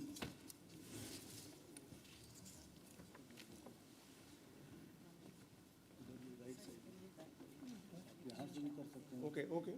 यहाँ से भी बैठ नहीं मैं खड़े हो okay ठीक है अच्छा रहता नहीं एक minute one thing I will just request to all the panelists that we should restrict the time because already we are 15 minutes of this session has gone. We have to finish by 5 p.m. So not more than 6 to 7 minutes one panelist should. Yep. Thank you very much, honorable co-chairs, fellow panelists, moderator, friends, ladies and gentlemen. I have major focus actually on point 8, but I will answer many of the questions. Yep.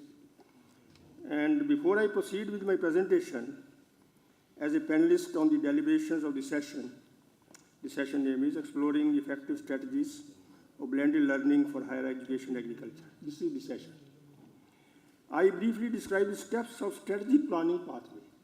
Because there is a first thing should we discuss is that what should be strategic planning actually all about. And according to me, there are 4 steps of strategic planning pathway. First is environment scanning or situation analysis. What is called need analysis. That should be the first one to be made. Second, strategy formulation, which means what need to be addressed. What is our goal?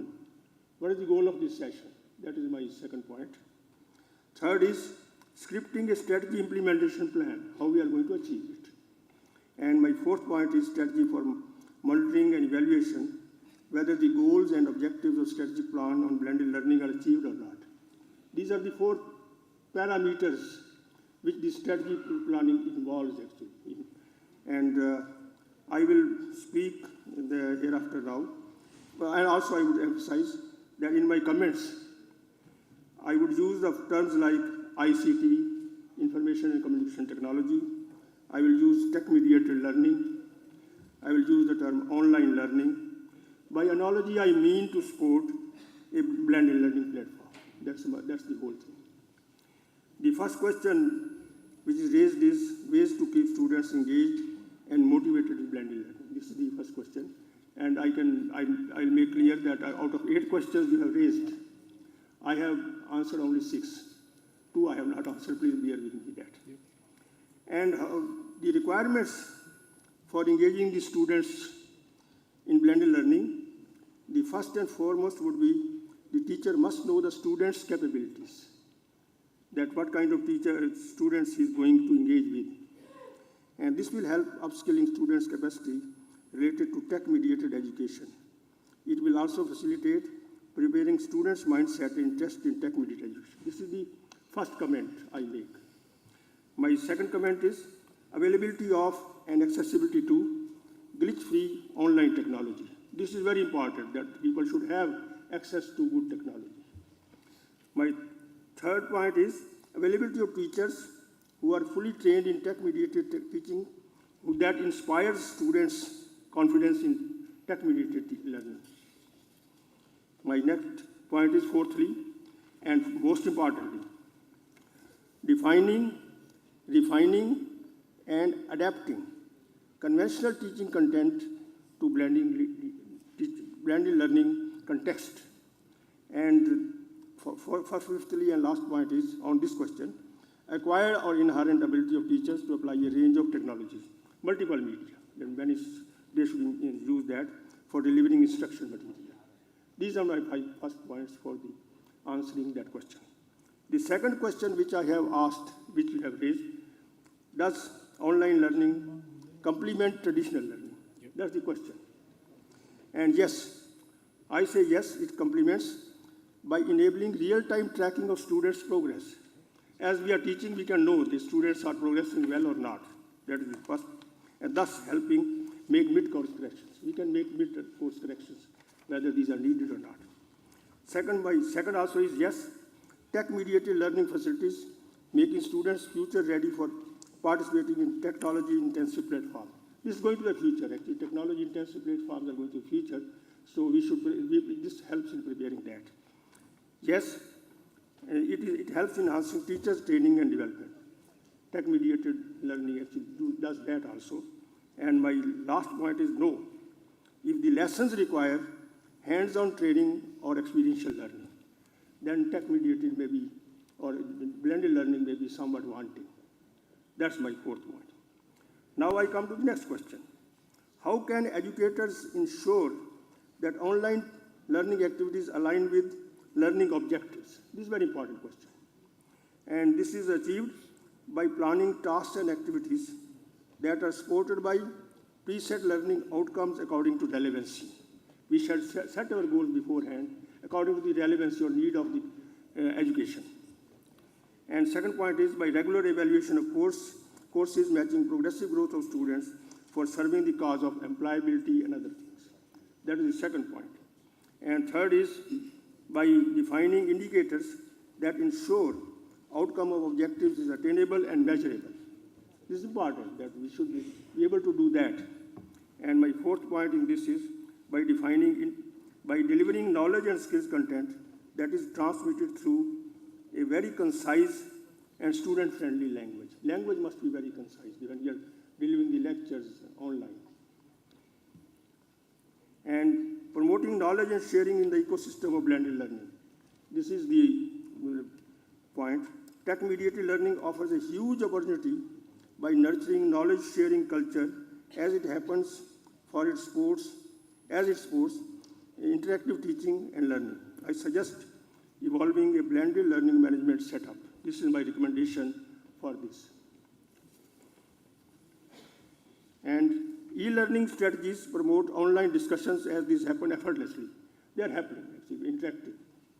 I propose to introduce participatory teaching and learning system to improve knowledge sharing. This is my second recommendation on this. And my fifth question which you raised, teachers training to effectively incorporate technology and design in blended learning.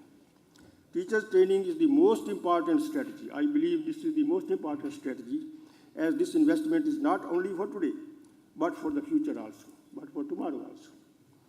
Effectivity of teachers will increase if their training inspires them to make students as epicenter of learning. Students should be the epicenter of learning when they're doing that. My second point is training is also necessary for the teachers to build ability to link face-to-face and virtual learning. If they have built that ability, they can do both things, physical education and online education. And they can pair classroom presentations with follow-up online small group discussions. And next point is training helps boosting teachers' start interactivity. This is very important, actually. This is with technology it is happening. And training helps create capacity for development of interactive resources like online games as these build skills and for the future. So these are the points which I answered to these 5 questions. And my sixth comment is for which I will spend a little more time. Application of e-learning platform for effectively utilizing to enhance knowledge and skills of farmers and other stakeholders. I think this is my recommendation, Dr. Rajendra Prasad. This should have been actually a separate session altogether. This is so important in my assessment. My comments on this question are inspired by one of the 2 objectives of the ICBLE 2023, which you people have listed. They aim at harmonizing learning needs of all stakeholders. This is, in a nutshell, the objective which is set. Most important stakeholders of education are, of course, students, teachers, farmers, parents, public at large, private sector, and several other people. And of these, I relate my observations only to farming community. I am concentrating on that. And my centering on farming community originates from my thesis that the scientific manpower, which is developed by agriculture education, works for nurturing the sustenance of this section of stakeholders. That is actually the education, what education does. And more importantly, public funding is primarily directed for the betterment of life and living of farmers. Actually, what government makes investments, they are for the farmers actually. They betterment of farmers' life and living. It is said so since technological innovations evolved by scientists who are the product of agriculture education help in increasing productivity and profitability of agriculture enterprise. Extension agents are intermediary who transfer information, new knowledge and know-how to farmers. This approach has paid dividends in the past, and because it took not only it increased farm income and profitability, but it pulled India out of the schools of food deficit state of 1960-70 to food self-sufficiency that thereafter. And so role of extension was more promoting input use at that point in time, early 60s and 70s. Role of extension was more of promoting input use, and that mass of available manpower to perform their job was adequate. That they wanted to increase the input use so that productivity can be enhanced. But with time, technological needs became increasingly complex and knowledge intensive to sustain productivity and profitability of farming. Coincidentally, the quality of extension workers weakened and their numbers became inadequate. In India, there are 146 million farm holders and about 120 primary extension workers to serve them. It means there are 1,200 farm families being served by one extension worker. The accepted norm is 750. Not only that, the available extension manpower is burdened more with tasks not related necessarily to technology transfer, but to other jobs, many other jobs. According to NSSO data, National Sample Survey Organization data, many of the small farmers and women farmers who have seldom chance to receive any advice from an extension officer. Resultantly, only about 40% of the new information reaches farmers from all sources of communications. By and by, weakening IT apparatus has made agriculture a more expensive and less profitable enterprise. The situation is like this, that 40% of the farmers is given alternative. They would like to leave farming. And now I link it with the blended learning. This was background on the extension. On all counts, I can say that conventional technology transfer practice is grossly inadequate, because extension mediated. And here comes the need for supplementary capacity of knowledge building economy of farming community, utilizing the extensive disseminating potential of tech-mediated education, and that too without the barriers of time and space. I can say this aspect is discussed in the education division along with Commonwealth of Learning in 2005. This is not a new subject to us, so we know that. And there are results. Tech-mediated learning is found wondrous, but supporting real-time decision-making. There is data. Gandhi and others indicated that ICT tools increased adoption of certain green revolution practices, green technology, green agriculture practices, 7-fold over conventional agriculture extension. Very, very significant. And further, 85% adoption of improved technologies was achieved as against only 11% adoption of the traditional extension method. Results of another study from Oxford University showed greater number of farmers having rated ICT more useful, faster, and of better quality. Villages with better infrastructure, transport, reported superior ICT services. These were important parameters, that electricity is important, the transport is important. So, and finally, it is a fact that power of ICT is currently underutilized in agriculture in India. There is absolutely no doubt. As I'm finishing. Scaling of delivery remains far from satisfactory. My suggestion is to include capacity building infrastructure and education of extension workers who have capacity to utilize ICT in all its shades. Building farmers' interest through awareness and education about the use of ICT tools will be necessary to maximize potential application of blended learning. And thank you very much. Thank you. Thank you, Dr. Katyal, for your extensive response to all the key points that we are going to discuss today. Next, I'm going to Garth, if you can hear me.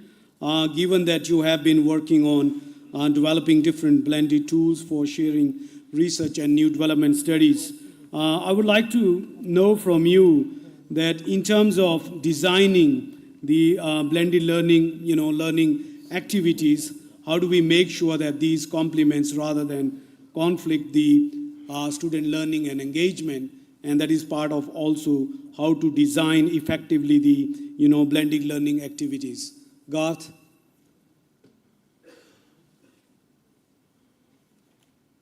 Garth, can you hear me?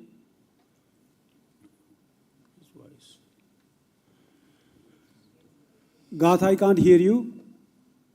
There we go. Sorry, I was just waiting for my microphone to be unmuted. Okay, There we thank go. you, Garth. Thank you very much. All right, go ahead.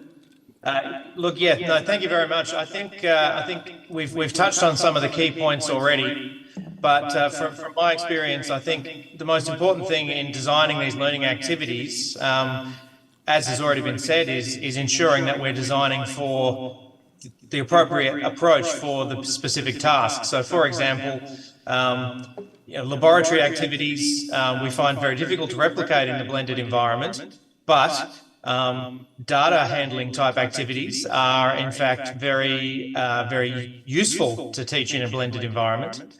I think the use of different forms of technology that are appropriate for the activity seems to be key. And also ensuring that students have a clear understanding of the purpose of the activity in which they're being asked to engage. We, as a sector, were extremely flexible during the COVID-19 pandemic, and unfortunately, in some respects, we were possibly too flexible because students have very much adapted to the blended approach, which means that their expectations of what we offer them in blended learning have become quite high. And so that's a continuing challenge for the sector, certainly across Australia, and I'm sure in other parts of the world as well. So finding that balance for students of engagement through clear expectations and also through well-designed activities. Activities do not have to be perfect. So many of my colleagues will often spend a very long time designing an activity because they wish it to be absolutely top-notch. And while we support that, we find that students actually, they don't have an expectation that the blended learning activity is going to be perfect. What they want to see is a genuine activity that is designed by people who are experts in that particular field, and that they feel is translating to them the key aspects of the knowledge and skills that they need to develop. So I think from me, the key points are designing the appropriate activity for the specific learning outcomes, using the range of technologies that we have available to us, and ensuring that students understand the purpose and the goals of the particular activity. You mentioned a very good point there, that make sure that it aligns with the learning outcomes and learning objectives. So that's going to be my next question, and that is to start with Dr. Purna Gunasekara. So what are your strategies, or what do you suggest that how can the educator they design the program so that that aligns with the student learnings? Thank you. So blended learning has two components. There is the face-to-face component, and then there is the online component. And the online component, if at all, has exploded in the recent times due to COVID. So that was a kind of development that was not the normal systematic approach we would take in developing any tool. So how do we combine these two, a very traditional system of face-to-face with a recently exploded level of technology, and then look at its value to agriculture? When we try to strategize, the most important element here is that when we talk of blended learning, it has the component of the student not only requiring to take the content, for instance, in agriculture, the market technology, as much, as the market information and the technological information, but they also have to become digitally literate as time goes on. And that is a challenge. And therefore, it must be progressive. We have to recognize that the student who's entering this, be it on a full-time higher education basis or a part-time vocational training basis, they need to come up to speed in technology as much as they're absorbing the content that should be there. So that progressive learning is, I think, what Gareth said in the form of making it relevant to learning outcomes. Therefore, the learning outcomes must be progressive. And we must be sure that what needs to be delivered face-to-face needs to be delivered face-to-face. And one of the key components in education per se are these things called threshold concepts. Threshold concepts are things that are so important that they are life-changing. And it's almost like making a blind person see. And when you begin to see, you can't unsee. You can't reverse a threshold.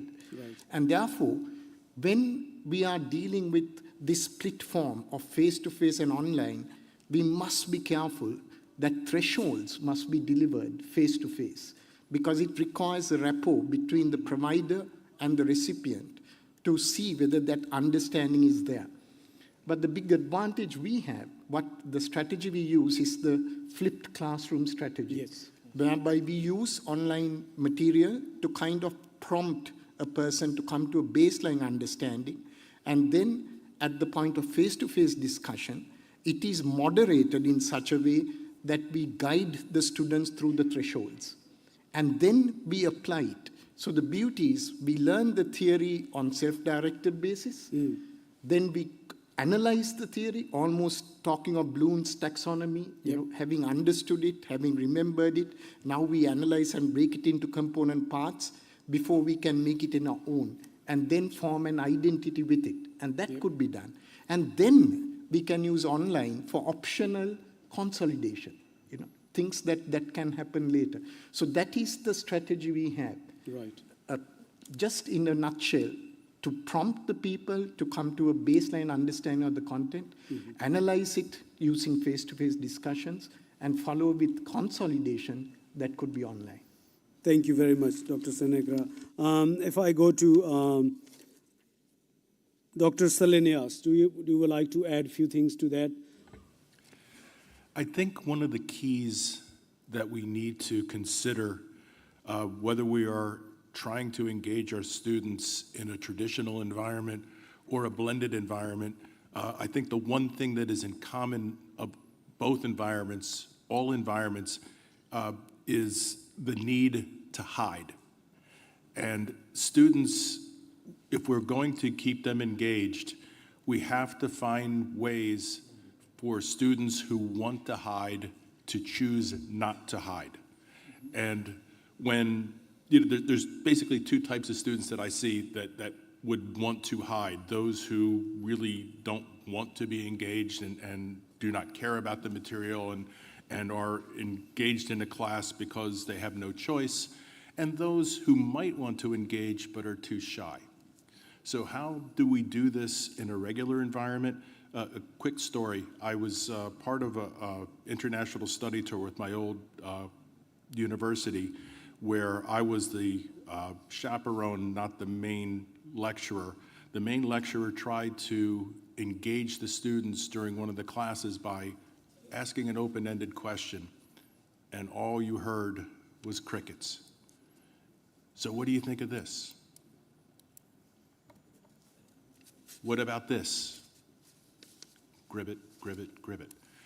After that one class, I came to him, it's like, when you do this tomorrow for tomorrow's class, instead of asking them directly, get them in little groups and have the groups come up with an answer. That engagement was much better the second time around.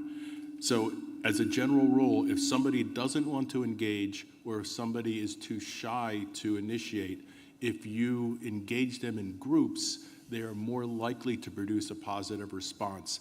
This is true in either environment, I believe. And this is just one example that I'd like to offer. But the idea is they're hiding for a reason. what can we do to make them want to come out of hiding? And of course, in an online environment, it is much easier to hide, and that is one of our biggest challenges. Thank you. I think now we have the opportunity to hear a perspective from Austria. So, Michalek, if you want to like to basically two questions together. We talked about, which is part of a designing, that how do you design these activities so they are engaging, but then also make sure they align with the learning outcomes. And also, so I'm just trying to throw all three questions together to you. So, yep, over to you, please. Okay, thank you. I try to answer them combined. So what's most relevant for us, that's what our teachers are trained in, is constructive alignment. So it's most important in a way that the intended learning outcomes, the teaching and the activities and the assessment all aligns. And that's very important, and normally teachers don't, in a way you have to teach them, and also you have to teach the teacher to write good learning outcomes. And in that way, that the assessment is really testing what you have been taught. And also, and it was said already about the expectations about the students. So the students know the concept in a way, so you're quite open and transparent to them. So then they also are engaged in a way. But of course, there might be a little danger that students learn just for the exams in a way. Therefore, you really have to design your activities that they're engaged in the learning and not just concentrating on the examination in the end. But I see this danger because students have very little time, I know, and we heard it already, they are also part-time working, so they really have to optimize the learning time, and therefore they try to, they're masters in optimizing things. Yes, we have to face this. Is this an answer? Thank you. I think we can have some experience or some perspective from our colleagues from India here. So, Dr. Sugumar, if I can start with you, your ideas or strategies in terms of designing the activities so there is better engagement, they align with their learning outcomes. What would you like to say? Thank you.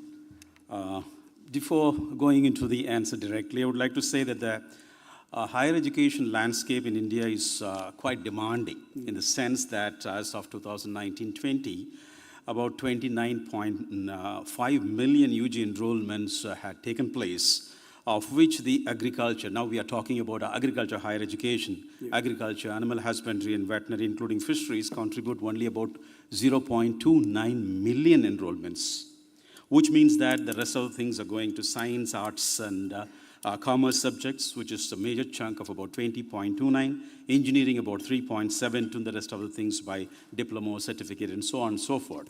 But in all the cases, when you have to make certain things effective, we have to, think more on capacity building of the teachers to whichever mode they take. As pointed out by our Australian colleague, we have to understand the purpose for which it is being designed. The pedagogy for both either the face-to-face or online modes is that first we have to generate ideas on the concepts that is going to be taught. So both the teacher and the taught should understand what is the idea behind teaching that subject. Then maybe either by flip or rotation mode or whatever mode you do, maybe synchronous or asynchronous in a face-to-face or an online education, we can think about a sort of brainstorming which would help the students engage themselves directly into designing even the program. Co-designing. So that is what. So that the mind mapping of the students is far-fetched than the teachers. So we will be able to arrive at certain activities that would make them more enthusiastic because no one design is going to fit all. It is going to be like, if the students are engaged, then maybe we will come out with some creative presentations. And the facilitator or the teacher's role there would be to, give some case study to expose them to the real world. So finally, we can come out with the learning strategies so that they take home in the right way. So for which, as I said, there are certain systems that have been in place in developed countries or some of the nations who have already thought about it. Like in the USA, we have got the Educator Preparatory Program, EPP. To prepare the future teachers to be successful in new digital learning environments. Whereas in our Indian ecosystem, we are having a very good system. Like, for example, we have today morning we have launched by our Honorable Minister about empowering agricultural higher education through next generation learning solutions. These are all just coming up. So we do not have a system which would make teachers adapt to this new learning environment. So unless and otherwise we establish a sort of mechanism by which our teachers are also getting exposed. This is there even in the case of United Kingdom. We have got certain, there is what is called as Joint Academic Janet Network, which has a digital elevation tool for online self-assessment. Only after going through, the teachers are engaged in this process of blended learning. Even in China, we have got what is called as National Smart Education Program on vocational education or skill-based education. Whereas here, our teachers are trying to deliver the same content both in the face-to-face as well as in the delivery. I'm generalizing it, but there are cases wherein unless and otherwise we make a sort of framework within which we empower our people or educate our teachers to make the right approach. This agricultural higher education, wherein we blend these two, may not be, because it requires a lot of hands-on. So we have to come out with strategies rather and make it mandatory by a system controlled at the national level. That's my input. Thank you. Dr. Shadraj, would you like to add from the Indian perspective on that? I can add from the Indian perspective. 19 years ago, it's quite nostalgic that in the other hall, Shinde Hall, I assisted Professor M.S. Swaminathan and Professor Abdul Kalam to launch something called the Mission 2007 Every Village a Knowledge Center program. And 19 years down the lane, we are still discussing the blended learning practices. And it's interesting that in 2004, the conception was all about blended. How do we engage people at the grassroots through knowledge systems that would respond to their needs? And how, in this scheme of things, we could include the academia in terms of adding value. Now, Commonwealth of Learning, which was mentioned by Dr. Katyal a little while ago, is an organization that was founded solely for blended learning in 1987, 36 years ago. An organization was created by the Commonwealth heads of states in Vancouver to solely work on blended learning, open, distance, blended, technology-enabled learning. And I'm happy that I'm representing that organization. And I just spoke to Dr. Joshua from Malawi, who is here, and we have loads of examples and experiences in initiating blended learning work. You mentioned about future teachers. Somebody mentioned about future teachers. Numerous AgMOOCs that we run together with IIT Kanpur and a consortium of agriculture universities in this country. We run MobiMOOC solely for the grassroots people who have very feature phones as the access means to actually develop financial literacy, entrepreneurship, and innovation skills. With Tamil Nadu Grama Bank, we are working with millions of farmers who have borrowed money from the Grama Bank. And we are having a systematic training and learning program for them to enable them to maximize that money that they've borrowed so that they can repay but also build their livelihood. And as we speak, you would be glad to know that with the Association of Indian Universities, we are working with 1,000 vice chancellors in this country to come up with a national blended learning policy. And I'm actually traveling to Meghalaya tomorrow to meet up with 400 vice chancellors who are going to be assembled at USTM to initiate this thought process. And we have set up a subcommittee to draft the national blended learning policy.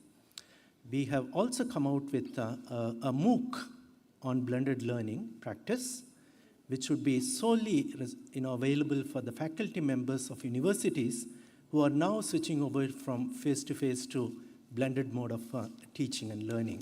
So this MOOC, together with Athabasca University in Canada, Calgary, we have developed, which is run in various cycles, and we have run 8 cycles of this MOOC, and the 9th cycle is likely to be launched soon. It's an 8-week learning program solely for the faculty members who do not have the skills to actually engage. And you had a lot of questions, Mr. Chauhan, in your email correspondence with us. And our MOOC answers every single one of those. Okay. Right from what is blended learning to the various models of blended learning to blended learning policy derivatives to how to engage students, how to assess students online, and finally how to assess the efficacy of blended learning techniques in the lives of academic community. So we have a range of experiences, and I'm extremely pleased that this morning, the representative from the World Bank, particularly Denis Mikalau, who mentioned that, in the higher education framework that they have, what they call STEER, there is this aspect of looking at not only the traditional, courses that my colleague Dr. Sugumar mentioned, which pertains to engineering, commerce, humanities, and so on, but he also mentioned about agriculture and TVET. So if you look at the systems, it looks like the mainstream universities are embracing blended learning after the school system that has embraced quite easily, and in the emergency teaching scenario during COVID, the schools were the first ones to embrace blended learning, followed by the traditional universities, particularly private universities that have had the infrastructure. But when it comes to TVET and other institutions, we had some troubles, largely not because the technology was not available, largely because the capacity was not there, particularly amongst the faculty members. They replicated what they would do in a face-to-face onto an online system. Blend is not replicating face-to-face onto online and video lecturing. Blend is much more than that. Yep. So we have a lot of experience we are willing to share. Thank you so much. Thank you very much. That's good to know, actually, the number of initiatives that are being taken. If I can go to Professor Abdul Rab Mia, if you can share some of the perspectives, for example, in Bangladesh, how you are planning for blended learning, or in terms of designing or making sure that, these plans, they align with the learning objectives. So I'm coming to have your opinion on those questions. Thank you. Well, the necessity for blended learning was realized when our country got into the lockdown. We have been teaching online during lockdown, but the problem arose with particularly the agriculture and the science engineering subjects, where the online class was not enough. The lab has to be conducted, the experiments have to be conducted on the farm station and so on. So we actually had to be satisfied with online teaching only because the University Grants Commission would not allow us to go for anything else for the time period.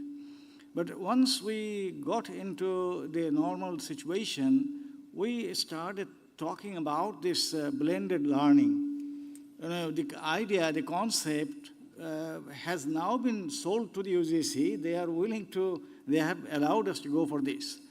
But what happened, is student engagement in the online was not that good. I mean, some of them evaded, as pointed out already, and then assessment was the most difficult part.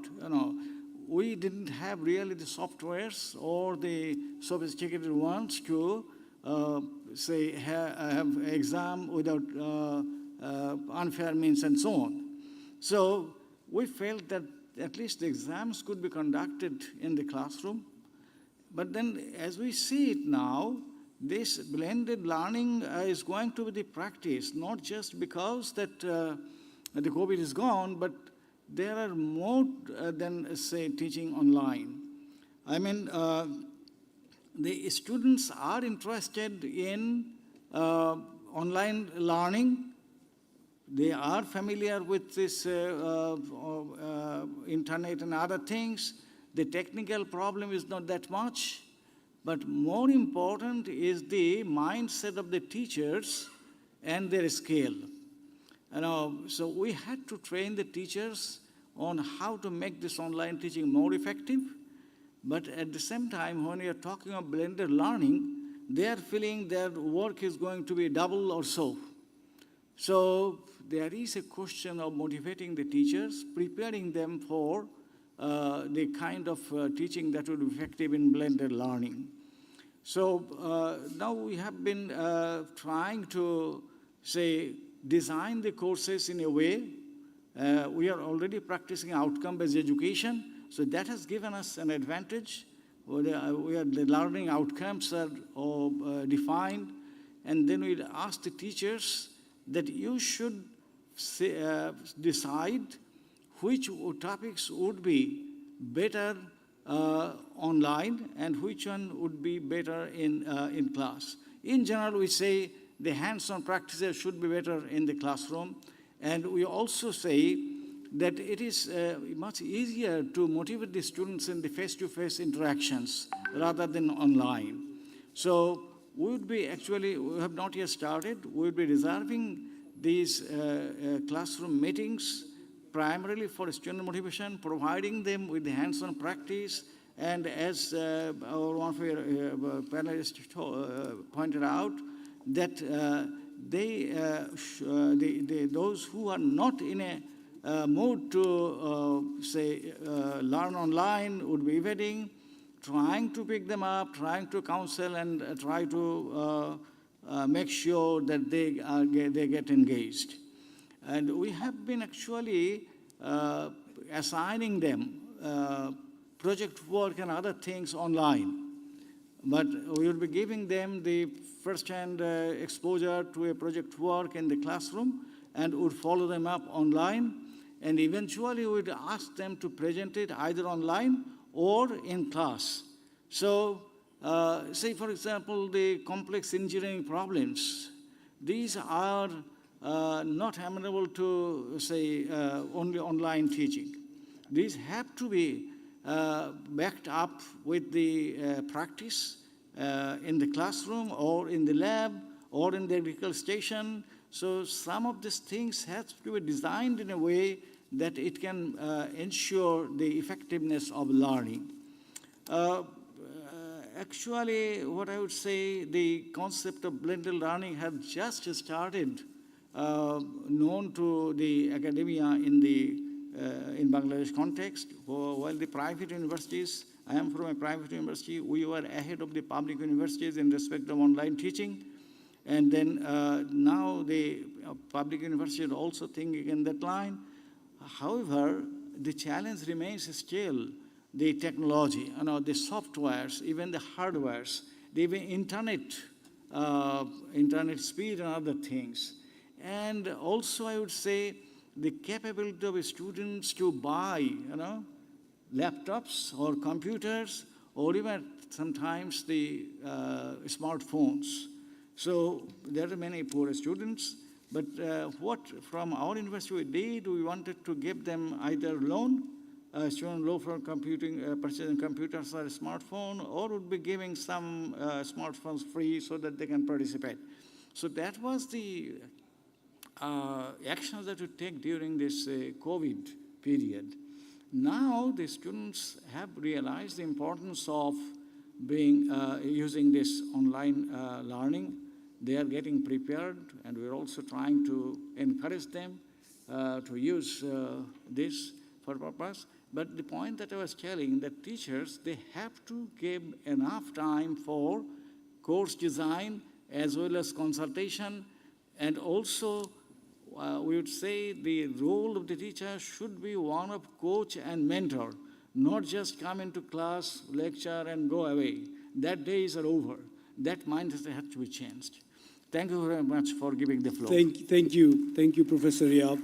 I think Garth, many of the speakers, many of the panelists have mentioned this, starting with Dr. Katyal, that training teachers is really important, and I think most of us will agree So coming to that point of how can we, so especially Garth, I know in Australia, in the United States, I know most of the university teachers, we have to go through a graduate certificate in university teaching, which I have to do myself as well. But I'm not sure that how many countries are following that kind of practices. And I know that certain countries, the lecturers, the scientists who are teaching in the tertiary education probably never received any formal teaching of how to teach. It's not about technology only. Even normal teaching. How do you know? Have that training of how to teach? So Garth, my question to you is, what kind of training should institution provide to the teachers in general as well, but also especially for designing for the blended learning? Garth, can you unmute Garth, technology people? Garth, are you unmuted or not yet? Can you unmute Garth, our online speaker?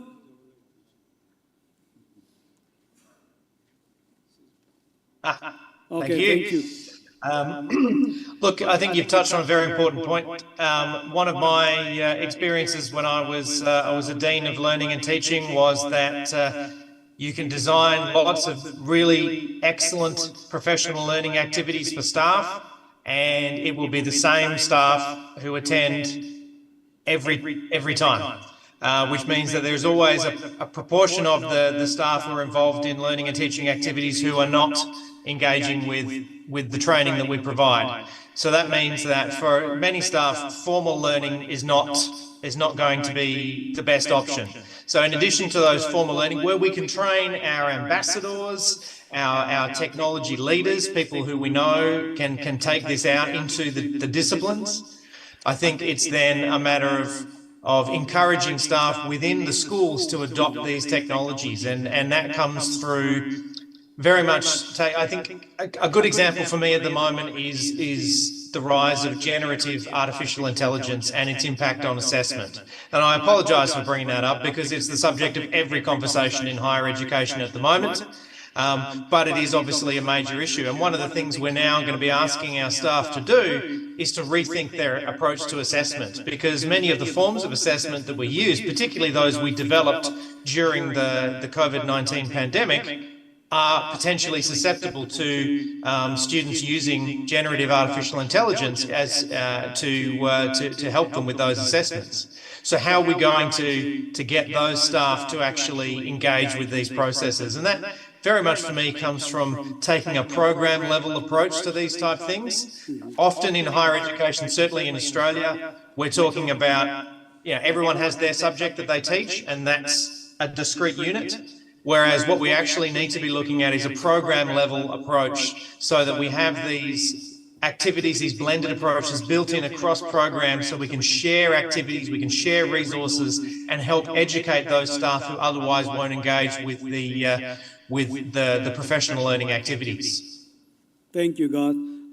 Dr. Gunasekara, if I can come to you, what is your recommendation in terms of what sort of training the teachers would require and the institution should focus on?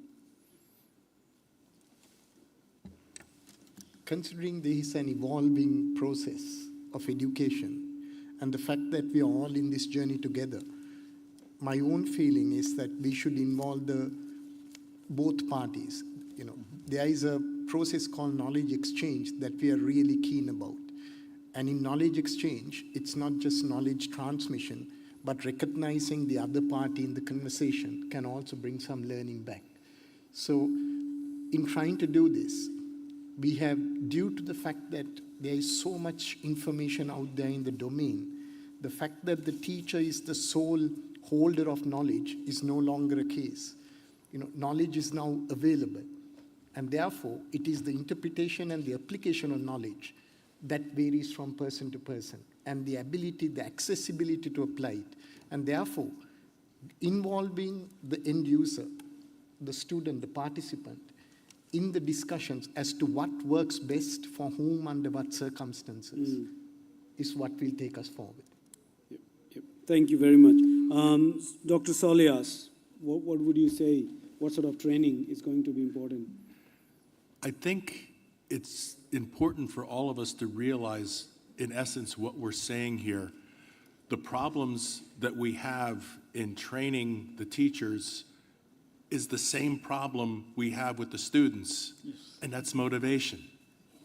And so if we are having problems with getting students to buy into the system, what do we do to get students to buy into the system? We kind of have to apply the same rules to teachers. I mean, this seems to be clearly a universal problem. I mean, are we talking theory X versus theory Y here, where you have people who will only engage in an activity if there's an extrinsic motivation versus people who will engage in an activity because they're intrinsically motivated? And so what we need to try to discover, and I'm not saying this is easy, is what can we do to make a instructor, a teacher, a lecturer, a professor want to change and adopt to this new environment, who might not be intrinsically motivated to do so. I don't think it's an easy question to answer, but I think that is the core of where the solution lies. Dr. Katyal, you have already mentioned about it when in your address that training the teacher is going to be important. Would you like to add to that?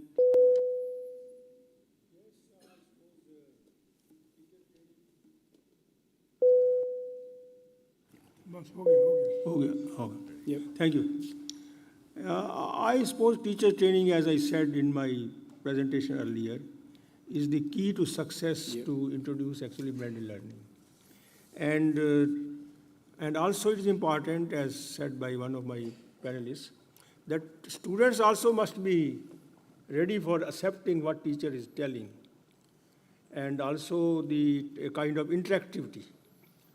I was working in Germany, and I found there that classroom teaching was followed by actually online participatory teaching, where the students will become teachers and teachers will become students. That method used to work very much. That was the best way to actually engage the students. And also, I suppose training must help or boost teachers-taught interactivity. Yes. This is, I suppose, key, the point which is made. Actually, this interactivity is not there. That now students also know more than teachers sometimes. Teachers definitely know less than students. So teachers have to direct actually what is the source of information from which they can draw that information so that it becomes more interactive. It should actually engage them more outside classroom learning than inside classroom learning. If that happens, if teachers can inspire that thing, that will be the best thing. Yeah. Thank you. Thank you very much. Dr. Michalek, if I can come to you. So in terms of training, also for effective blended learning, but in terms of incorporating technology into that, so what would you say, what sort of training the institution should focus on for the teachers? Yes, like what other colleagues have said already, it's not so easy to get our teachers to courses. So just before I answer this, I want to add a little bit how to get them motivated.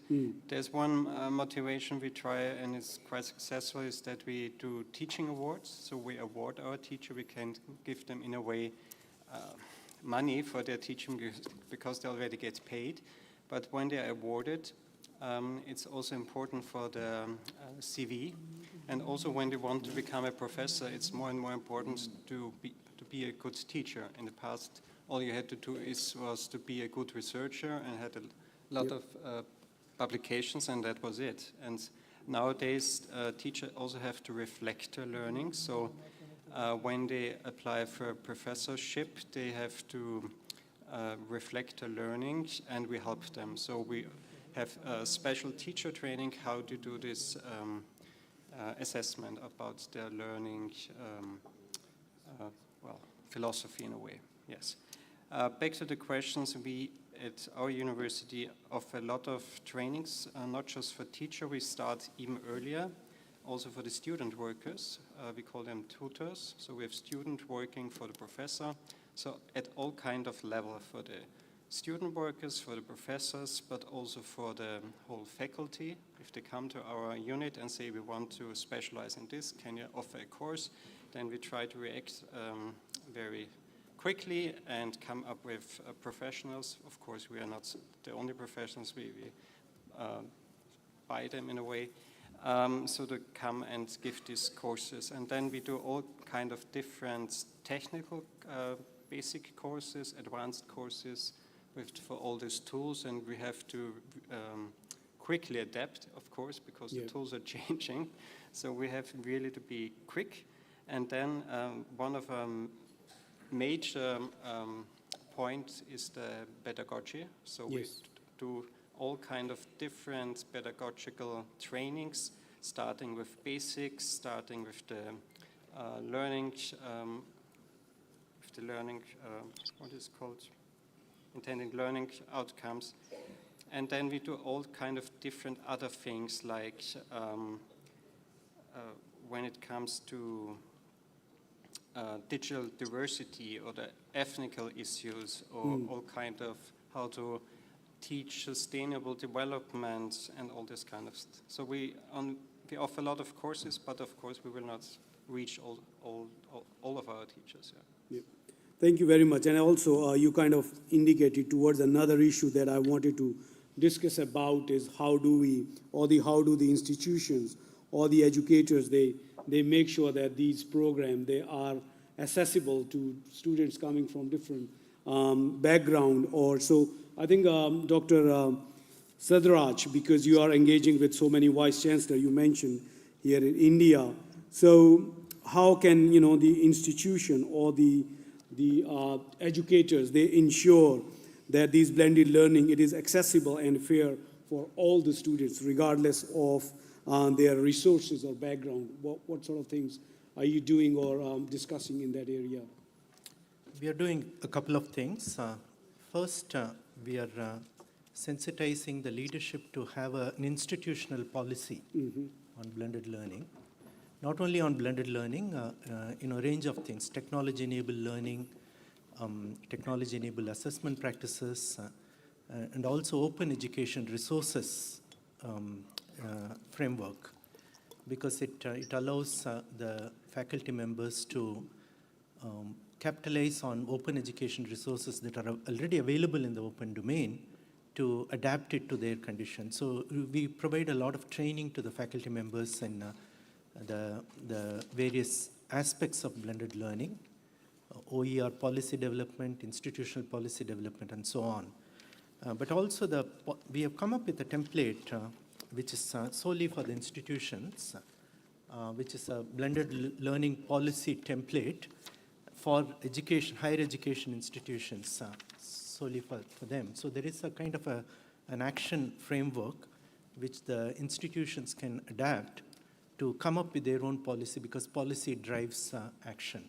Right. We also recognize that blended learning is not just about exposure to technology. Yeah, that's It's true. much more than that. It's all about the learning styles, recognizing the learning styles of individual learners and adapting to their styles, and also creating that personalized learning experience. So the whole idea of the instructional design and blended learning design is all about creating that learning experience for individuals to enable them to reach their outcomes. One thing is, the national education policy, the institutions would have their own vision and their own, outcomes as enshrined in their visionary documents. But every individual has an outcome. Every individual would want to become employable or entrepreneurial in his or her learning journey. Right. And in order to help the individual to define one's own learning journey, so that the learner is able to take ownership of learning process, you need to recognize the different learning styles and provide the options, various options for them to be engaged in a process whereby not only that learner is able to get the best quality input in the learning process, but also the student support services that are offered to students who are lagging behind, who need additional support, and so on. So come to Commonwealth of Learning. We have thousands of these toolkits available for you. We can extend it to you. Thank you so much. And you really mentioned a very important point of individual approach, because different students, they have different capabilities, some students, and that's another advantage of blended learning, that some students, they are happy with the online content, but there are some students who are happy with in the classroom, interacting with teachers, and also interacting, as we know, with learning from the peers. So that's a very good point. Dr. Sugumar, would you like to add anything to that? Now with the introduction of the flexibility in the national education policy, we have to consider this period as something like a transitional for a transformational learning. In fact, UGC has given a model to start with. In fact, they have given it as IPSIT model. That is, I stands for Identify Resources and Learner-Centered Activities. See, this is something that we have to, to start with. We have been talking more about educating our teachers, for which even UGC has come out with something. So this Identify Resources and Learner-Centered Activities is the first step towards that. And then, for improved learning outcome, one can just think about providing the resources to the students, like on an asynchronous mode, and announce activities on the learning management system. So this will help them to come prepared. And then again, the teacher's role is next about the, they say about the scaffolding or the support system that he has been mentioning about. How to provide the support system to the individual learners is something that we have to really think about. See, here is what the next I also stands for, that is identification of the learning gaps and the feedback. Here, feedback, again, the insist that it is not criticizing on the deficiencies, rather helping them to overcome those deficiencies. And finally, a sort of testing mechanism can be evolved. Again, in the national education policy, we are thinking about education which is going to be completely different from what is today. Like, it is going to be flexible and of quality. That means that the students, finally, when we evolve it to a level, it is that the students will pick the teachers and the timings. This is, something that we may not accept at the initial stage, but this is going to happen. If at all we are going to adopt it in true spirits. Then next is the needs and interest. So that means the students will be able to frame their courses. And they can also design their degrees, because the ABC provides for, almost like transfer of credits from one university to another, which means that they can design their degrees. It is not, but in agricultural education, I don't buy this argument at the moment. But then, this is what ultimately we are aiming at. And then the real word, study through any mode. You want to go to a classroom, go to a classroom. If you want to study through an online platform, please do that. If you have got a, blended learning module is there in the MOOC, take it up. Like anything can be possible. Again, the students are not going to take up exams when you assign, rather, they will only take up the exam when they are ready. Learning or exams on demand. On demand. So these are all something that we cannot avoid in the long run if we are going to adopt this national education policy. But in agricultural higher education, that's what we are discussing here. At the moment, are we ready for even the multiple entry exit? So do we have a framed strategy with which we do it? At the moment, no. But the universities have been given with a lot of autonomy to decide on that.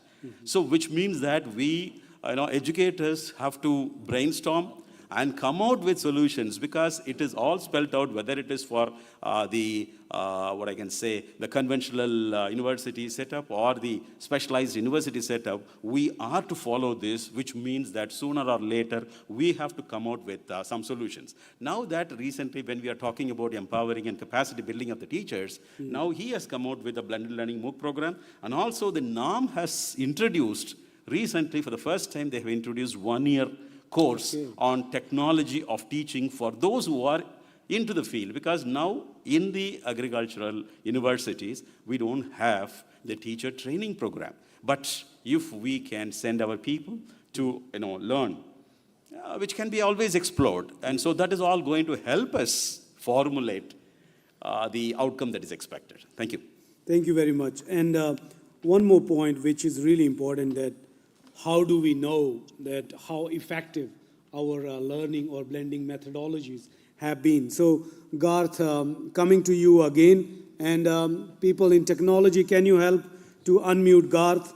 And Garth, how do the educational institution measure the effectiveness of learning, especially the blended learning programs? And what sort of changes then can be made into the blended programs to make it more successful and effective? Garth?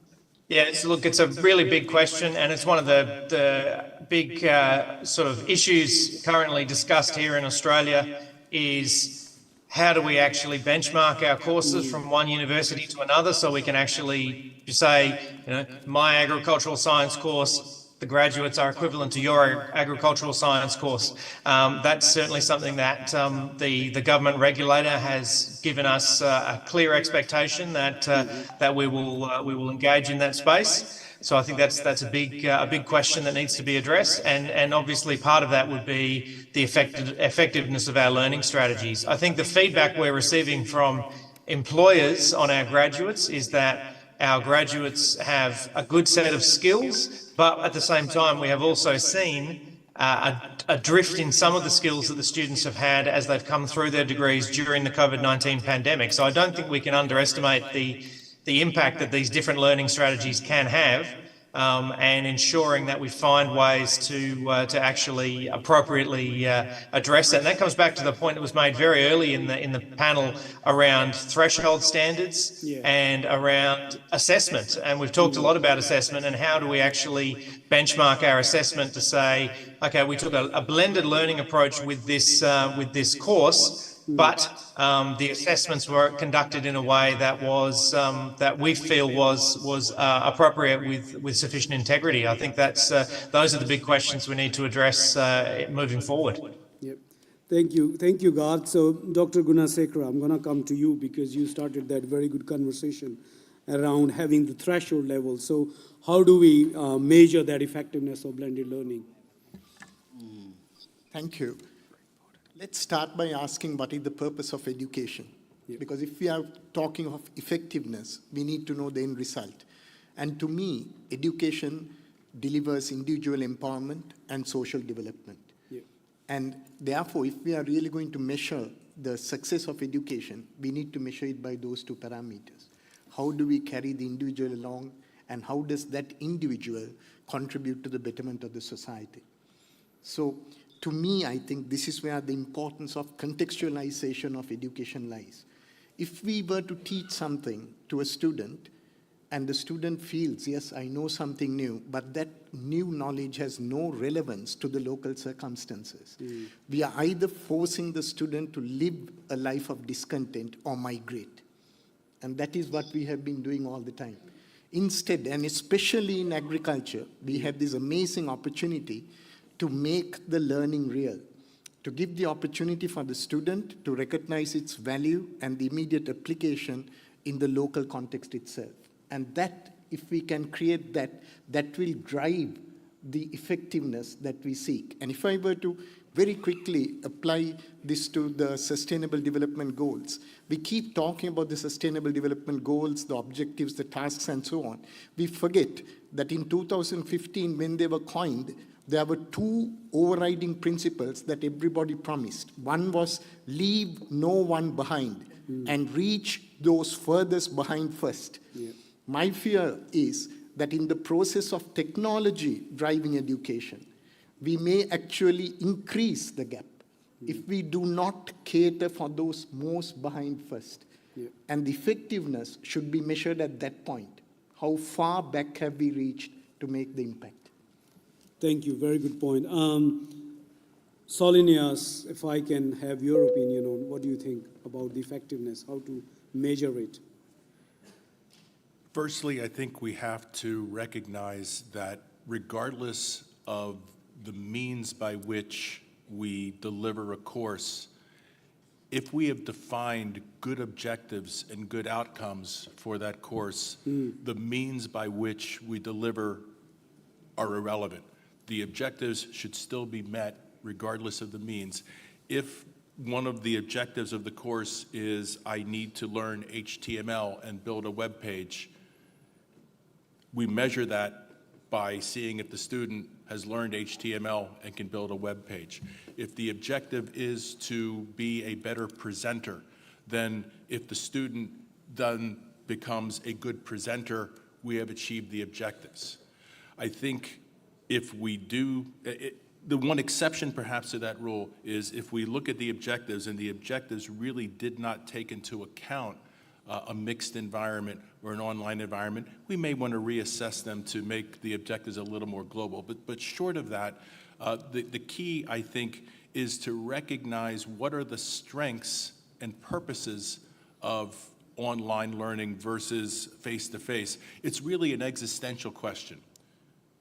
Do we really need a blended environment? That's a question that we have to constantly ask ourselves. And the answer is yes, for several reasons, because there are things that we can do in a blended environment or a pure online environment that we simply cannot do face-to-face. You know, face-to-face is a preferred method of communication. Why? Because humans desire three things from communication: information transfer, information richness, and social presence. Well, we cannot get that level of social presence online that we can face-to-face. It does not exist. It may never exist. But if we don't get the information transferred at all, then we don't get any value either. And so if somebody in Australia cannot come to my class in Baltimore, Maryland, yes, you're not getting the same information richness, you're not getting the same social presence that if you were in Baltimore, but you're not getting the information either, are you? So this to me is the key. Can we exploit what online does that face-to-face doesn't do? And that's how we measure success, regardless of what our objectives are. Thank you very much. I think it's been a great discussion. And before we end this panel discussion, we've got last 5 minutes, and I want to give opportunity to all the panel members to give your final comments about this whole session on the strategies for blended learning. So, Professor Mayab, I'm going to come to you, please. I would like to add another dimension. We have been talking of motivating the students and teachers, but the top management of university needs to be motivated first. Yep. They have to invest in technology, they have to invest in teacher development and so on. Yep. Now, I'm talking from my experience in Bangladesh, particularly in the private universities, where, I mean, the top management, the board of directors or the board of trustees must be convinced that blended learning is a better way of achieving learning effectiveness, and that you need to invest in IT, in facilities development, and also in teacher development and so on. So that part has to be addressed. Even in public universities, although, for example, UCC here is far ahead than, I would say, compared to Bangladesh. They have been giving a lot of guidelines and so on. In our case, it is not so.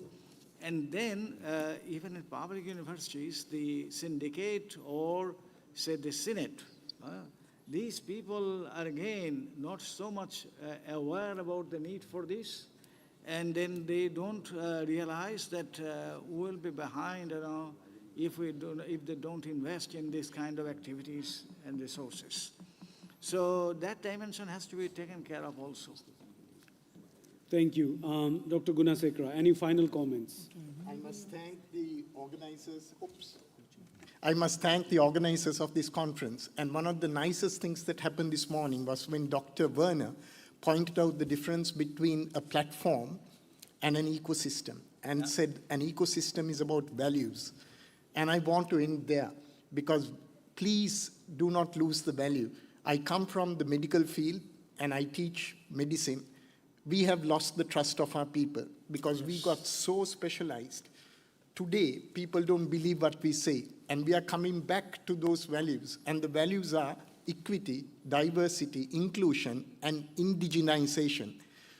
The word indigenization is so important, and in agriculture, you have all those values. So even as you embark on this journey, I'm not saying medicine went ahead of you, but I love the fact that you're planning and trying to future-proof what you're trying to do in India. India has the tremendous opportunity to use the digital world, but not lose its indigenous speciality. And my plea is, don't lose your values in search of technical expertise. Thank you. Thank you. Dr. Salnias, final comments, quick 1 minute, please. Okay. I'd like to quote my old economics professor who once said, education is the world's only perverse good. The more we spend, the less we want. And I actually pushed back on that argument, and I said, that's because what students are spending the money on is not education, it's the degree. And I think regardless, again, of how we deliver the message, I mean, again, if I could quote, paraphrase Oscar Wilde, the one thing we learned from the online, forced online environment, from the lockdown, there's only one thing worse than coming to class, and that's not coming to class. The students want to avoid the classroom at all possible, but they have discovered that if I have to learn somewhere, I'd much rather learn in the classroom.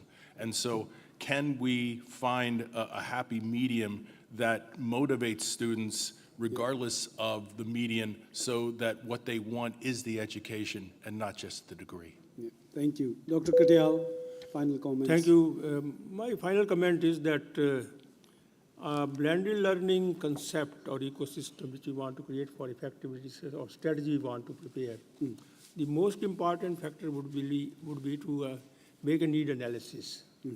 That is it really required? Yep. If it is required, in what shape it is required?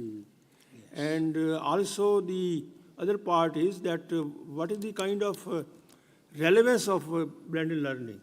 Is it social? Is it practical? Or is it environment? Because I'm talking from agriculture point of view. So that relevance description, or that what is need to be achieved, the goal setting, what is called, that is again important. And my third point is that we should see that how this can be achieved. Now here comes the need, whether it is classroom teaching or whether it is an online teaching or a blended way. And this is need analysis, I suppose, is the one which is key to succeed with the blended learning, that what kind of environment, what kind of platform, what kind of, you may call ecosystem we want to create. Just understand what is the need, what is the relevance of blended learning for India. That's my point. Yep. Thank you. Michelle, if I can come to you. Your final thoughts? For me, the teacher training and the individual and tailored support for the teacher in designing the course and also in running the course is essential. And of course, the technology is a prerequisite, but the pedagogy is, for me, the key. So we should focus on this. Yeah. Thank you. Dr. Sadraj, please, your final comments or thoughts. I think three things will happen going forward. First is this idea of survival of the fittest. Blended, there is no option here. Blended is mandatory. The national education policy clearly says the future is blended. Prime Minister Modi mentioned future is blended. So education is likely to be blended, so we can't run away. But with regard to the exit and entry policies, and the 50% credits could be accumulated from the anchor institutions, and the other 50% could be window shopped. 25% window shopped, 25% through apprenticeship schemes would only mean that if you teach well, you have millions of students. If you don't teach well, you don't have students, So survival of the fittest is the first change that would take place. The second change that would take place is technology will take over many of the mundane tasks that we are now undertaking, education administration, admission tests, evaluation, assessment. Gyan AI is a very good tool which the National University of Singapore is using to assess the summative assessments, assignments of students, thousands of these. Today, if as a teacher you were to assess 1,000 assignments within a day, you really need at least a month to assess such a lot of summative assessments. But AI tool does it in 15 minutes. Yeah. So we are going to witness a major change with regard to the digitalization in terms of education administration, and a variety of tasks that we were doing in a subjective manner would be done objectively through ICTs. The third change, the final change that needs to come into play, that's where the educators have to really think hard, is are we going to continue to teach just the subjects, the substantive knowledge, or are we going to also embed the 21st century skills, soft skills, communication skills, entrepreneurship skills, so that when our students go out of our classes, our universities and higher education systems, do not go out just as an MSc agriculture graduate, but an agriculture entrepreneur, a businessman, a person who has the ability to collaborate, contribute, and also to immerse into the 21st century. Thank you. Thank you. Garth, I'm going to come to you, and technology people, if you can unmute Garth, but before that, Dr. Sugumar, your final comments. Blended learning is going to bring in more skills than what our graduates are now acquiring, in addition to their subject domain. No doubt about it, and so we are going to have the blended learnings to stay. But whatever we try to bring in as through technology, make it equitable, and it is not only to the privileged. In our agriculture education especially, we should admit that the students are from diverse background, and providing the right blend of technology and resources for the needy is also required. So that has to be imbibed into our system so that everybody gets what is due. So technology is going to stay, but I'm sure you'll all agree to the quote that technology will not replace great teachers, but technology in the hands of great teachers can be transformational. So we are going to have this transformation happening. Thank you. Thank you so much. Last but not the least, Garth, any final comments? Look, I think it's been clear. Listen, we've had panelists here from all over the world, and nothing that anyone has said has been a surprise to me. It's all things that I can relate to. I think it's clear that no matter where we are in the world, we have the same opportunities, we have the same challenges in this environment.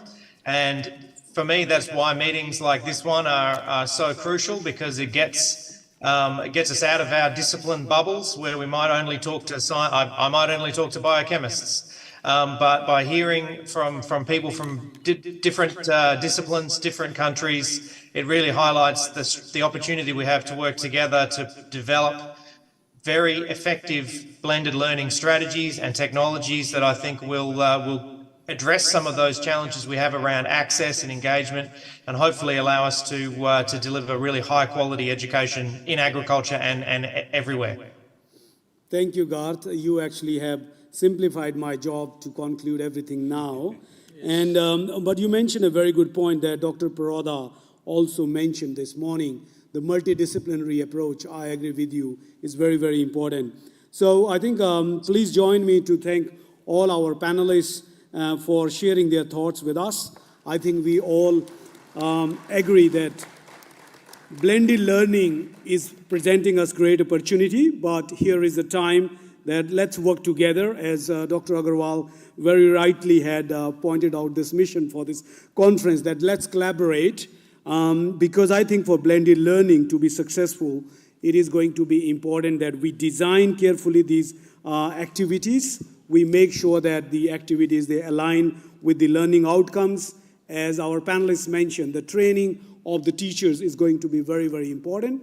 The motivation and engagement of the teachers and the students is going to be very important. And Professor Riyab mentioned the role of institutions and our leaders, whether it is vice chancellors or directors of the institute, that they need to have this vision to have blended learning and provide the sources and also create the infrastructure which is required for blended learning. With that, I will hand over to the co-chairs to conclude the session, please. Thank you. Thank you, Dr. Chauhan. Before concluding, I thank all the panels and Dr. Chauhan for conducting and doing our job very easy. But I see in the audience, there are big peoples. So I request Dr. Gautam is there, Dr. Nazir, Vice Chancellor is there. If they want to add something, whatever the panels have been given, and extra anything they want to add in the discussions. We have very less time, already time has passed, so. Thank you, Dr. Jha, caring for the captive audience also. Thank you very much. Well, it was very interesting session. I commend the energy of Chauhan for standing there and also taking note and are taking quiz of all of you very nicely. And from high evaluation, all of you have passed. Now come to specifically for some comments from my side. Well, we are not new to this, the both modes of education in this country. We have even universities. What you call IGNU is one very important university which had developed many courses, and they are delivering a lot of courses. Good reputation. There are state universities which are also imparting the same thing. If I have to draw a lesson from that, they really have professional courses, they have degree courses, and they have a system of evaluation put in place. That is the, you can say raw system of working without use of the kind of tools we have mentioned just now. When these students go to the jobs, they are not taken seriously. So my suggestion, number one, as somebody indicated, what is the policy for instruction? That will be very, very critical.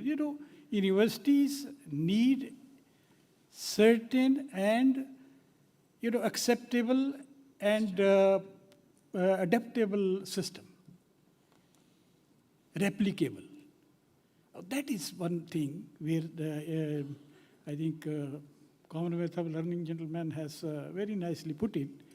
So we have to look into a very, very effective guidelines to put in place the blended system in place.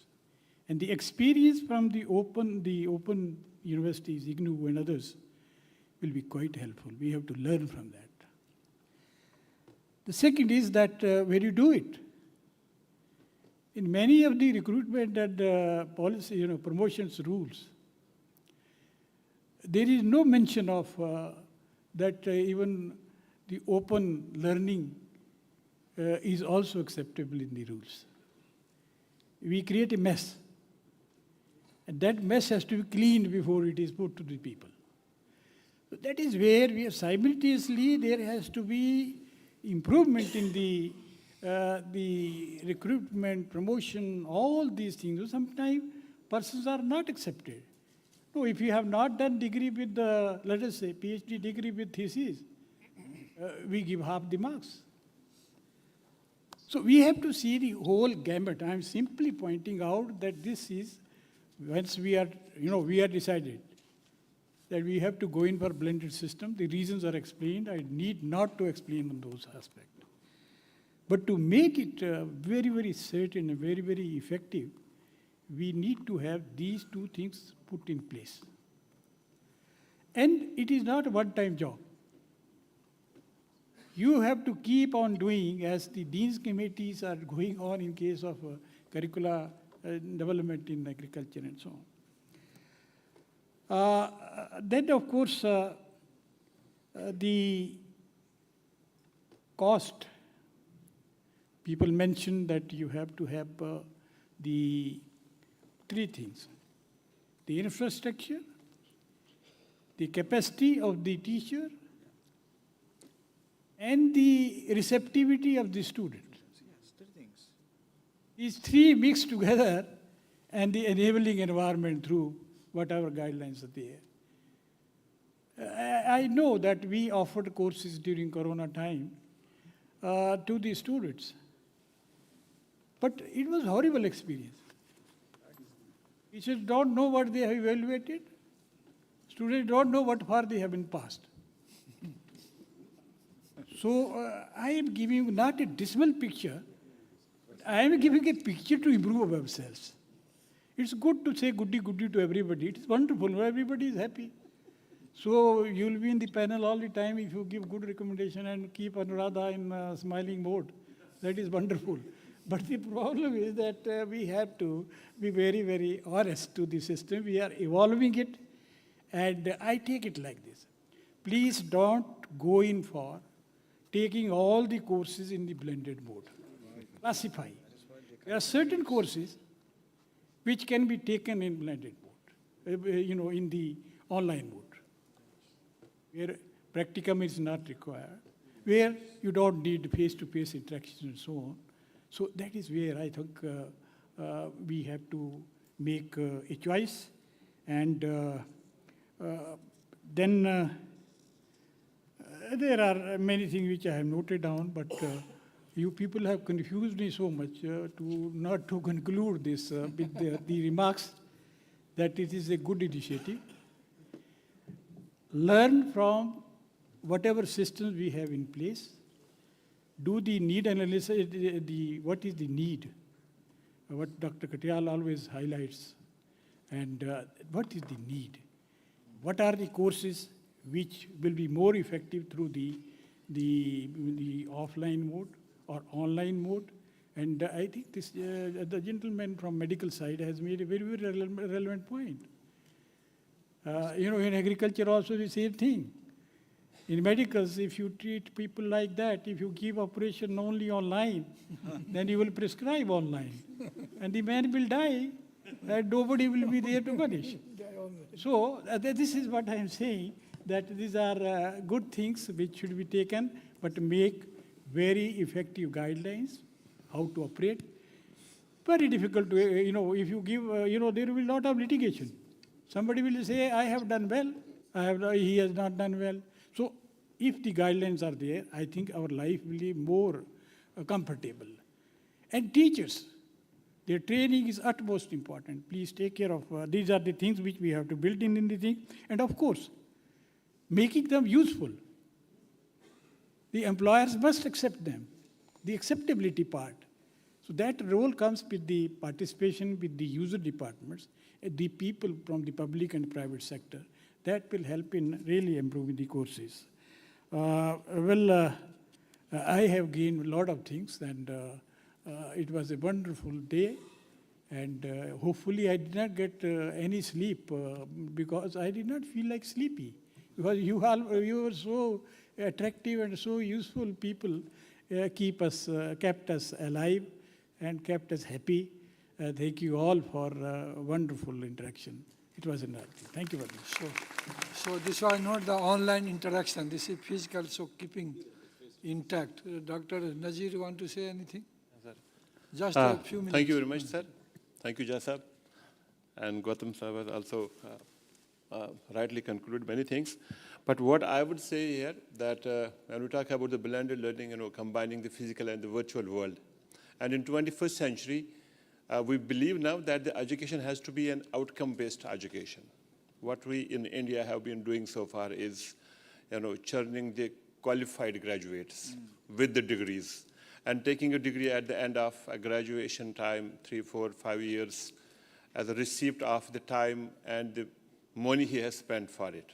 So the goal is the outcome-based education. And when we are in this world, which is driven by the technology, the teacher has to find his relevance in this Google age. The information is available to the student. through this explosion of knowledge and information. And the students sting the class, and every student has a mobile in his hand. Yeah. And teacher would keep on saying certain things, and the student would keep on Googling. And if a teacher is not relevant to the student, they don't find interest in the teacher. And ultimately what happens, they will skip the classes. Next day and the third, fourth day, they won't come to the class. I believe that if we have to just make this whole blending learning very effective, and many panelists said that it is the teacher first whom we have to say that he has to come as a motivational now in the class. He has to be more aware about the technologies happening around him. And he has to be now an inspirational for the students. Otherwise, sharing information what used to be in our times is not the job of the teacher. And I believe, many countries are now trying to believe that chat PGT. One is this ICT information, Google, but now chat PGT is coming. You just type certain few questions, it will give you all the answers. So that is the challenge, before all the educationists of today's time. And rightly said by all the panelists that an ecosystem has to be created in the universities. But let me tell you from the perspective of the Jammu and Kashmir, a small state in the hills of India, we are trying to just now, from the classroom, we are teaching the students in the classroom, we are trying to now reach to the farmers. A farmer who is not well educated, but then we want to just redefine the farmer, to a champion farmer, and wherein we want to just empower him with the knowledge and technology. And so many people are there, and so many farmers, almost 70% of the people in the Jammu and Kashmir are in India, almost 40, 50, 60% are still engaged in agriculture. How do we educate them? So technology has a role, and we in the Jammu and Kashmir are going to take a lead to see that every farmer we educate through this tool, the technological tool, inform him, educate him, and then of course he needs certain some time for contact classes, and we are creating a platform and a mechanism that after he goes through some kind of a skill course, we leave him a scope for having some kind of contact classes, maybe at the university or some of the developmental departments. So it is going to be transformational throughout the world, but in India we are moving very fast. India is one among the few countries who are really going fully digital. And reaching a farmer in Himalayas through this technology is one such example. I believe we have the prospects are bright. Thank you very much. Thank you, Dr. Nazir. Anyone, one or two persons want to say anything or in addition to things has been? There is one. Yeah, please. 1 minute. Thank you so much. The question, I am Prasad here. I was the former Vice Chancellor and I'm also the AGPC member of this particular NHEP program. A wonderful discussion took place. Now the question is the blending. How much of the blending should be done? Should be 50-50, 60-40 or 70-30? Because it varies from discipline to discipline and from subjects.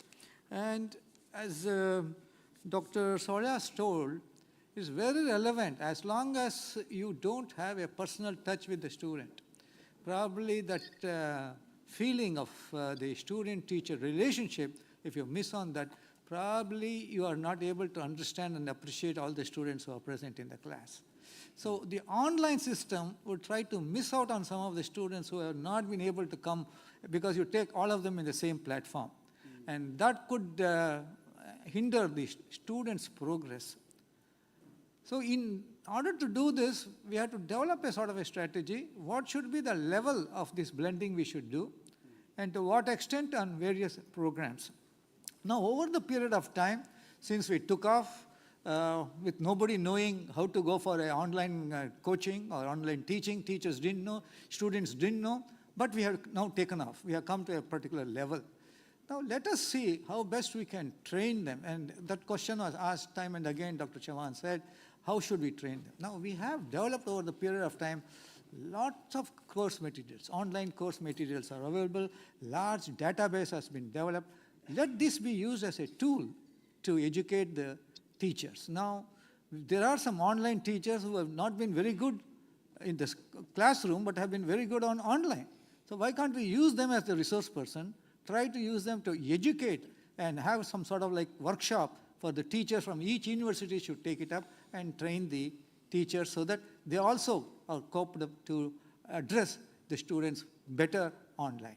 So this is a small, last thing, a small study was done in Karnataka by a conventional university, and they found that a combination of 50-50 worked well because of the simple reason there was time for the teacher to communicate to the students personally as well as online. So this a combination has to be developed over a period of time. Thank you very much. Thank you, Dr. Prasad. One hand was here in front somewhere. Yeah, please. Sir, myself, Dr. Sudhanan Prasad Lal from RPCAU Pusa. Sir, my question is that 54% of the generation Z or G is unable to concentrate due to use of technology. And we also realize that in traditional classroom ecosystem also, due to the hangover of the technology they have been using a whole night, students, they are unable to focus in traditional classroom ecosystem also. So in this blended ecosystem or this online ecosystem, how they will focus? That is the major concern for Generation Z, sir. That we have to develop certain framework also, sir, to do it. Thank you, friends. I think, yeah, please. Last now. India is having a multi-institute education system, which includes public as well as private. Education is a birthright and everyone must be rewarded with it. At the same time, there comes the question when blended ecosystem will be there, each and every student will get opportunity to learn new things from any corner of the world. So these private institutes which are doing it for money's sake, so won't they cause hindrance in this system? Because their business will stop, so-called business of education will stop. So there might be some hindrance by these private institutes for all this ecosystem to come into existence. Thank you.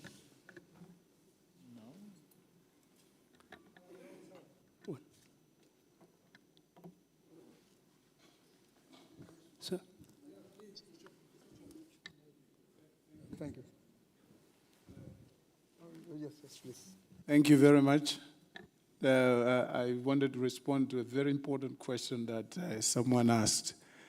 How do we get the learners or students to concentrate? I think the biggest problem with blended learning, open distance and e-learning in general, tomorrow I'll have a talk late in the afternoon or early evening. I'll present a case study from a country and I'll speak to some of the issues. But for today, I just wanted to say that the biggest challenge is that most of the institutions, sometimes even countries, and ministries, they'll go into blended learning without knowing what blended learning is. And I think one of the panelists, either this afternoon or both this afternoon and in the morning as well, early in the morning, pointed to that fact. So the problem is that people go into blended learning thinking they are doing blended learning, yet it is not. So blended learning is not taking or trying to do what you do in the classroom otherwise, online or using a virtual. It's a different sub-discipline, if I can call it so. So the problem is that we go into it without at least consulting adequately with those who know. So there's a lot of capacity building that needs to take place, and there's a need for policy before or as you implement blended learning. That is a good starting point. The rest can follow, so we can discuss. Thank you. Thank you. Agarwal sahab, aap kuch कहना चाह रहे थे? I just want to compliment all of you for giving this very good points, and I think a lot of good recommendations and critical views have emerged from this. But let me just tell you one thing. This blended learning ecosystem which we are going to develop, it is only an option. Like today, if there was no blending mode of meeting, we could not have the advantage of Dr. Garth. So though we requested physically everybody to come, but if there is no option, like when we are going for some tour, physically if we are not there, then we can have the option of coming to the meeting. So using this platform, there is no better option than the physical learning. But in case the student is willing to know something, has some interest to know something from some distant teacher, so that blending is for that purpose what we are proposing through this platform. Thank you. Thank you, Chair. Thank you, Dr. Agarwal. I think now I should close because we are already 50%, 30 minutes late.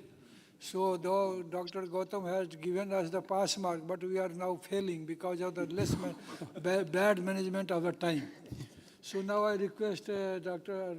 Pandeyji to summarize from his side whatever you want to conclude. Thank you. Thank you, Dr. Jha. Well, everything is said and almost all points have been covered. You see, this blending is not a new one. We have the blending of our education from Gurukul to again past to present, again further past to present, again knowledge with the technology. So blending, it is an evolving process. Today also we are going to have this blended learning. And that perfect example of blended learning, the people sitting over here who never have gone for the training or classroom for learning this mobile phone. You learn from your own. That is the, so well said. Thanks to Corona that is over. This is the, really that time, I remember before Corona period, we were not accepting anything which was online. Not accepting. The e-courses, I was national coordinator. When it was started developing during 2006, everybody was talking what kind of these courses are being developed, who will use. But today you see how and how much it was used during this Corona period. So again, thanks to our National Education Policy Government of India 2020, that where this kind of blending learning and then this kind of blended education that has been given a very important role.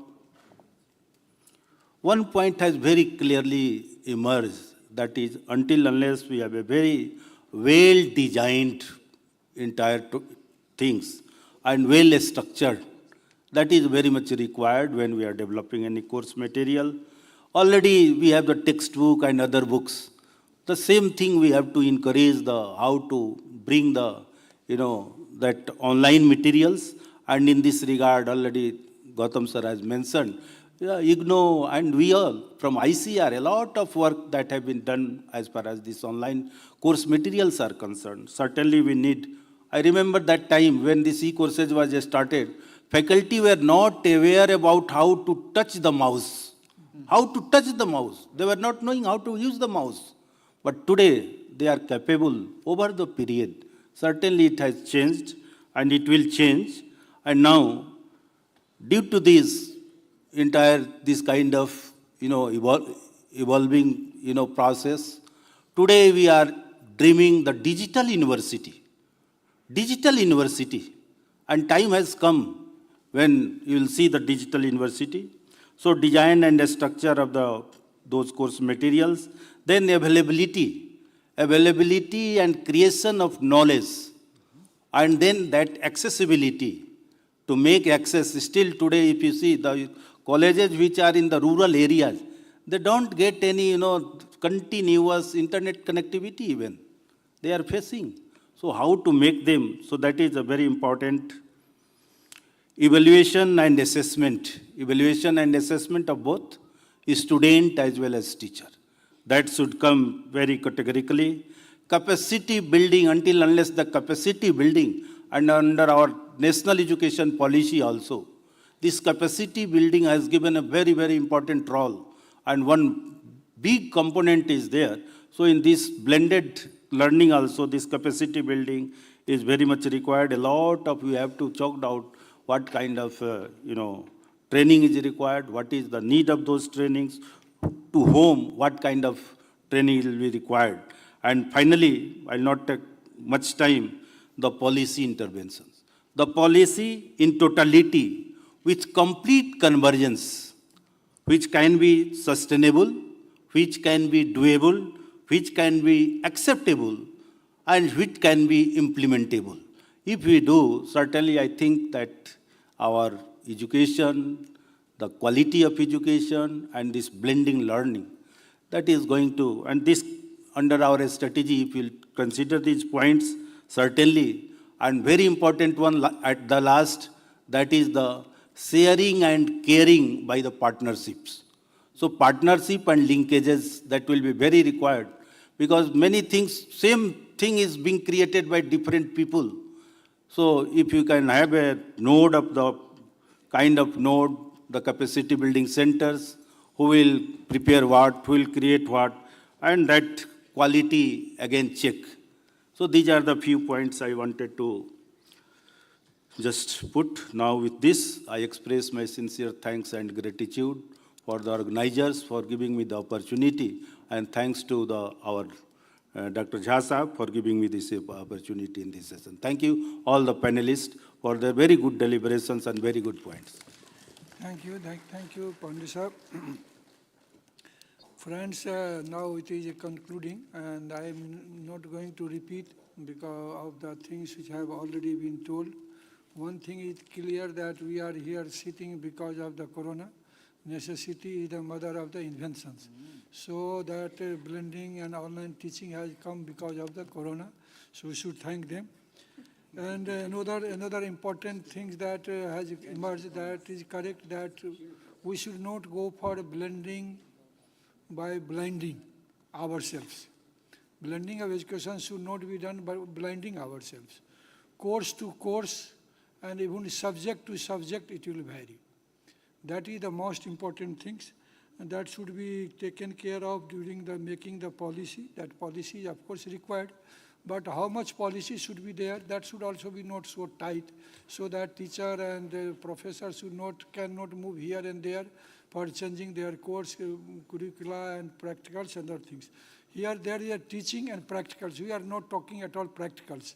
How practical can be conducted when students are not being able to attend the classes in practical rooms, in the fields, in case of agriculture, in engineering, in the workshop, and so on and so forth, in medicines. Already Dr. Sahab has told. So how can be done, that has to be think of. Then one important thing I would like to highlight, that now the teacher selection is also important, on which none of the speakers have pointed out. You see, right person for a right job, I usually very frequently speak, the right person should be selected for right job at right time. That is the missing many times. So this world is now different for teaching. So who are selecting the teacher in the university, in the school, or in anywhere, that point should be kept in the mind, that whether they are able to, whether they have the insight capacity to teach in the blending teaching system or not. That is. Then one important thing, Dr. Prasad said, that how much blending, that is very much important. Even in chemical engineering, our medicine, blending index is there. How much miscibility, how much it can be mixed with what subject, that has to be determined. And it is not a simple job. It takes years. So again, I will say that things will be generated, knowledge will be generated, and that blending index and extent will be generated its own. I think no one has done any experiments, so it will come. So that I think that slowly we will be reaching to the regenerative type of teaching and experiments. And education system, of course, has to be regenerative, and teacher has to come in the form of blending system, that is required. But again, subject to subject, that would vary. So these are my final comment. I have not repeated any material which has been told the panelists and the audience. I thank to the Dr. Agrawal and his team and the organizers all to giving me this opportunity, and of course Dr. Chauhan to give us the opportunity to speak. Thank you very much.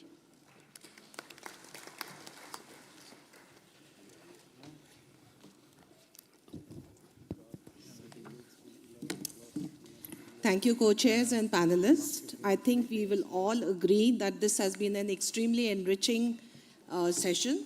In fact, since morning we have had a great plenary session, inaugural session, and now this panel discussion. In fact, when we started planning for this conference, the idea was to pick the brains and share the experience of people already working in the blended learning ecosystem. And at the conclusion of the first day itself, I would like to say that our vision has come to a reality. We are getting diverse views, great suggestions, and I am sure we'll come out with very good recommendations that will lead to the policy required to run the blended learning ecosystem in higher agriculture education in India and the world over.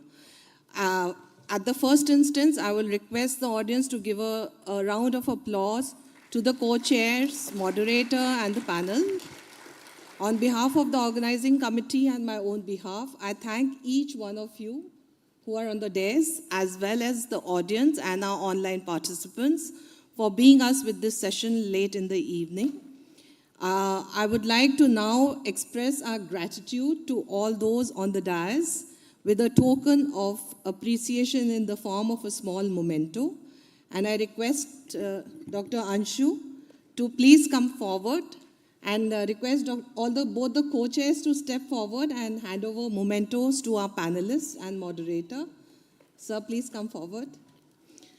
If we can let Dr. Garth know, because it's 11 o'clock now. Yes, Dr. Garth, we thank you, and we will hand over your memento when you visit us to in Delhi. Thank you very much, and good night to you. Yes. I invite Dr. J.C. Katyal to take a memento from the co-chairs, Dr. Jha and Dr. Pandey. A round of applause is well deserved. Thank you very much. Mr. Klaus Rainer Michaele.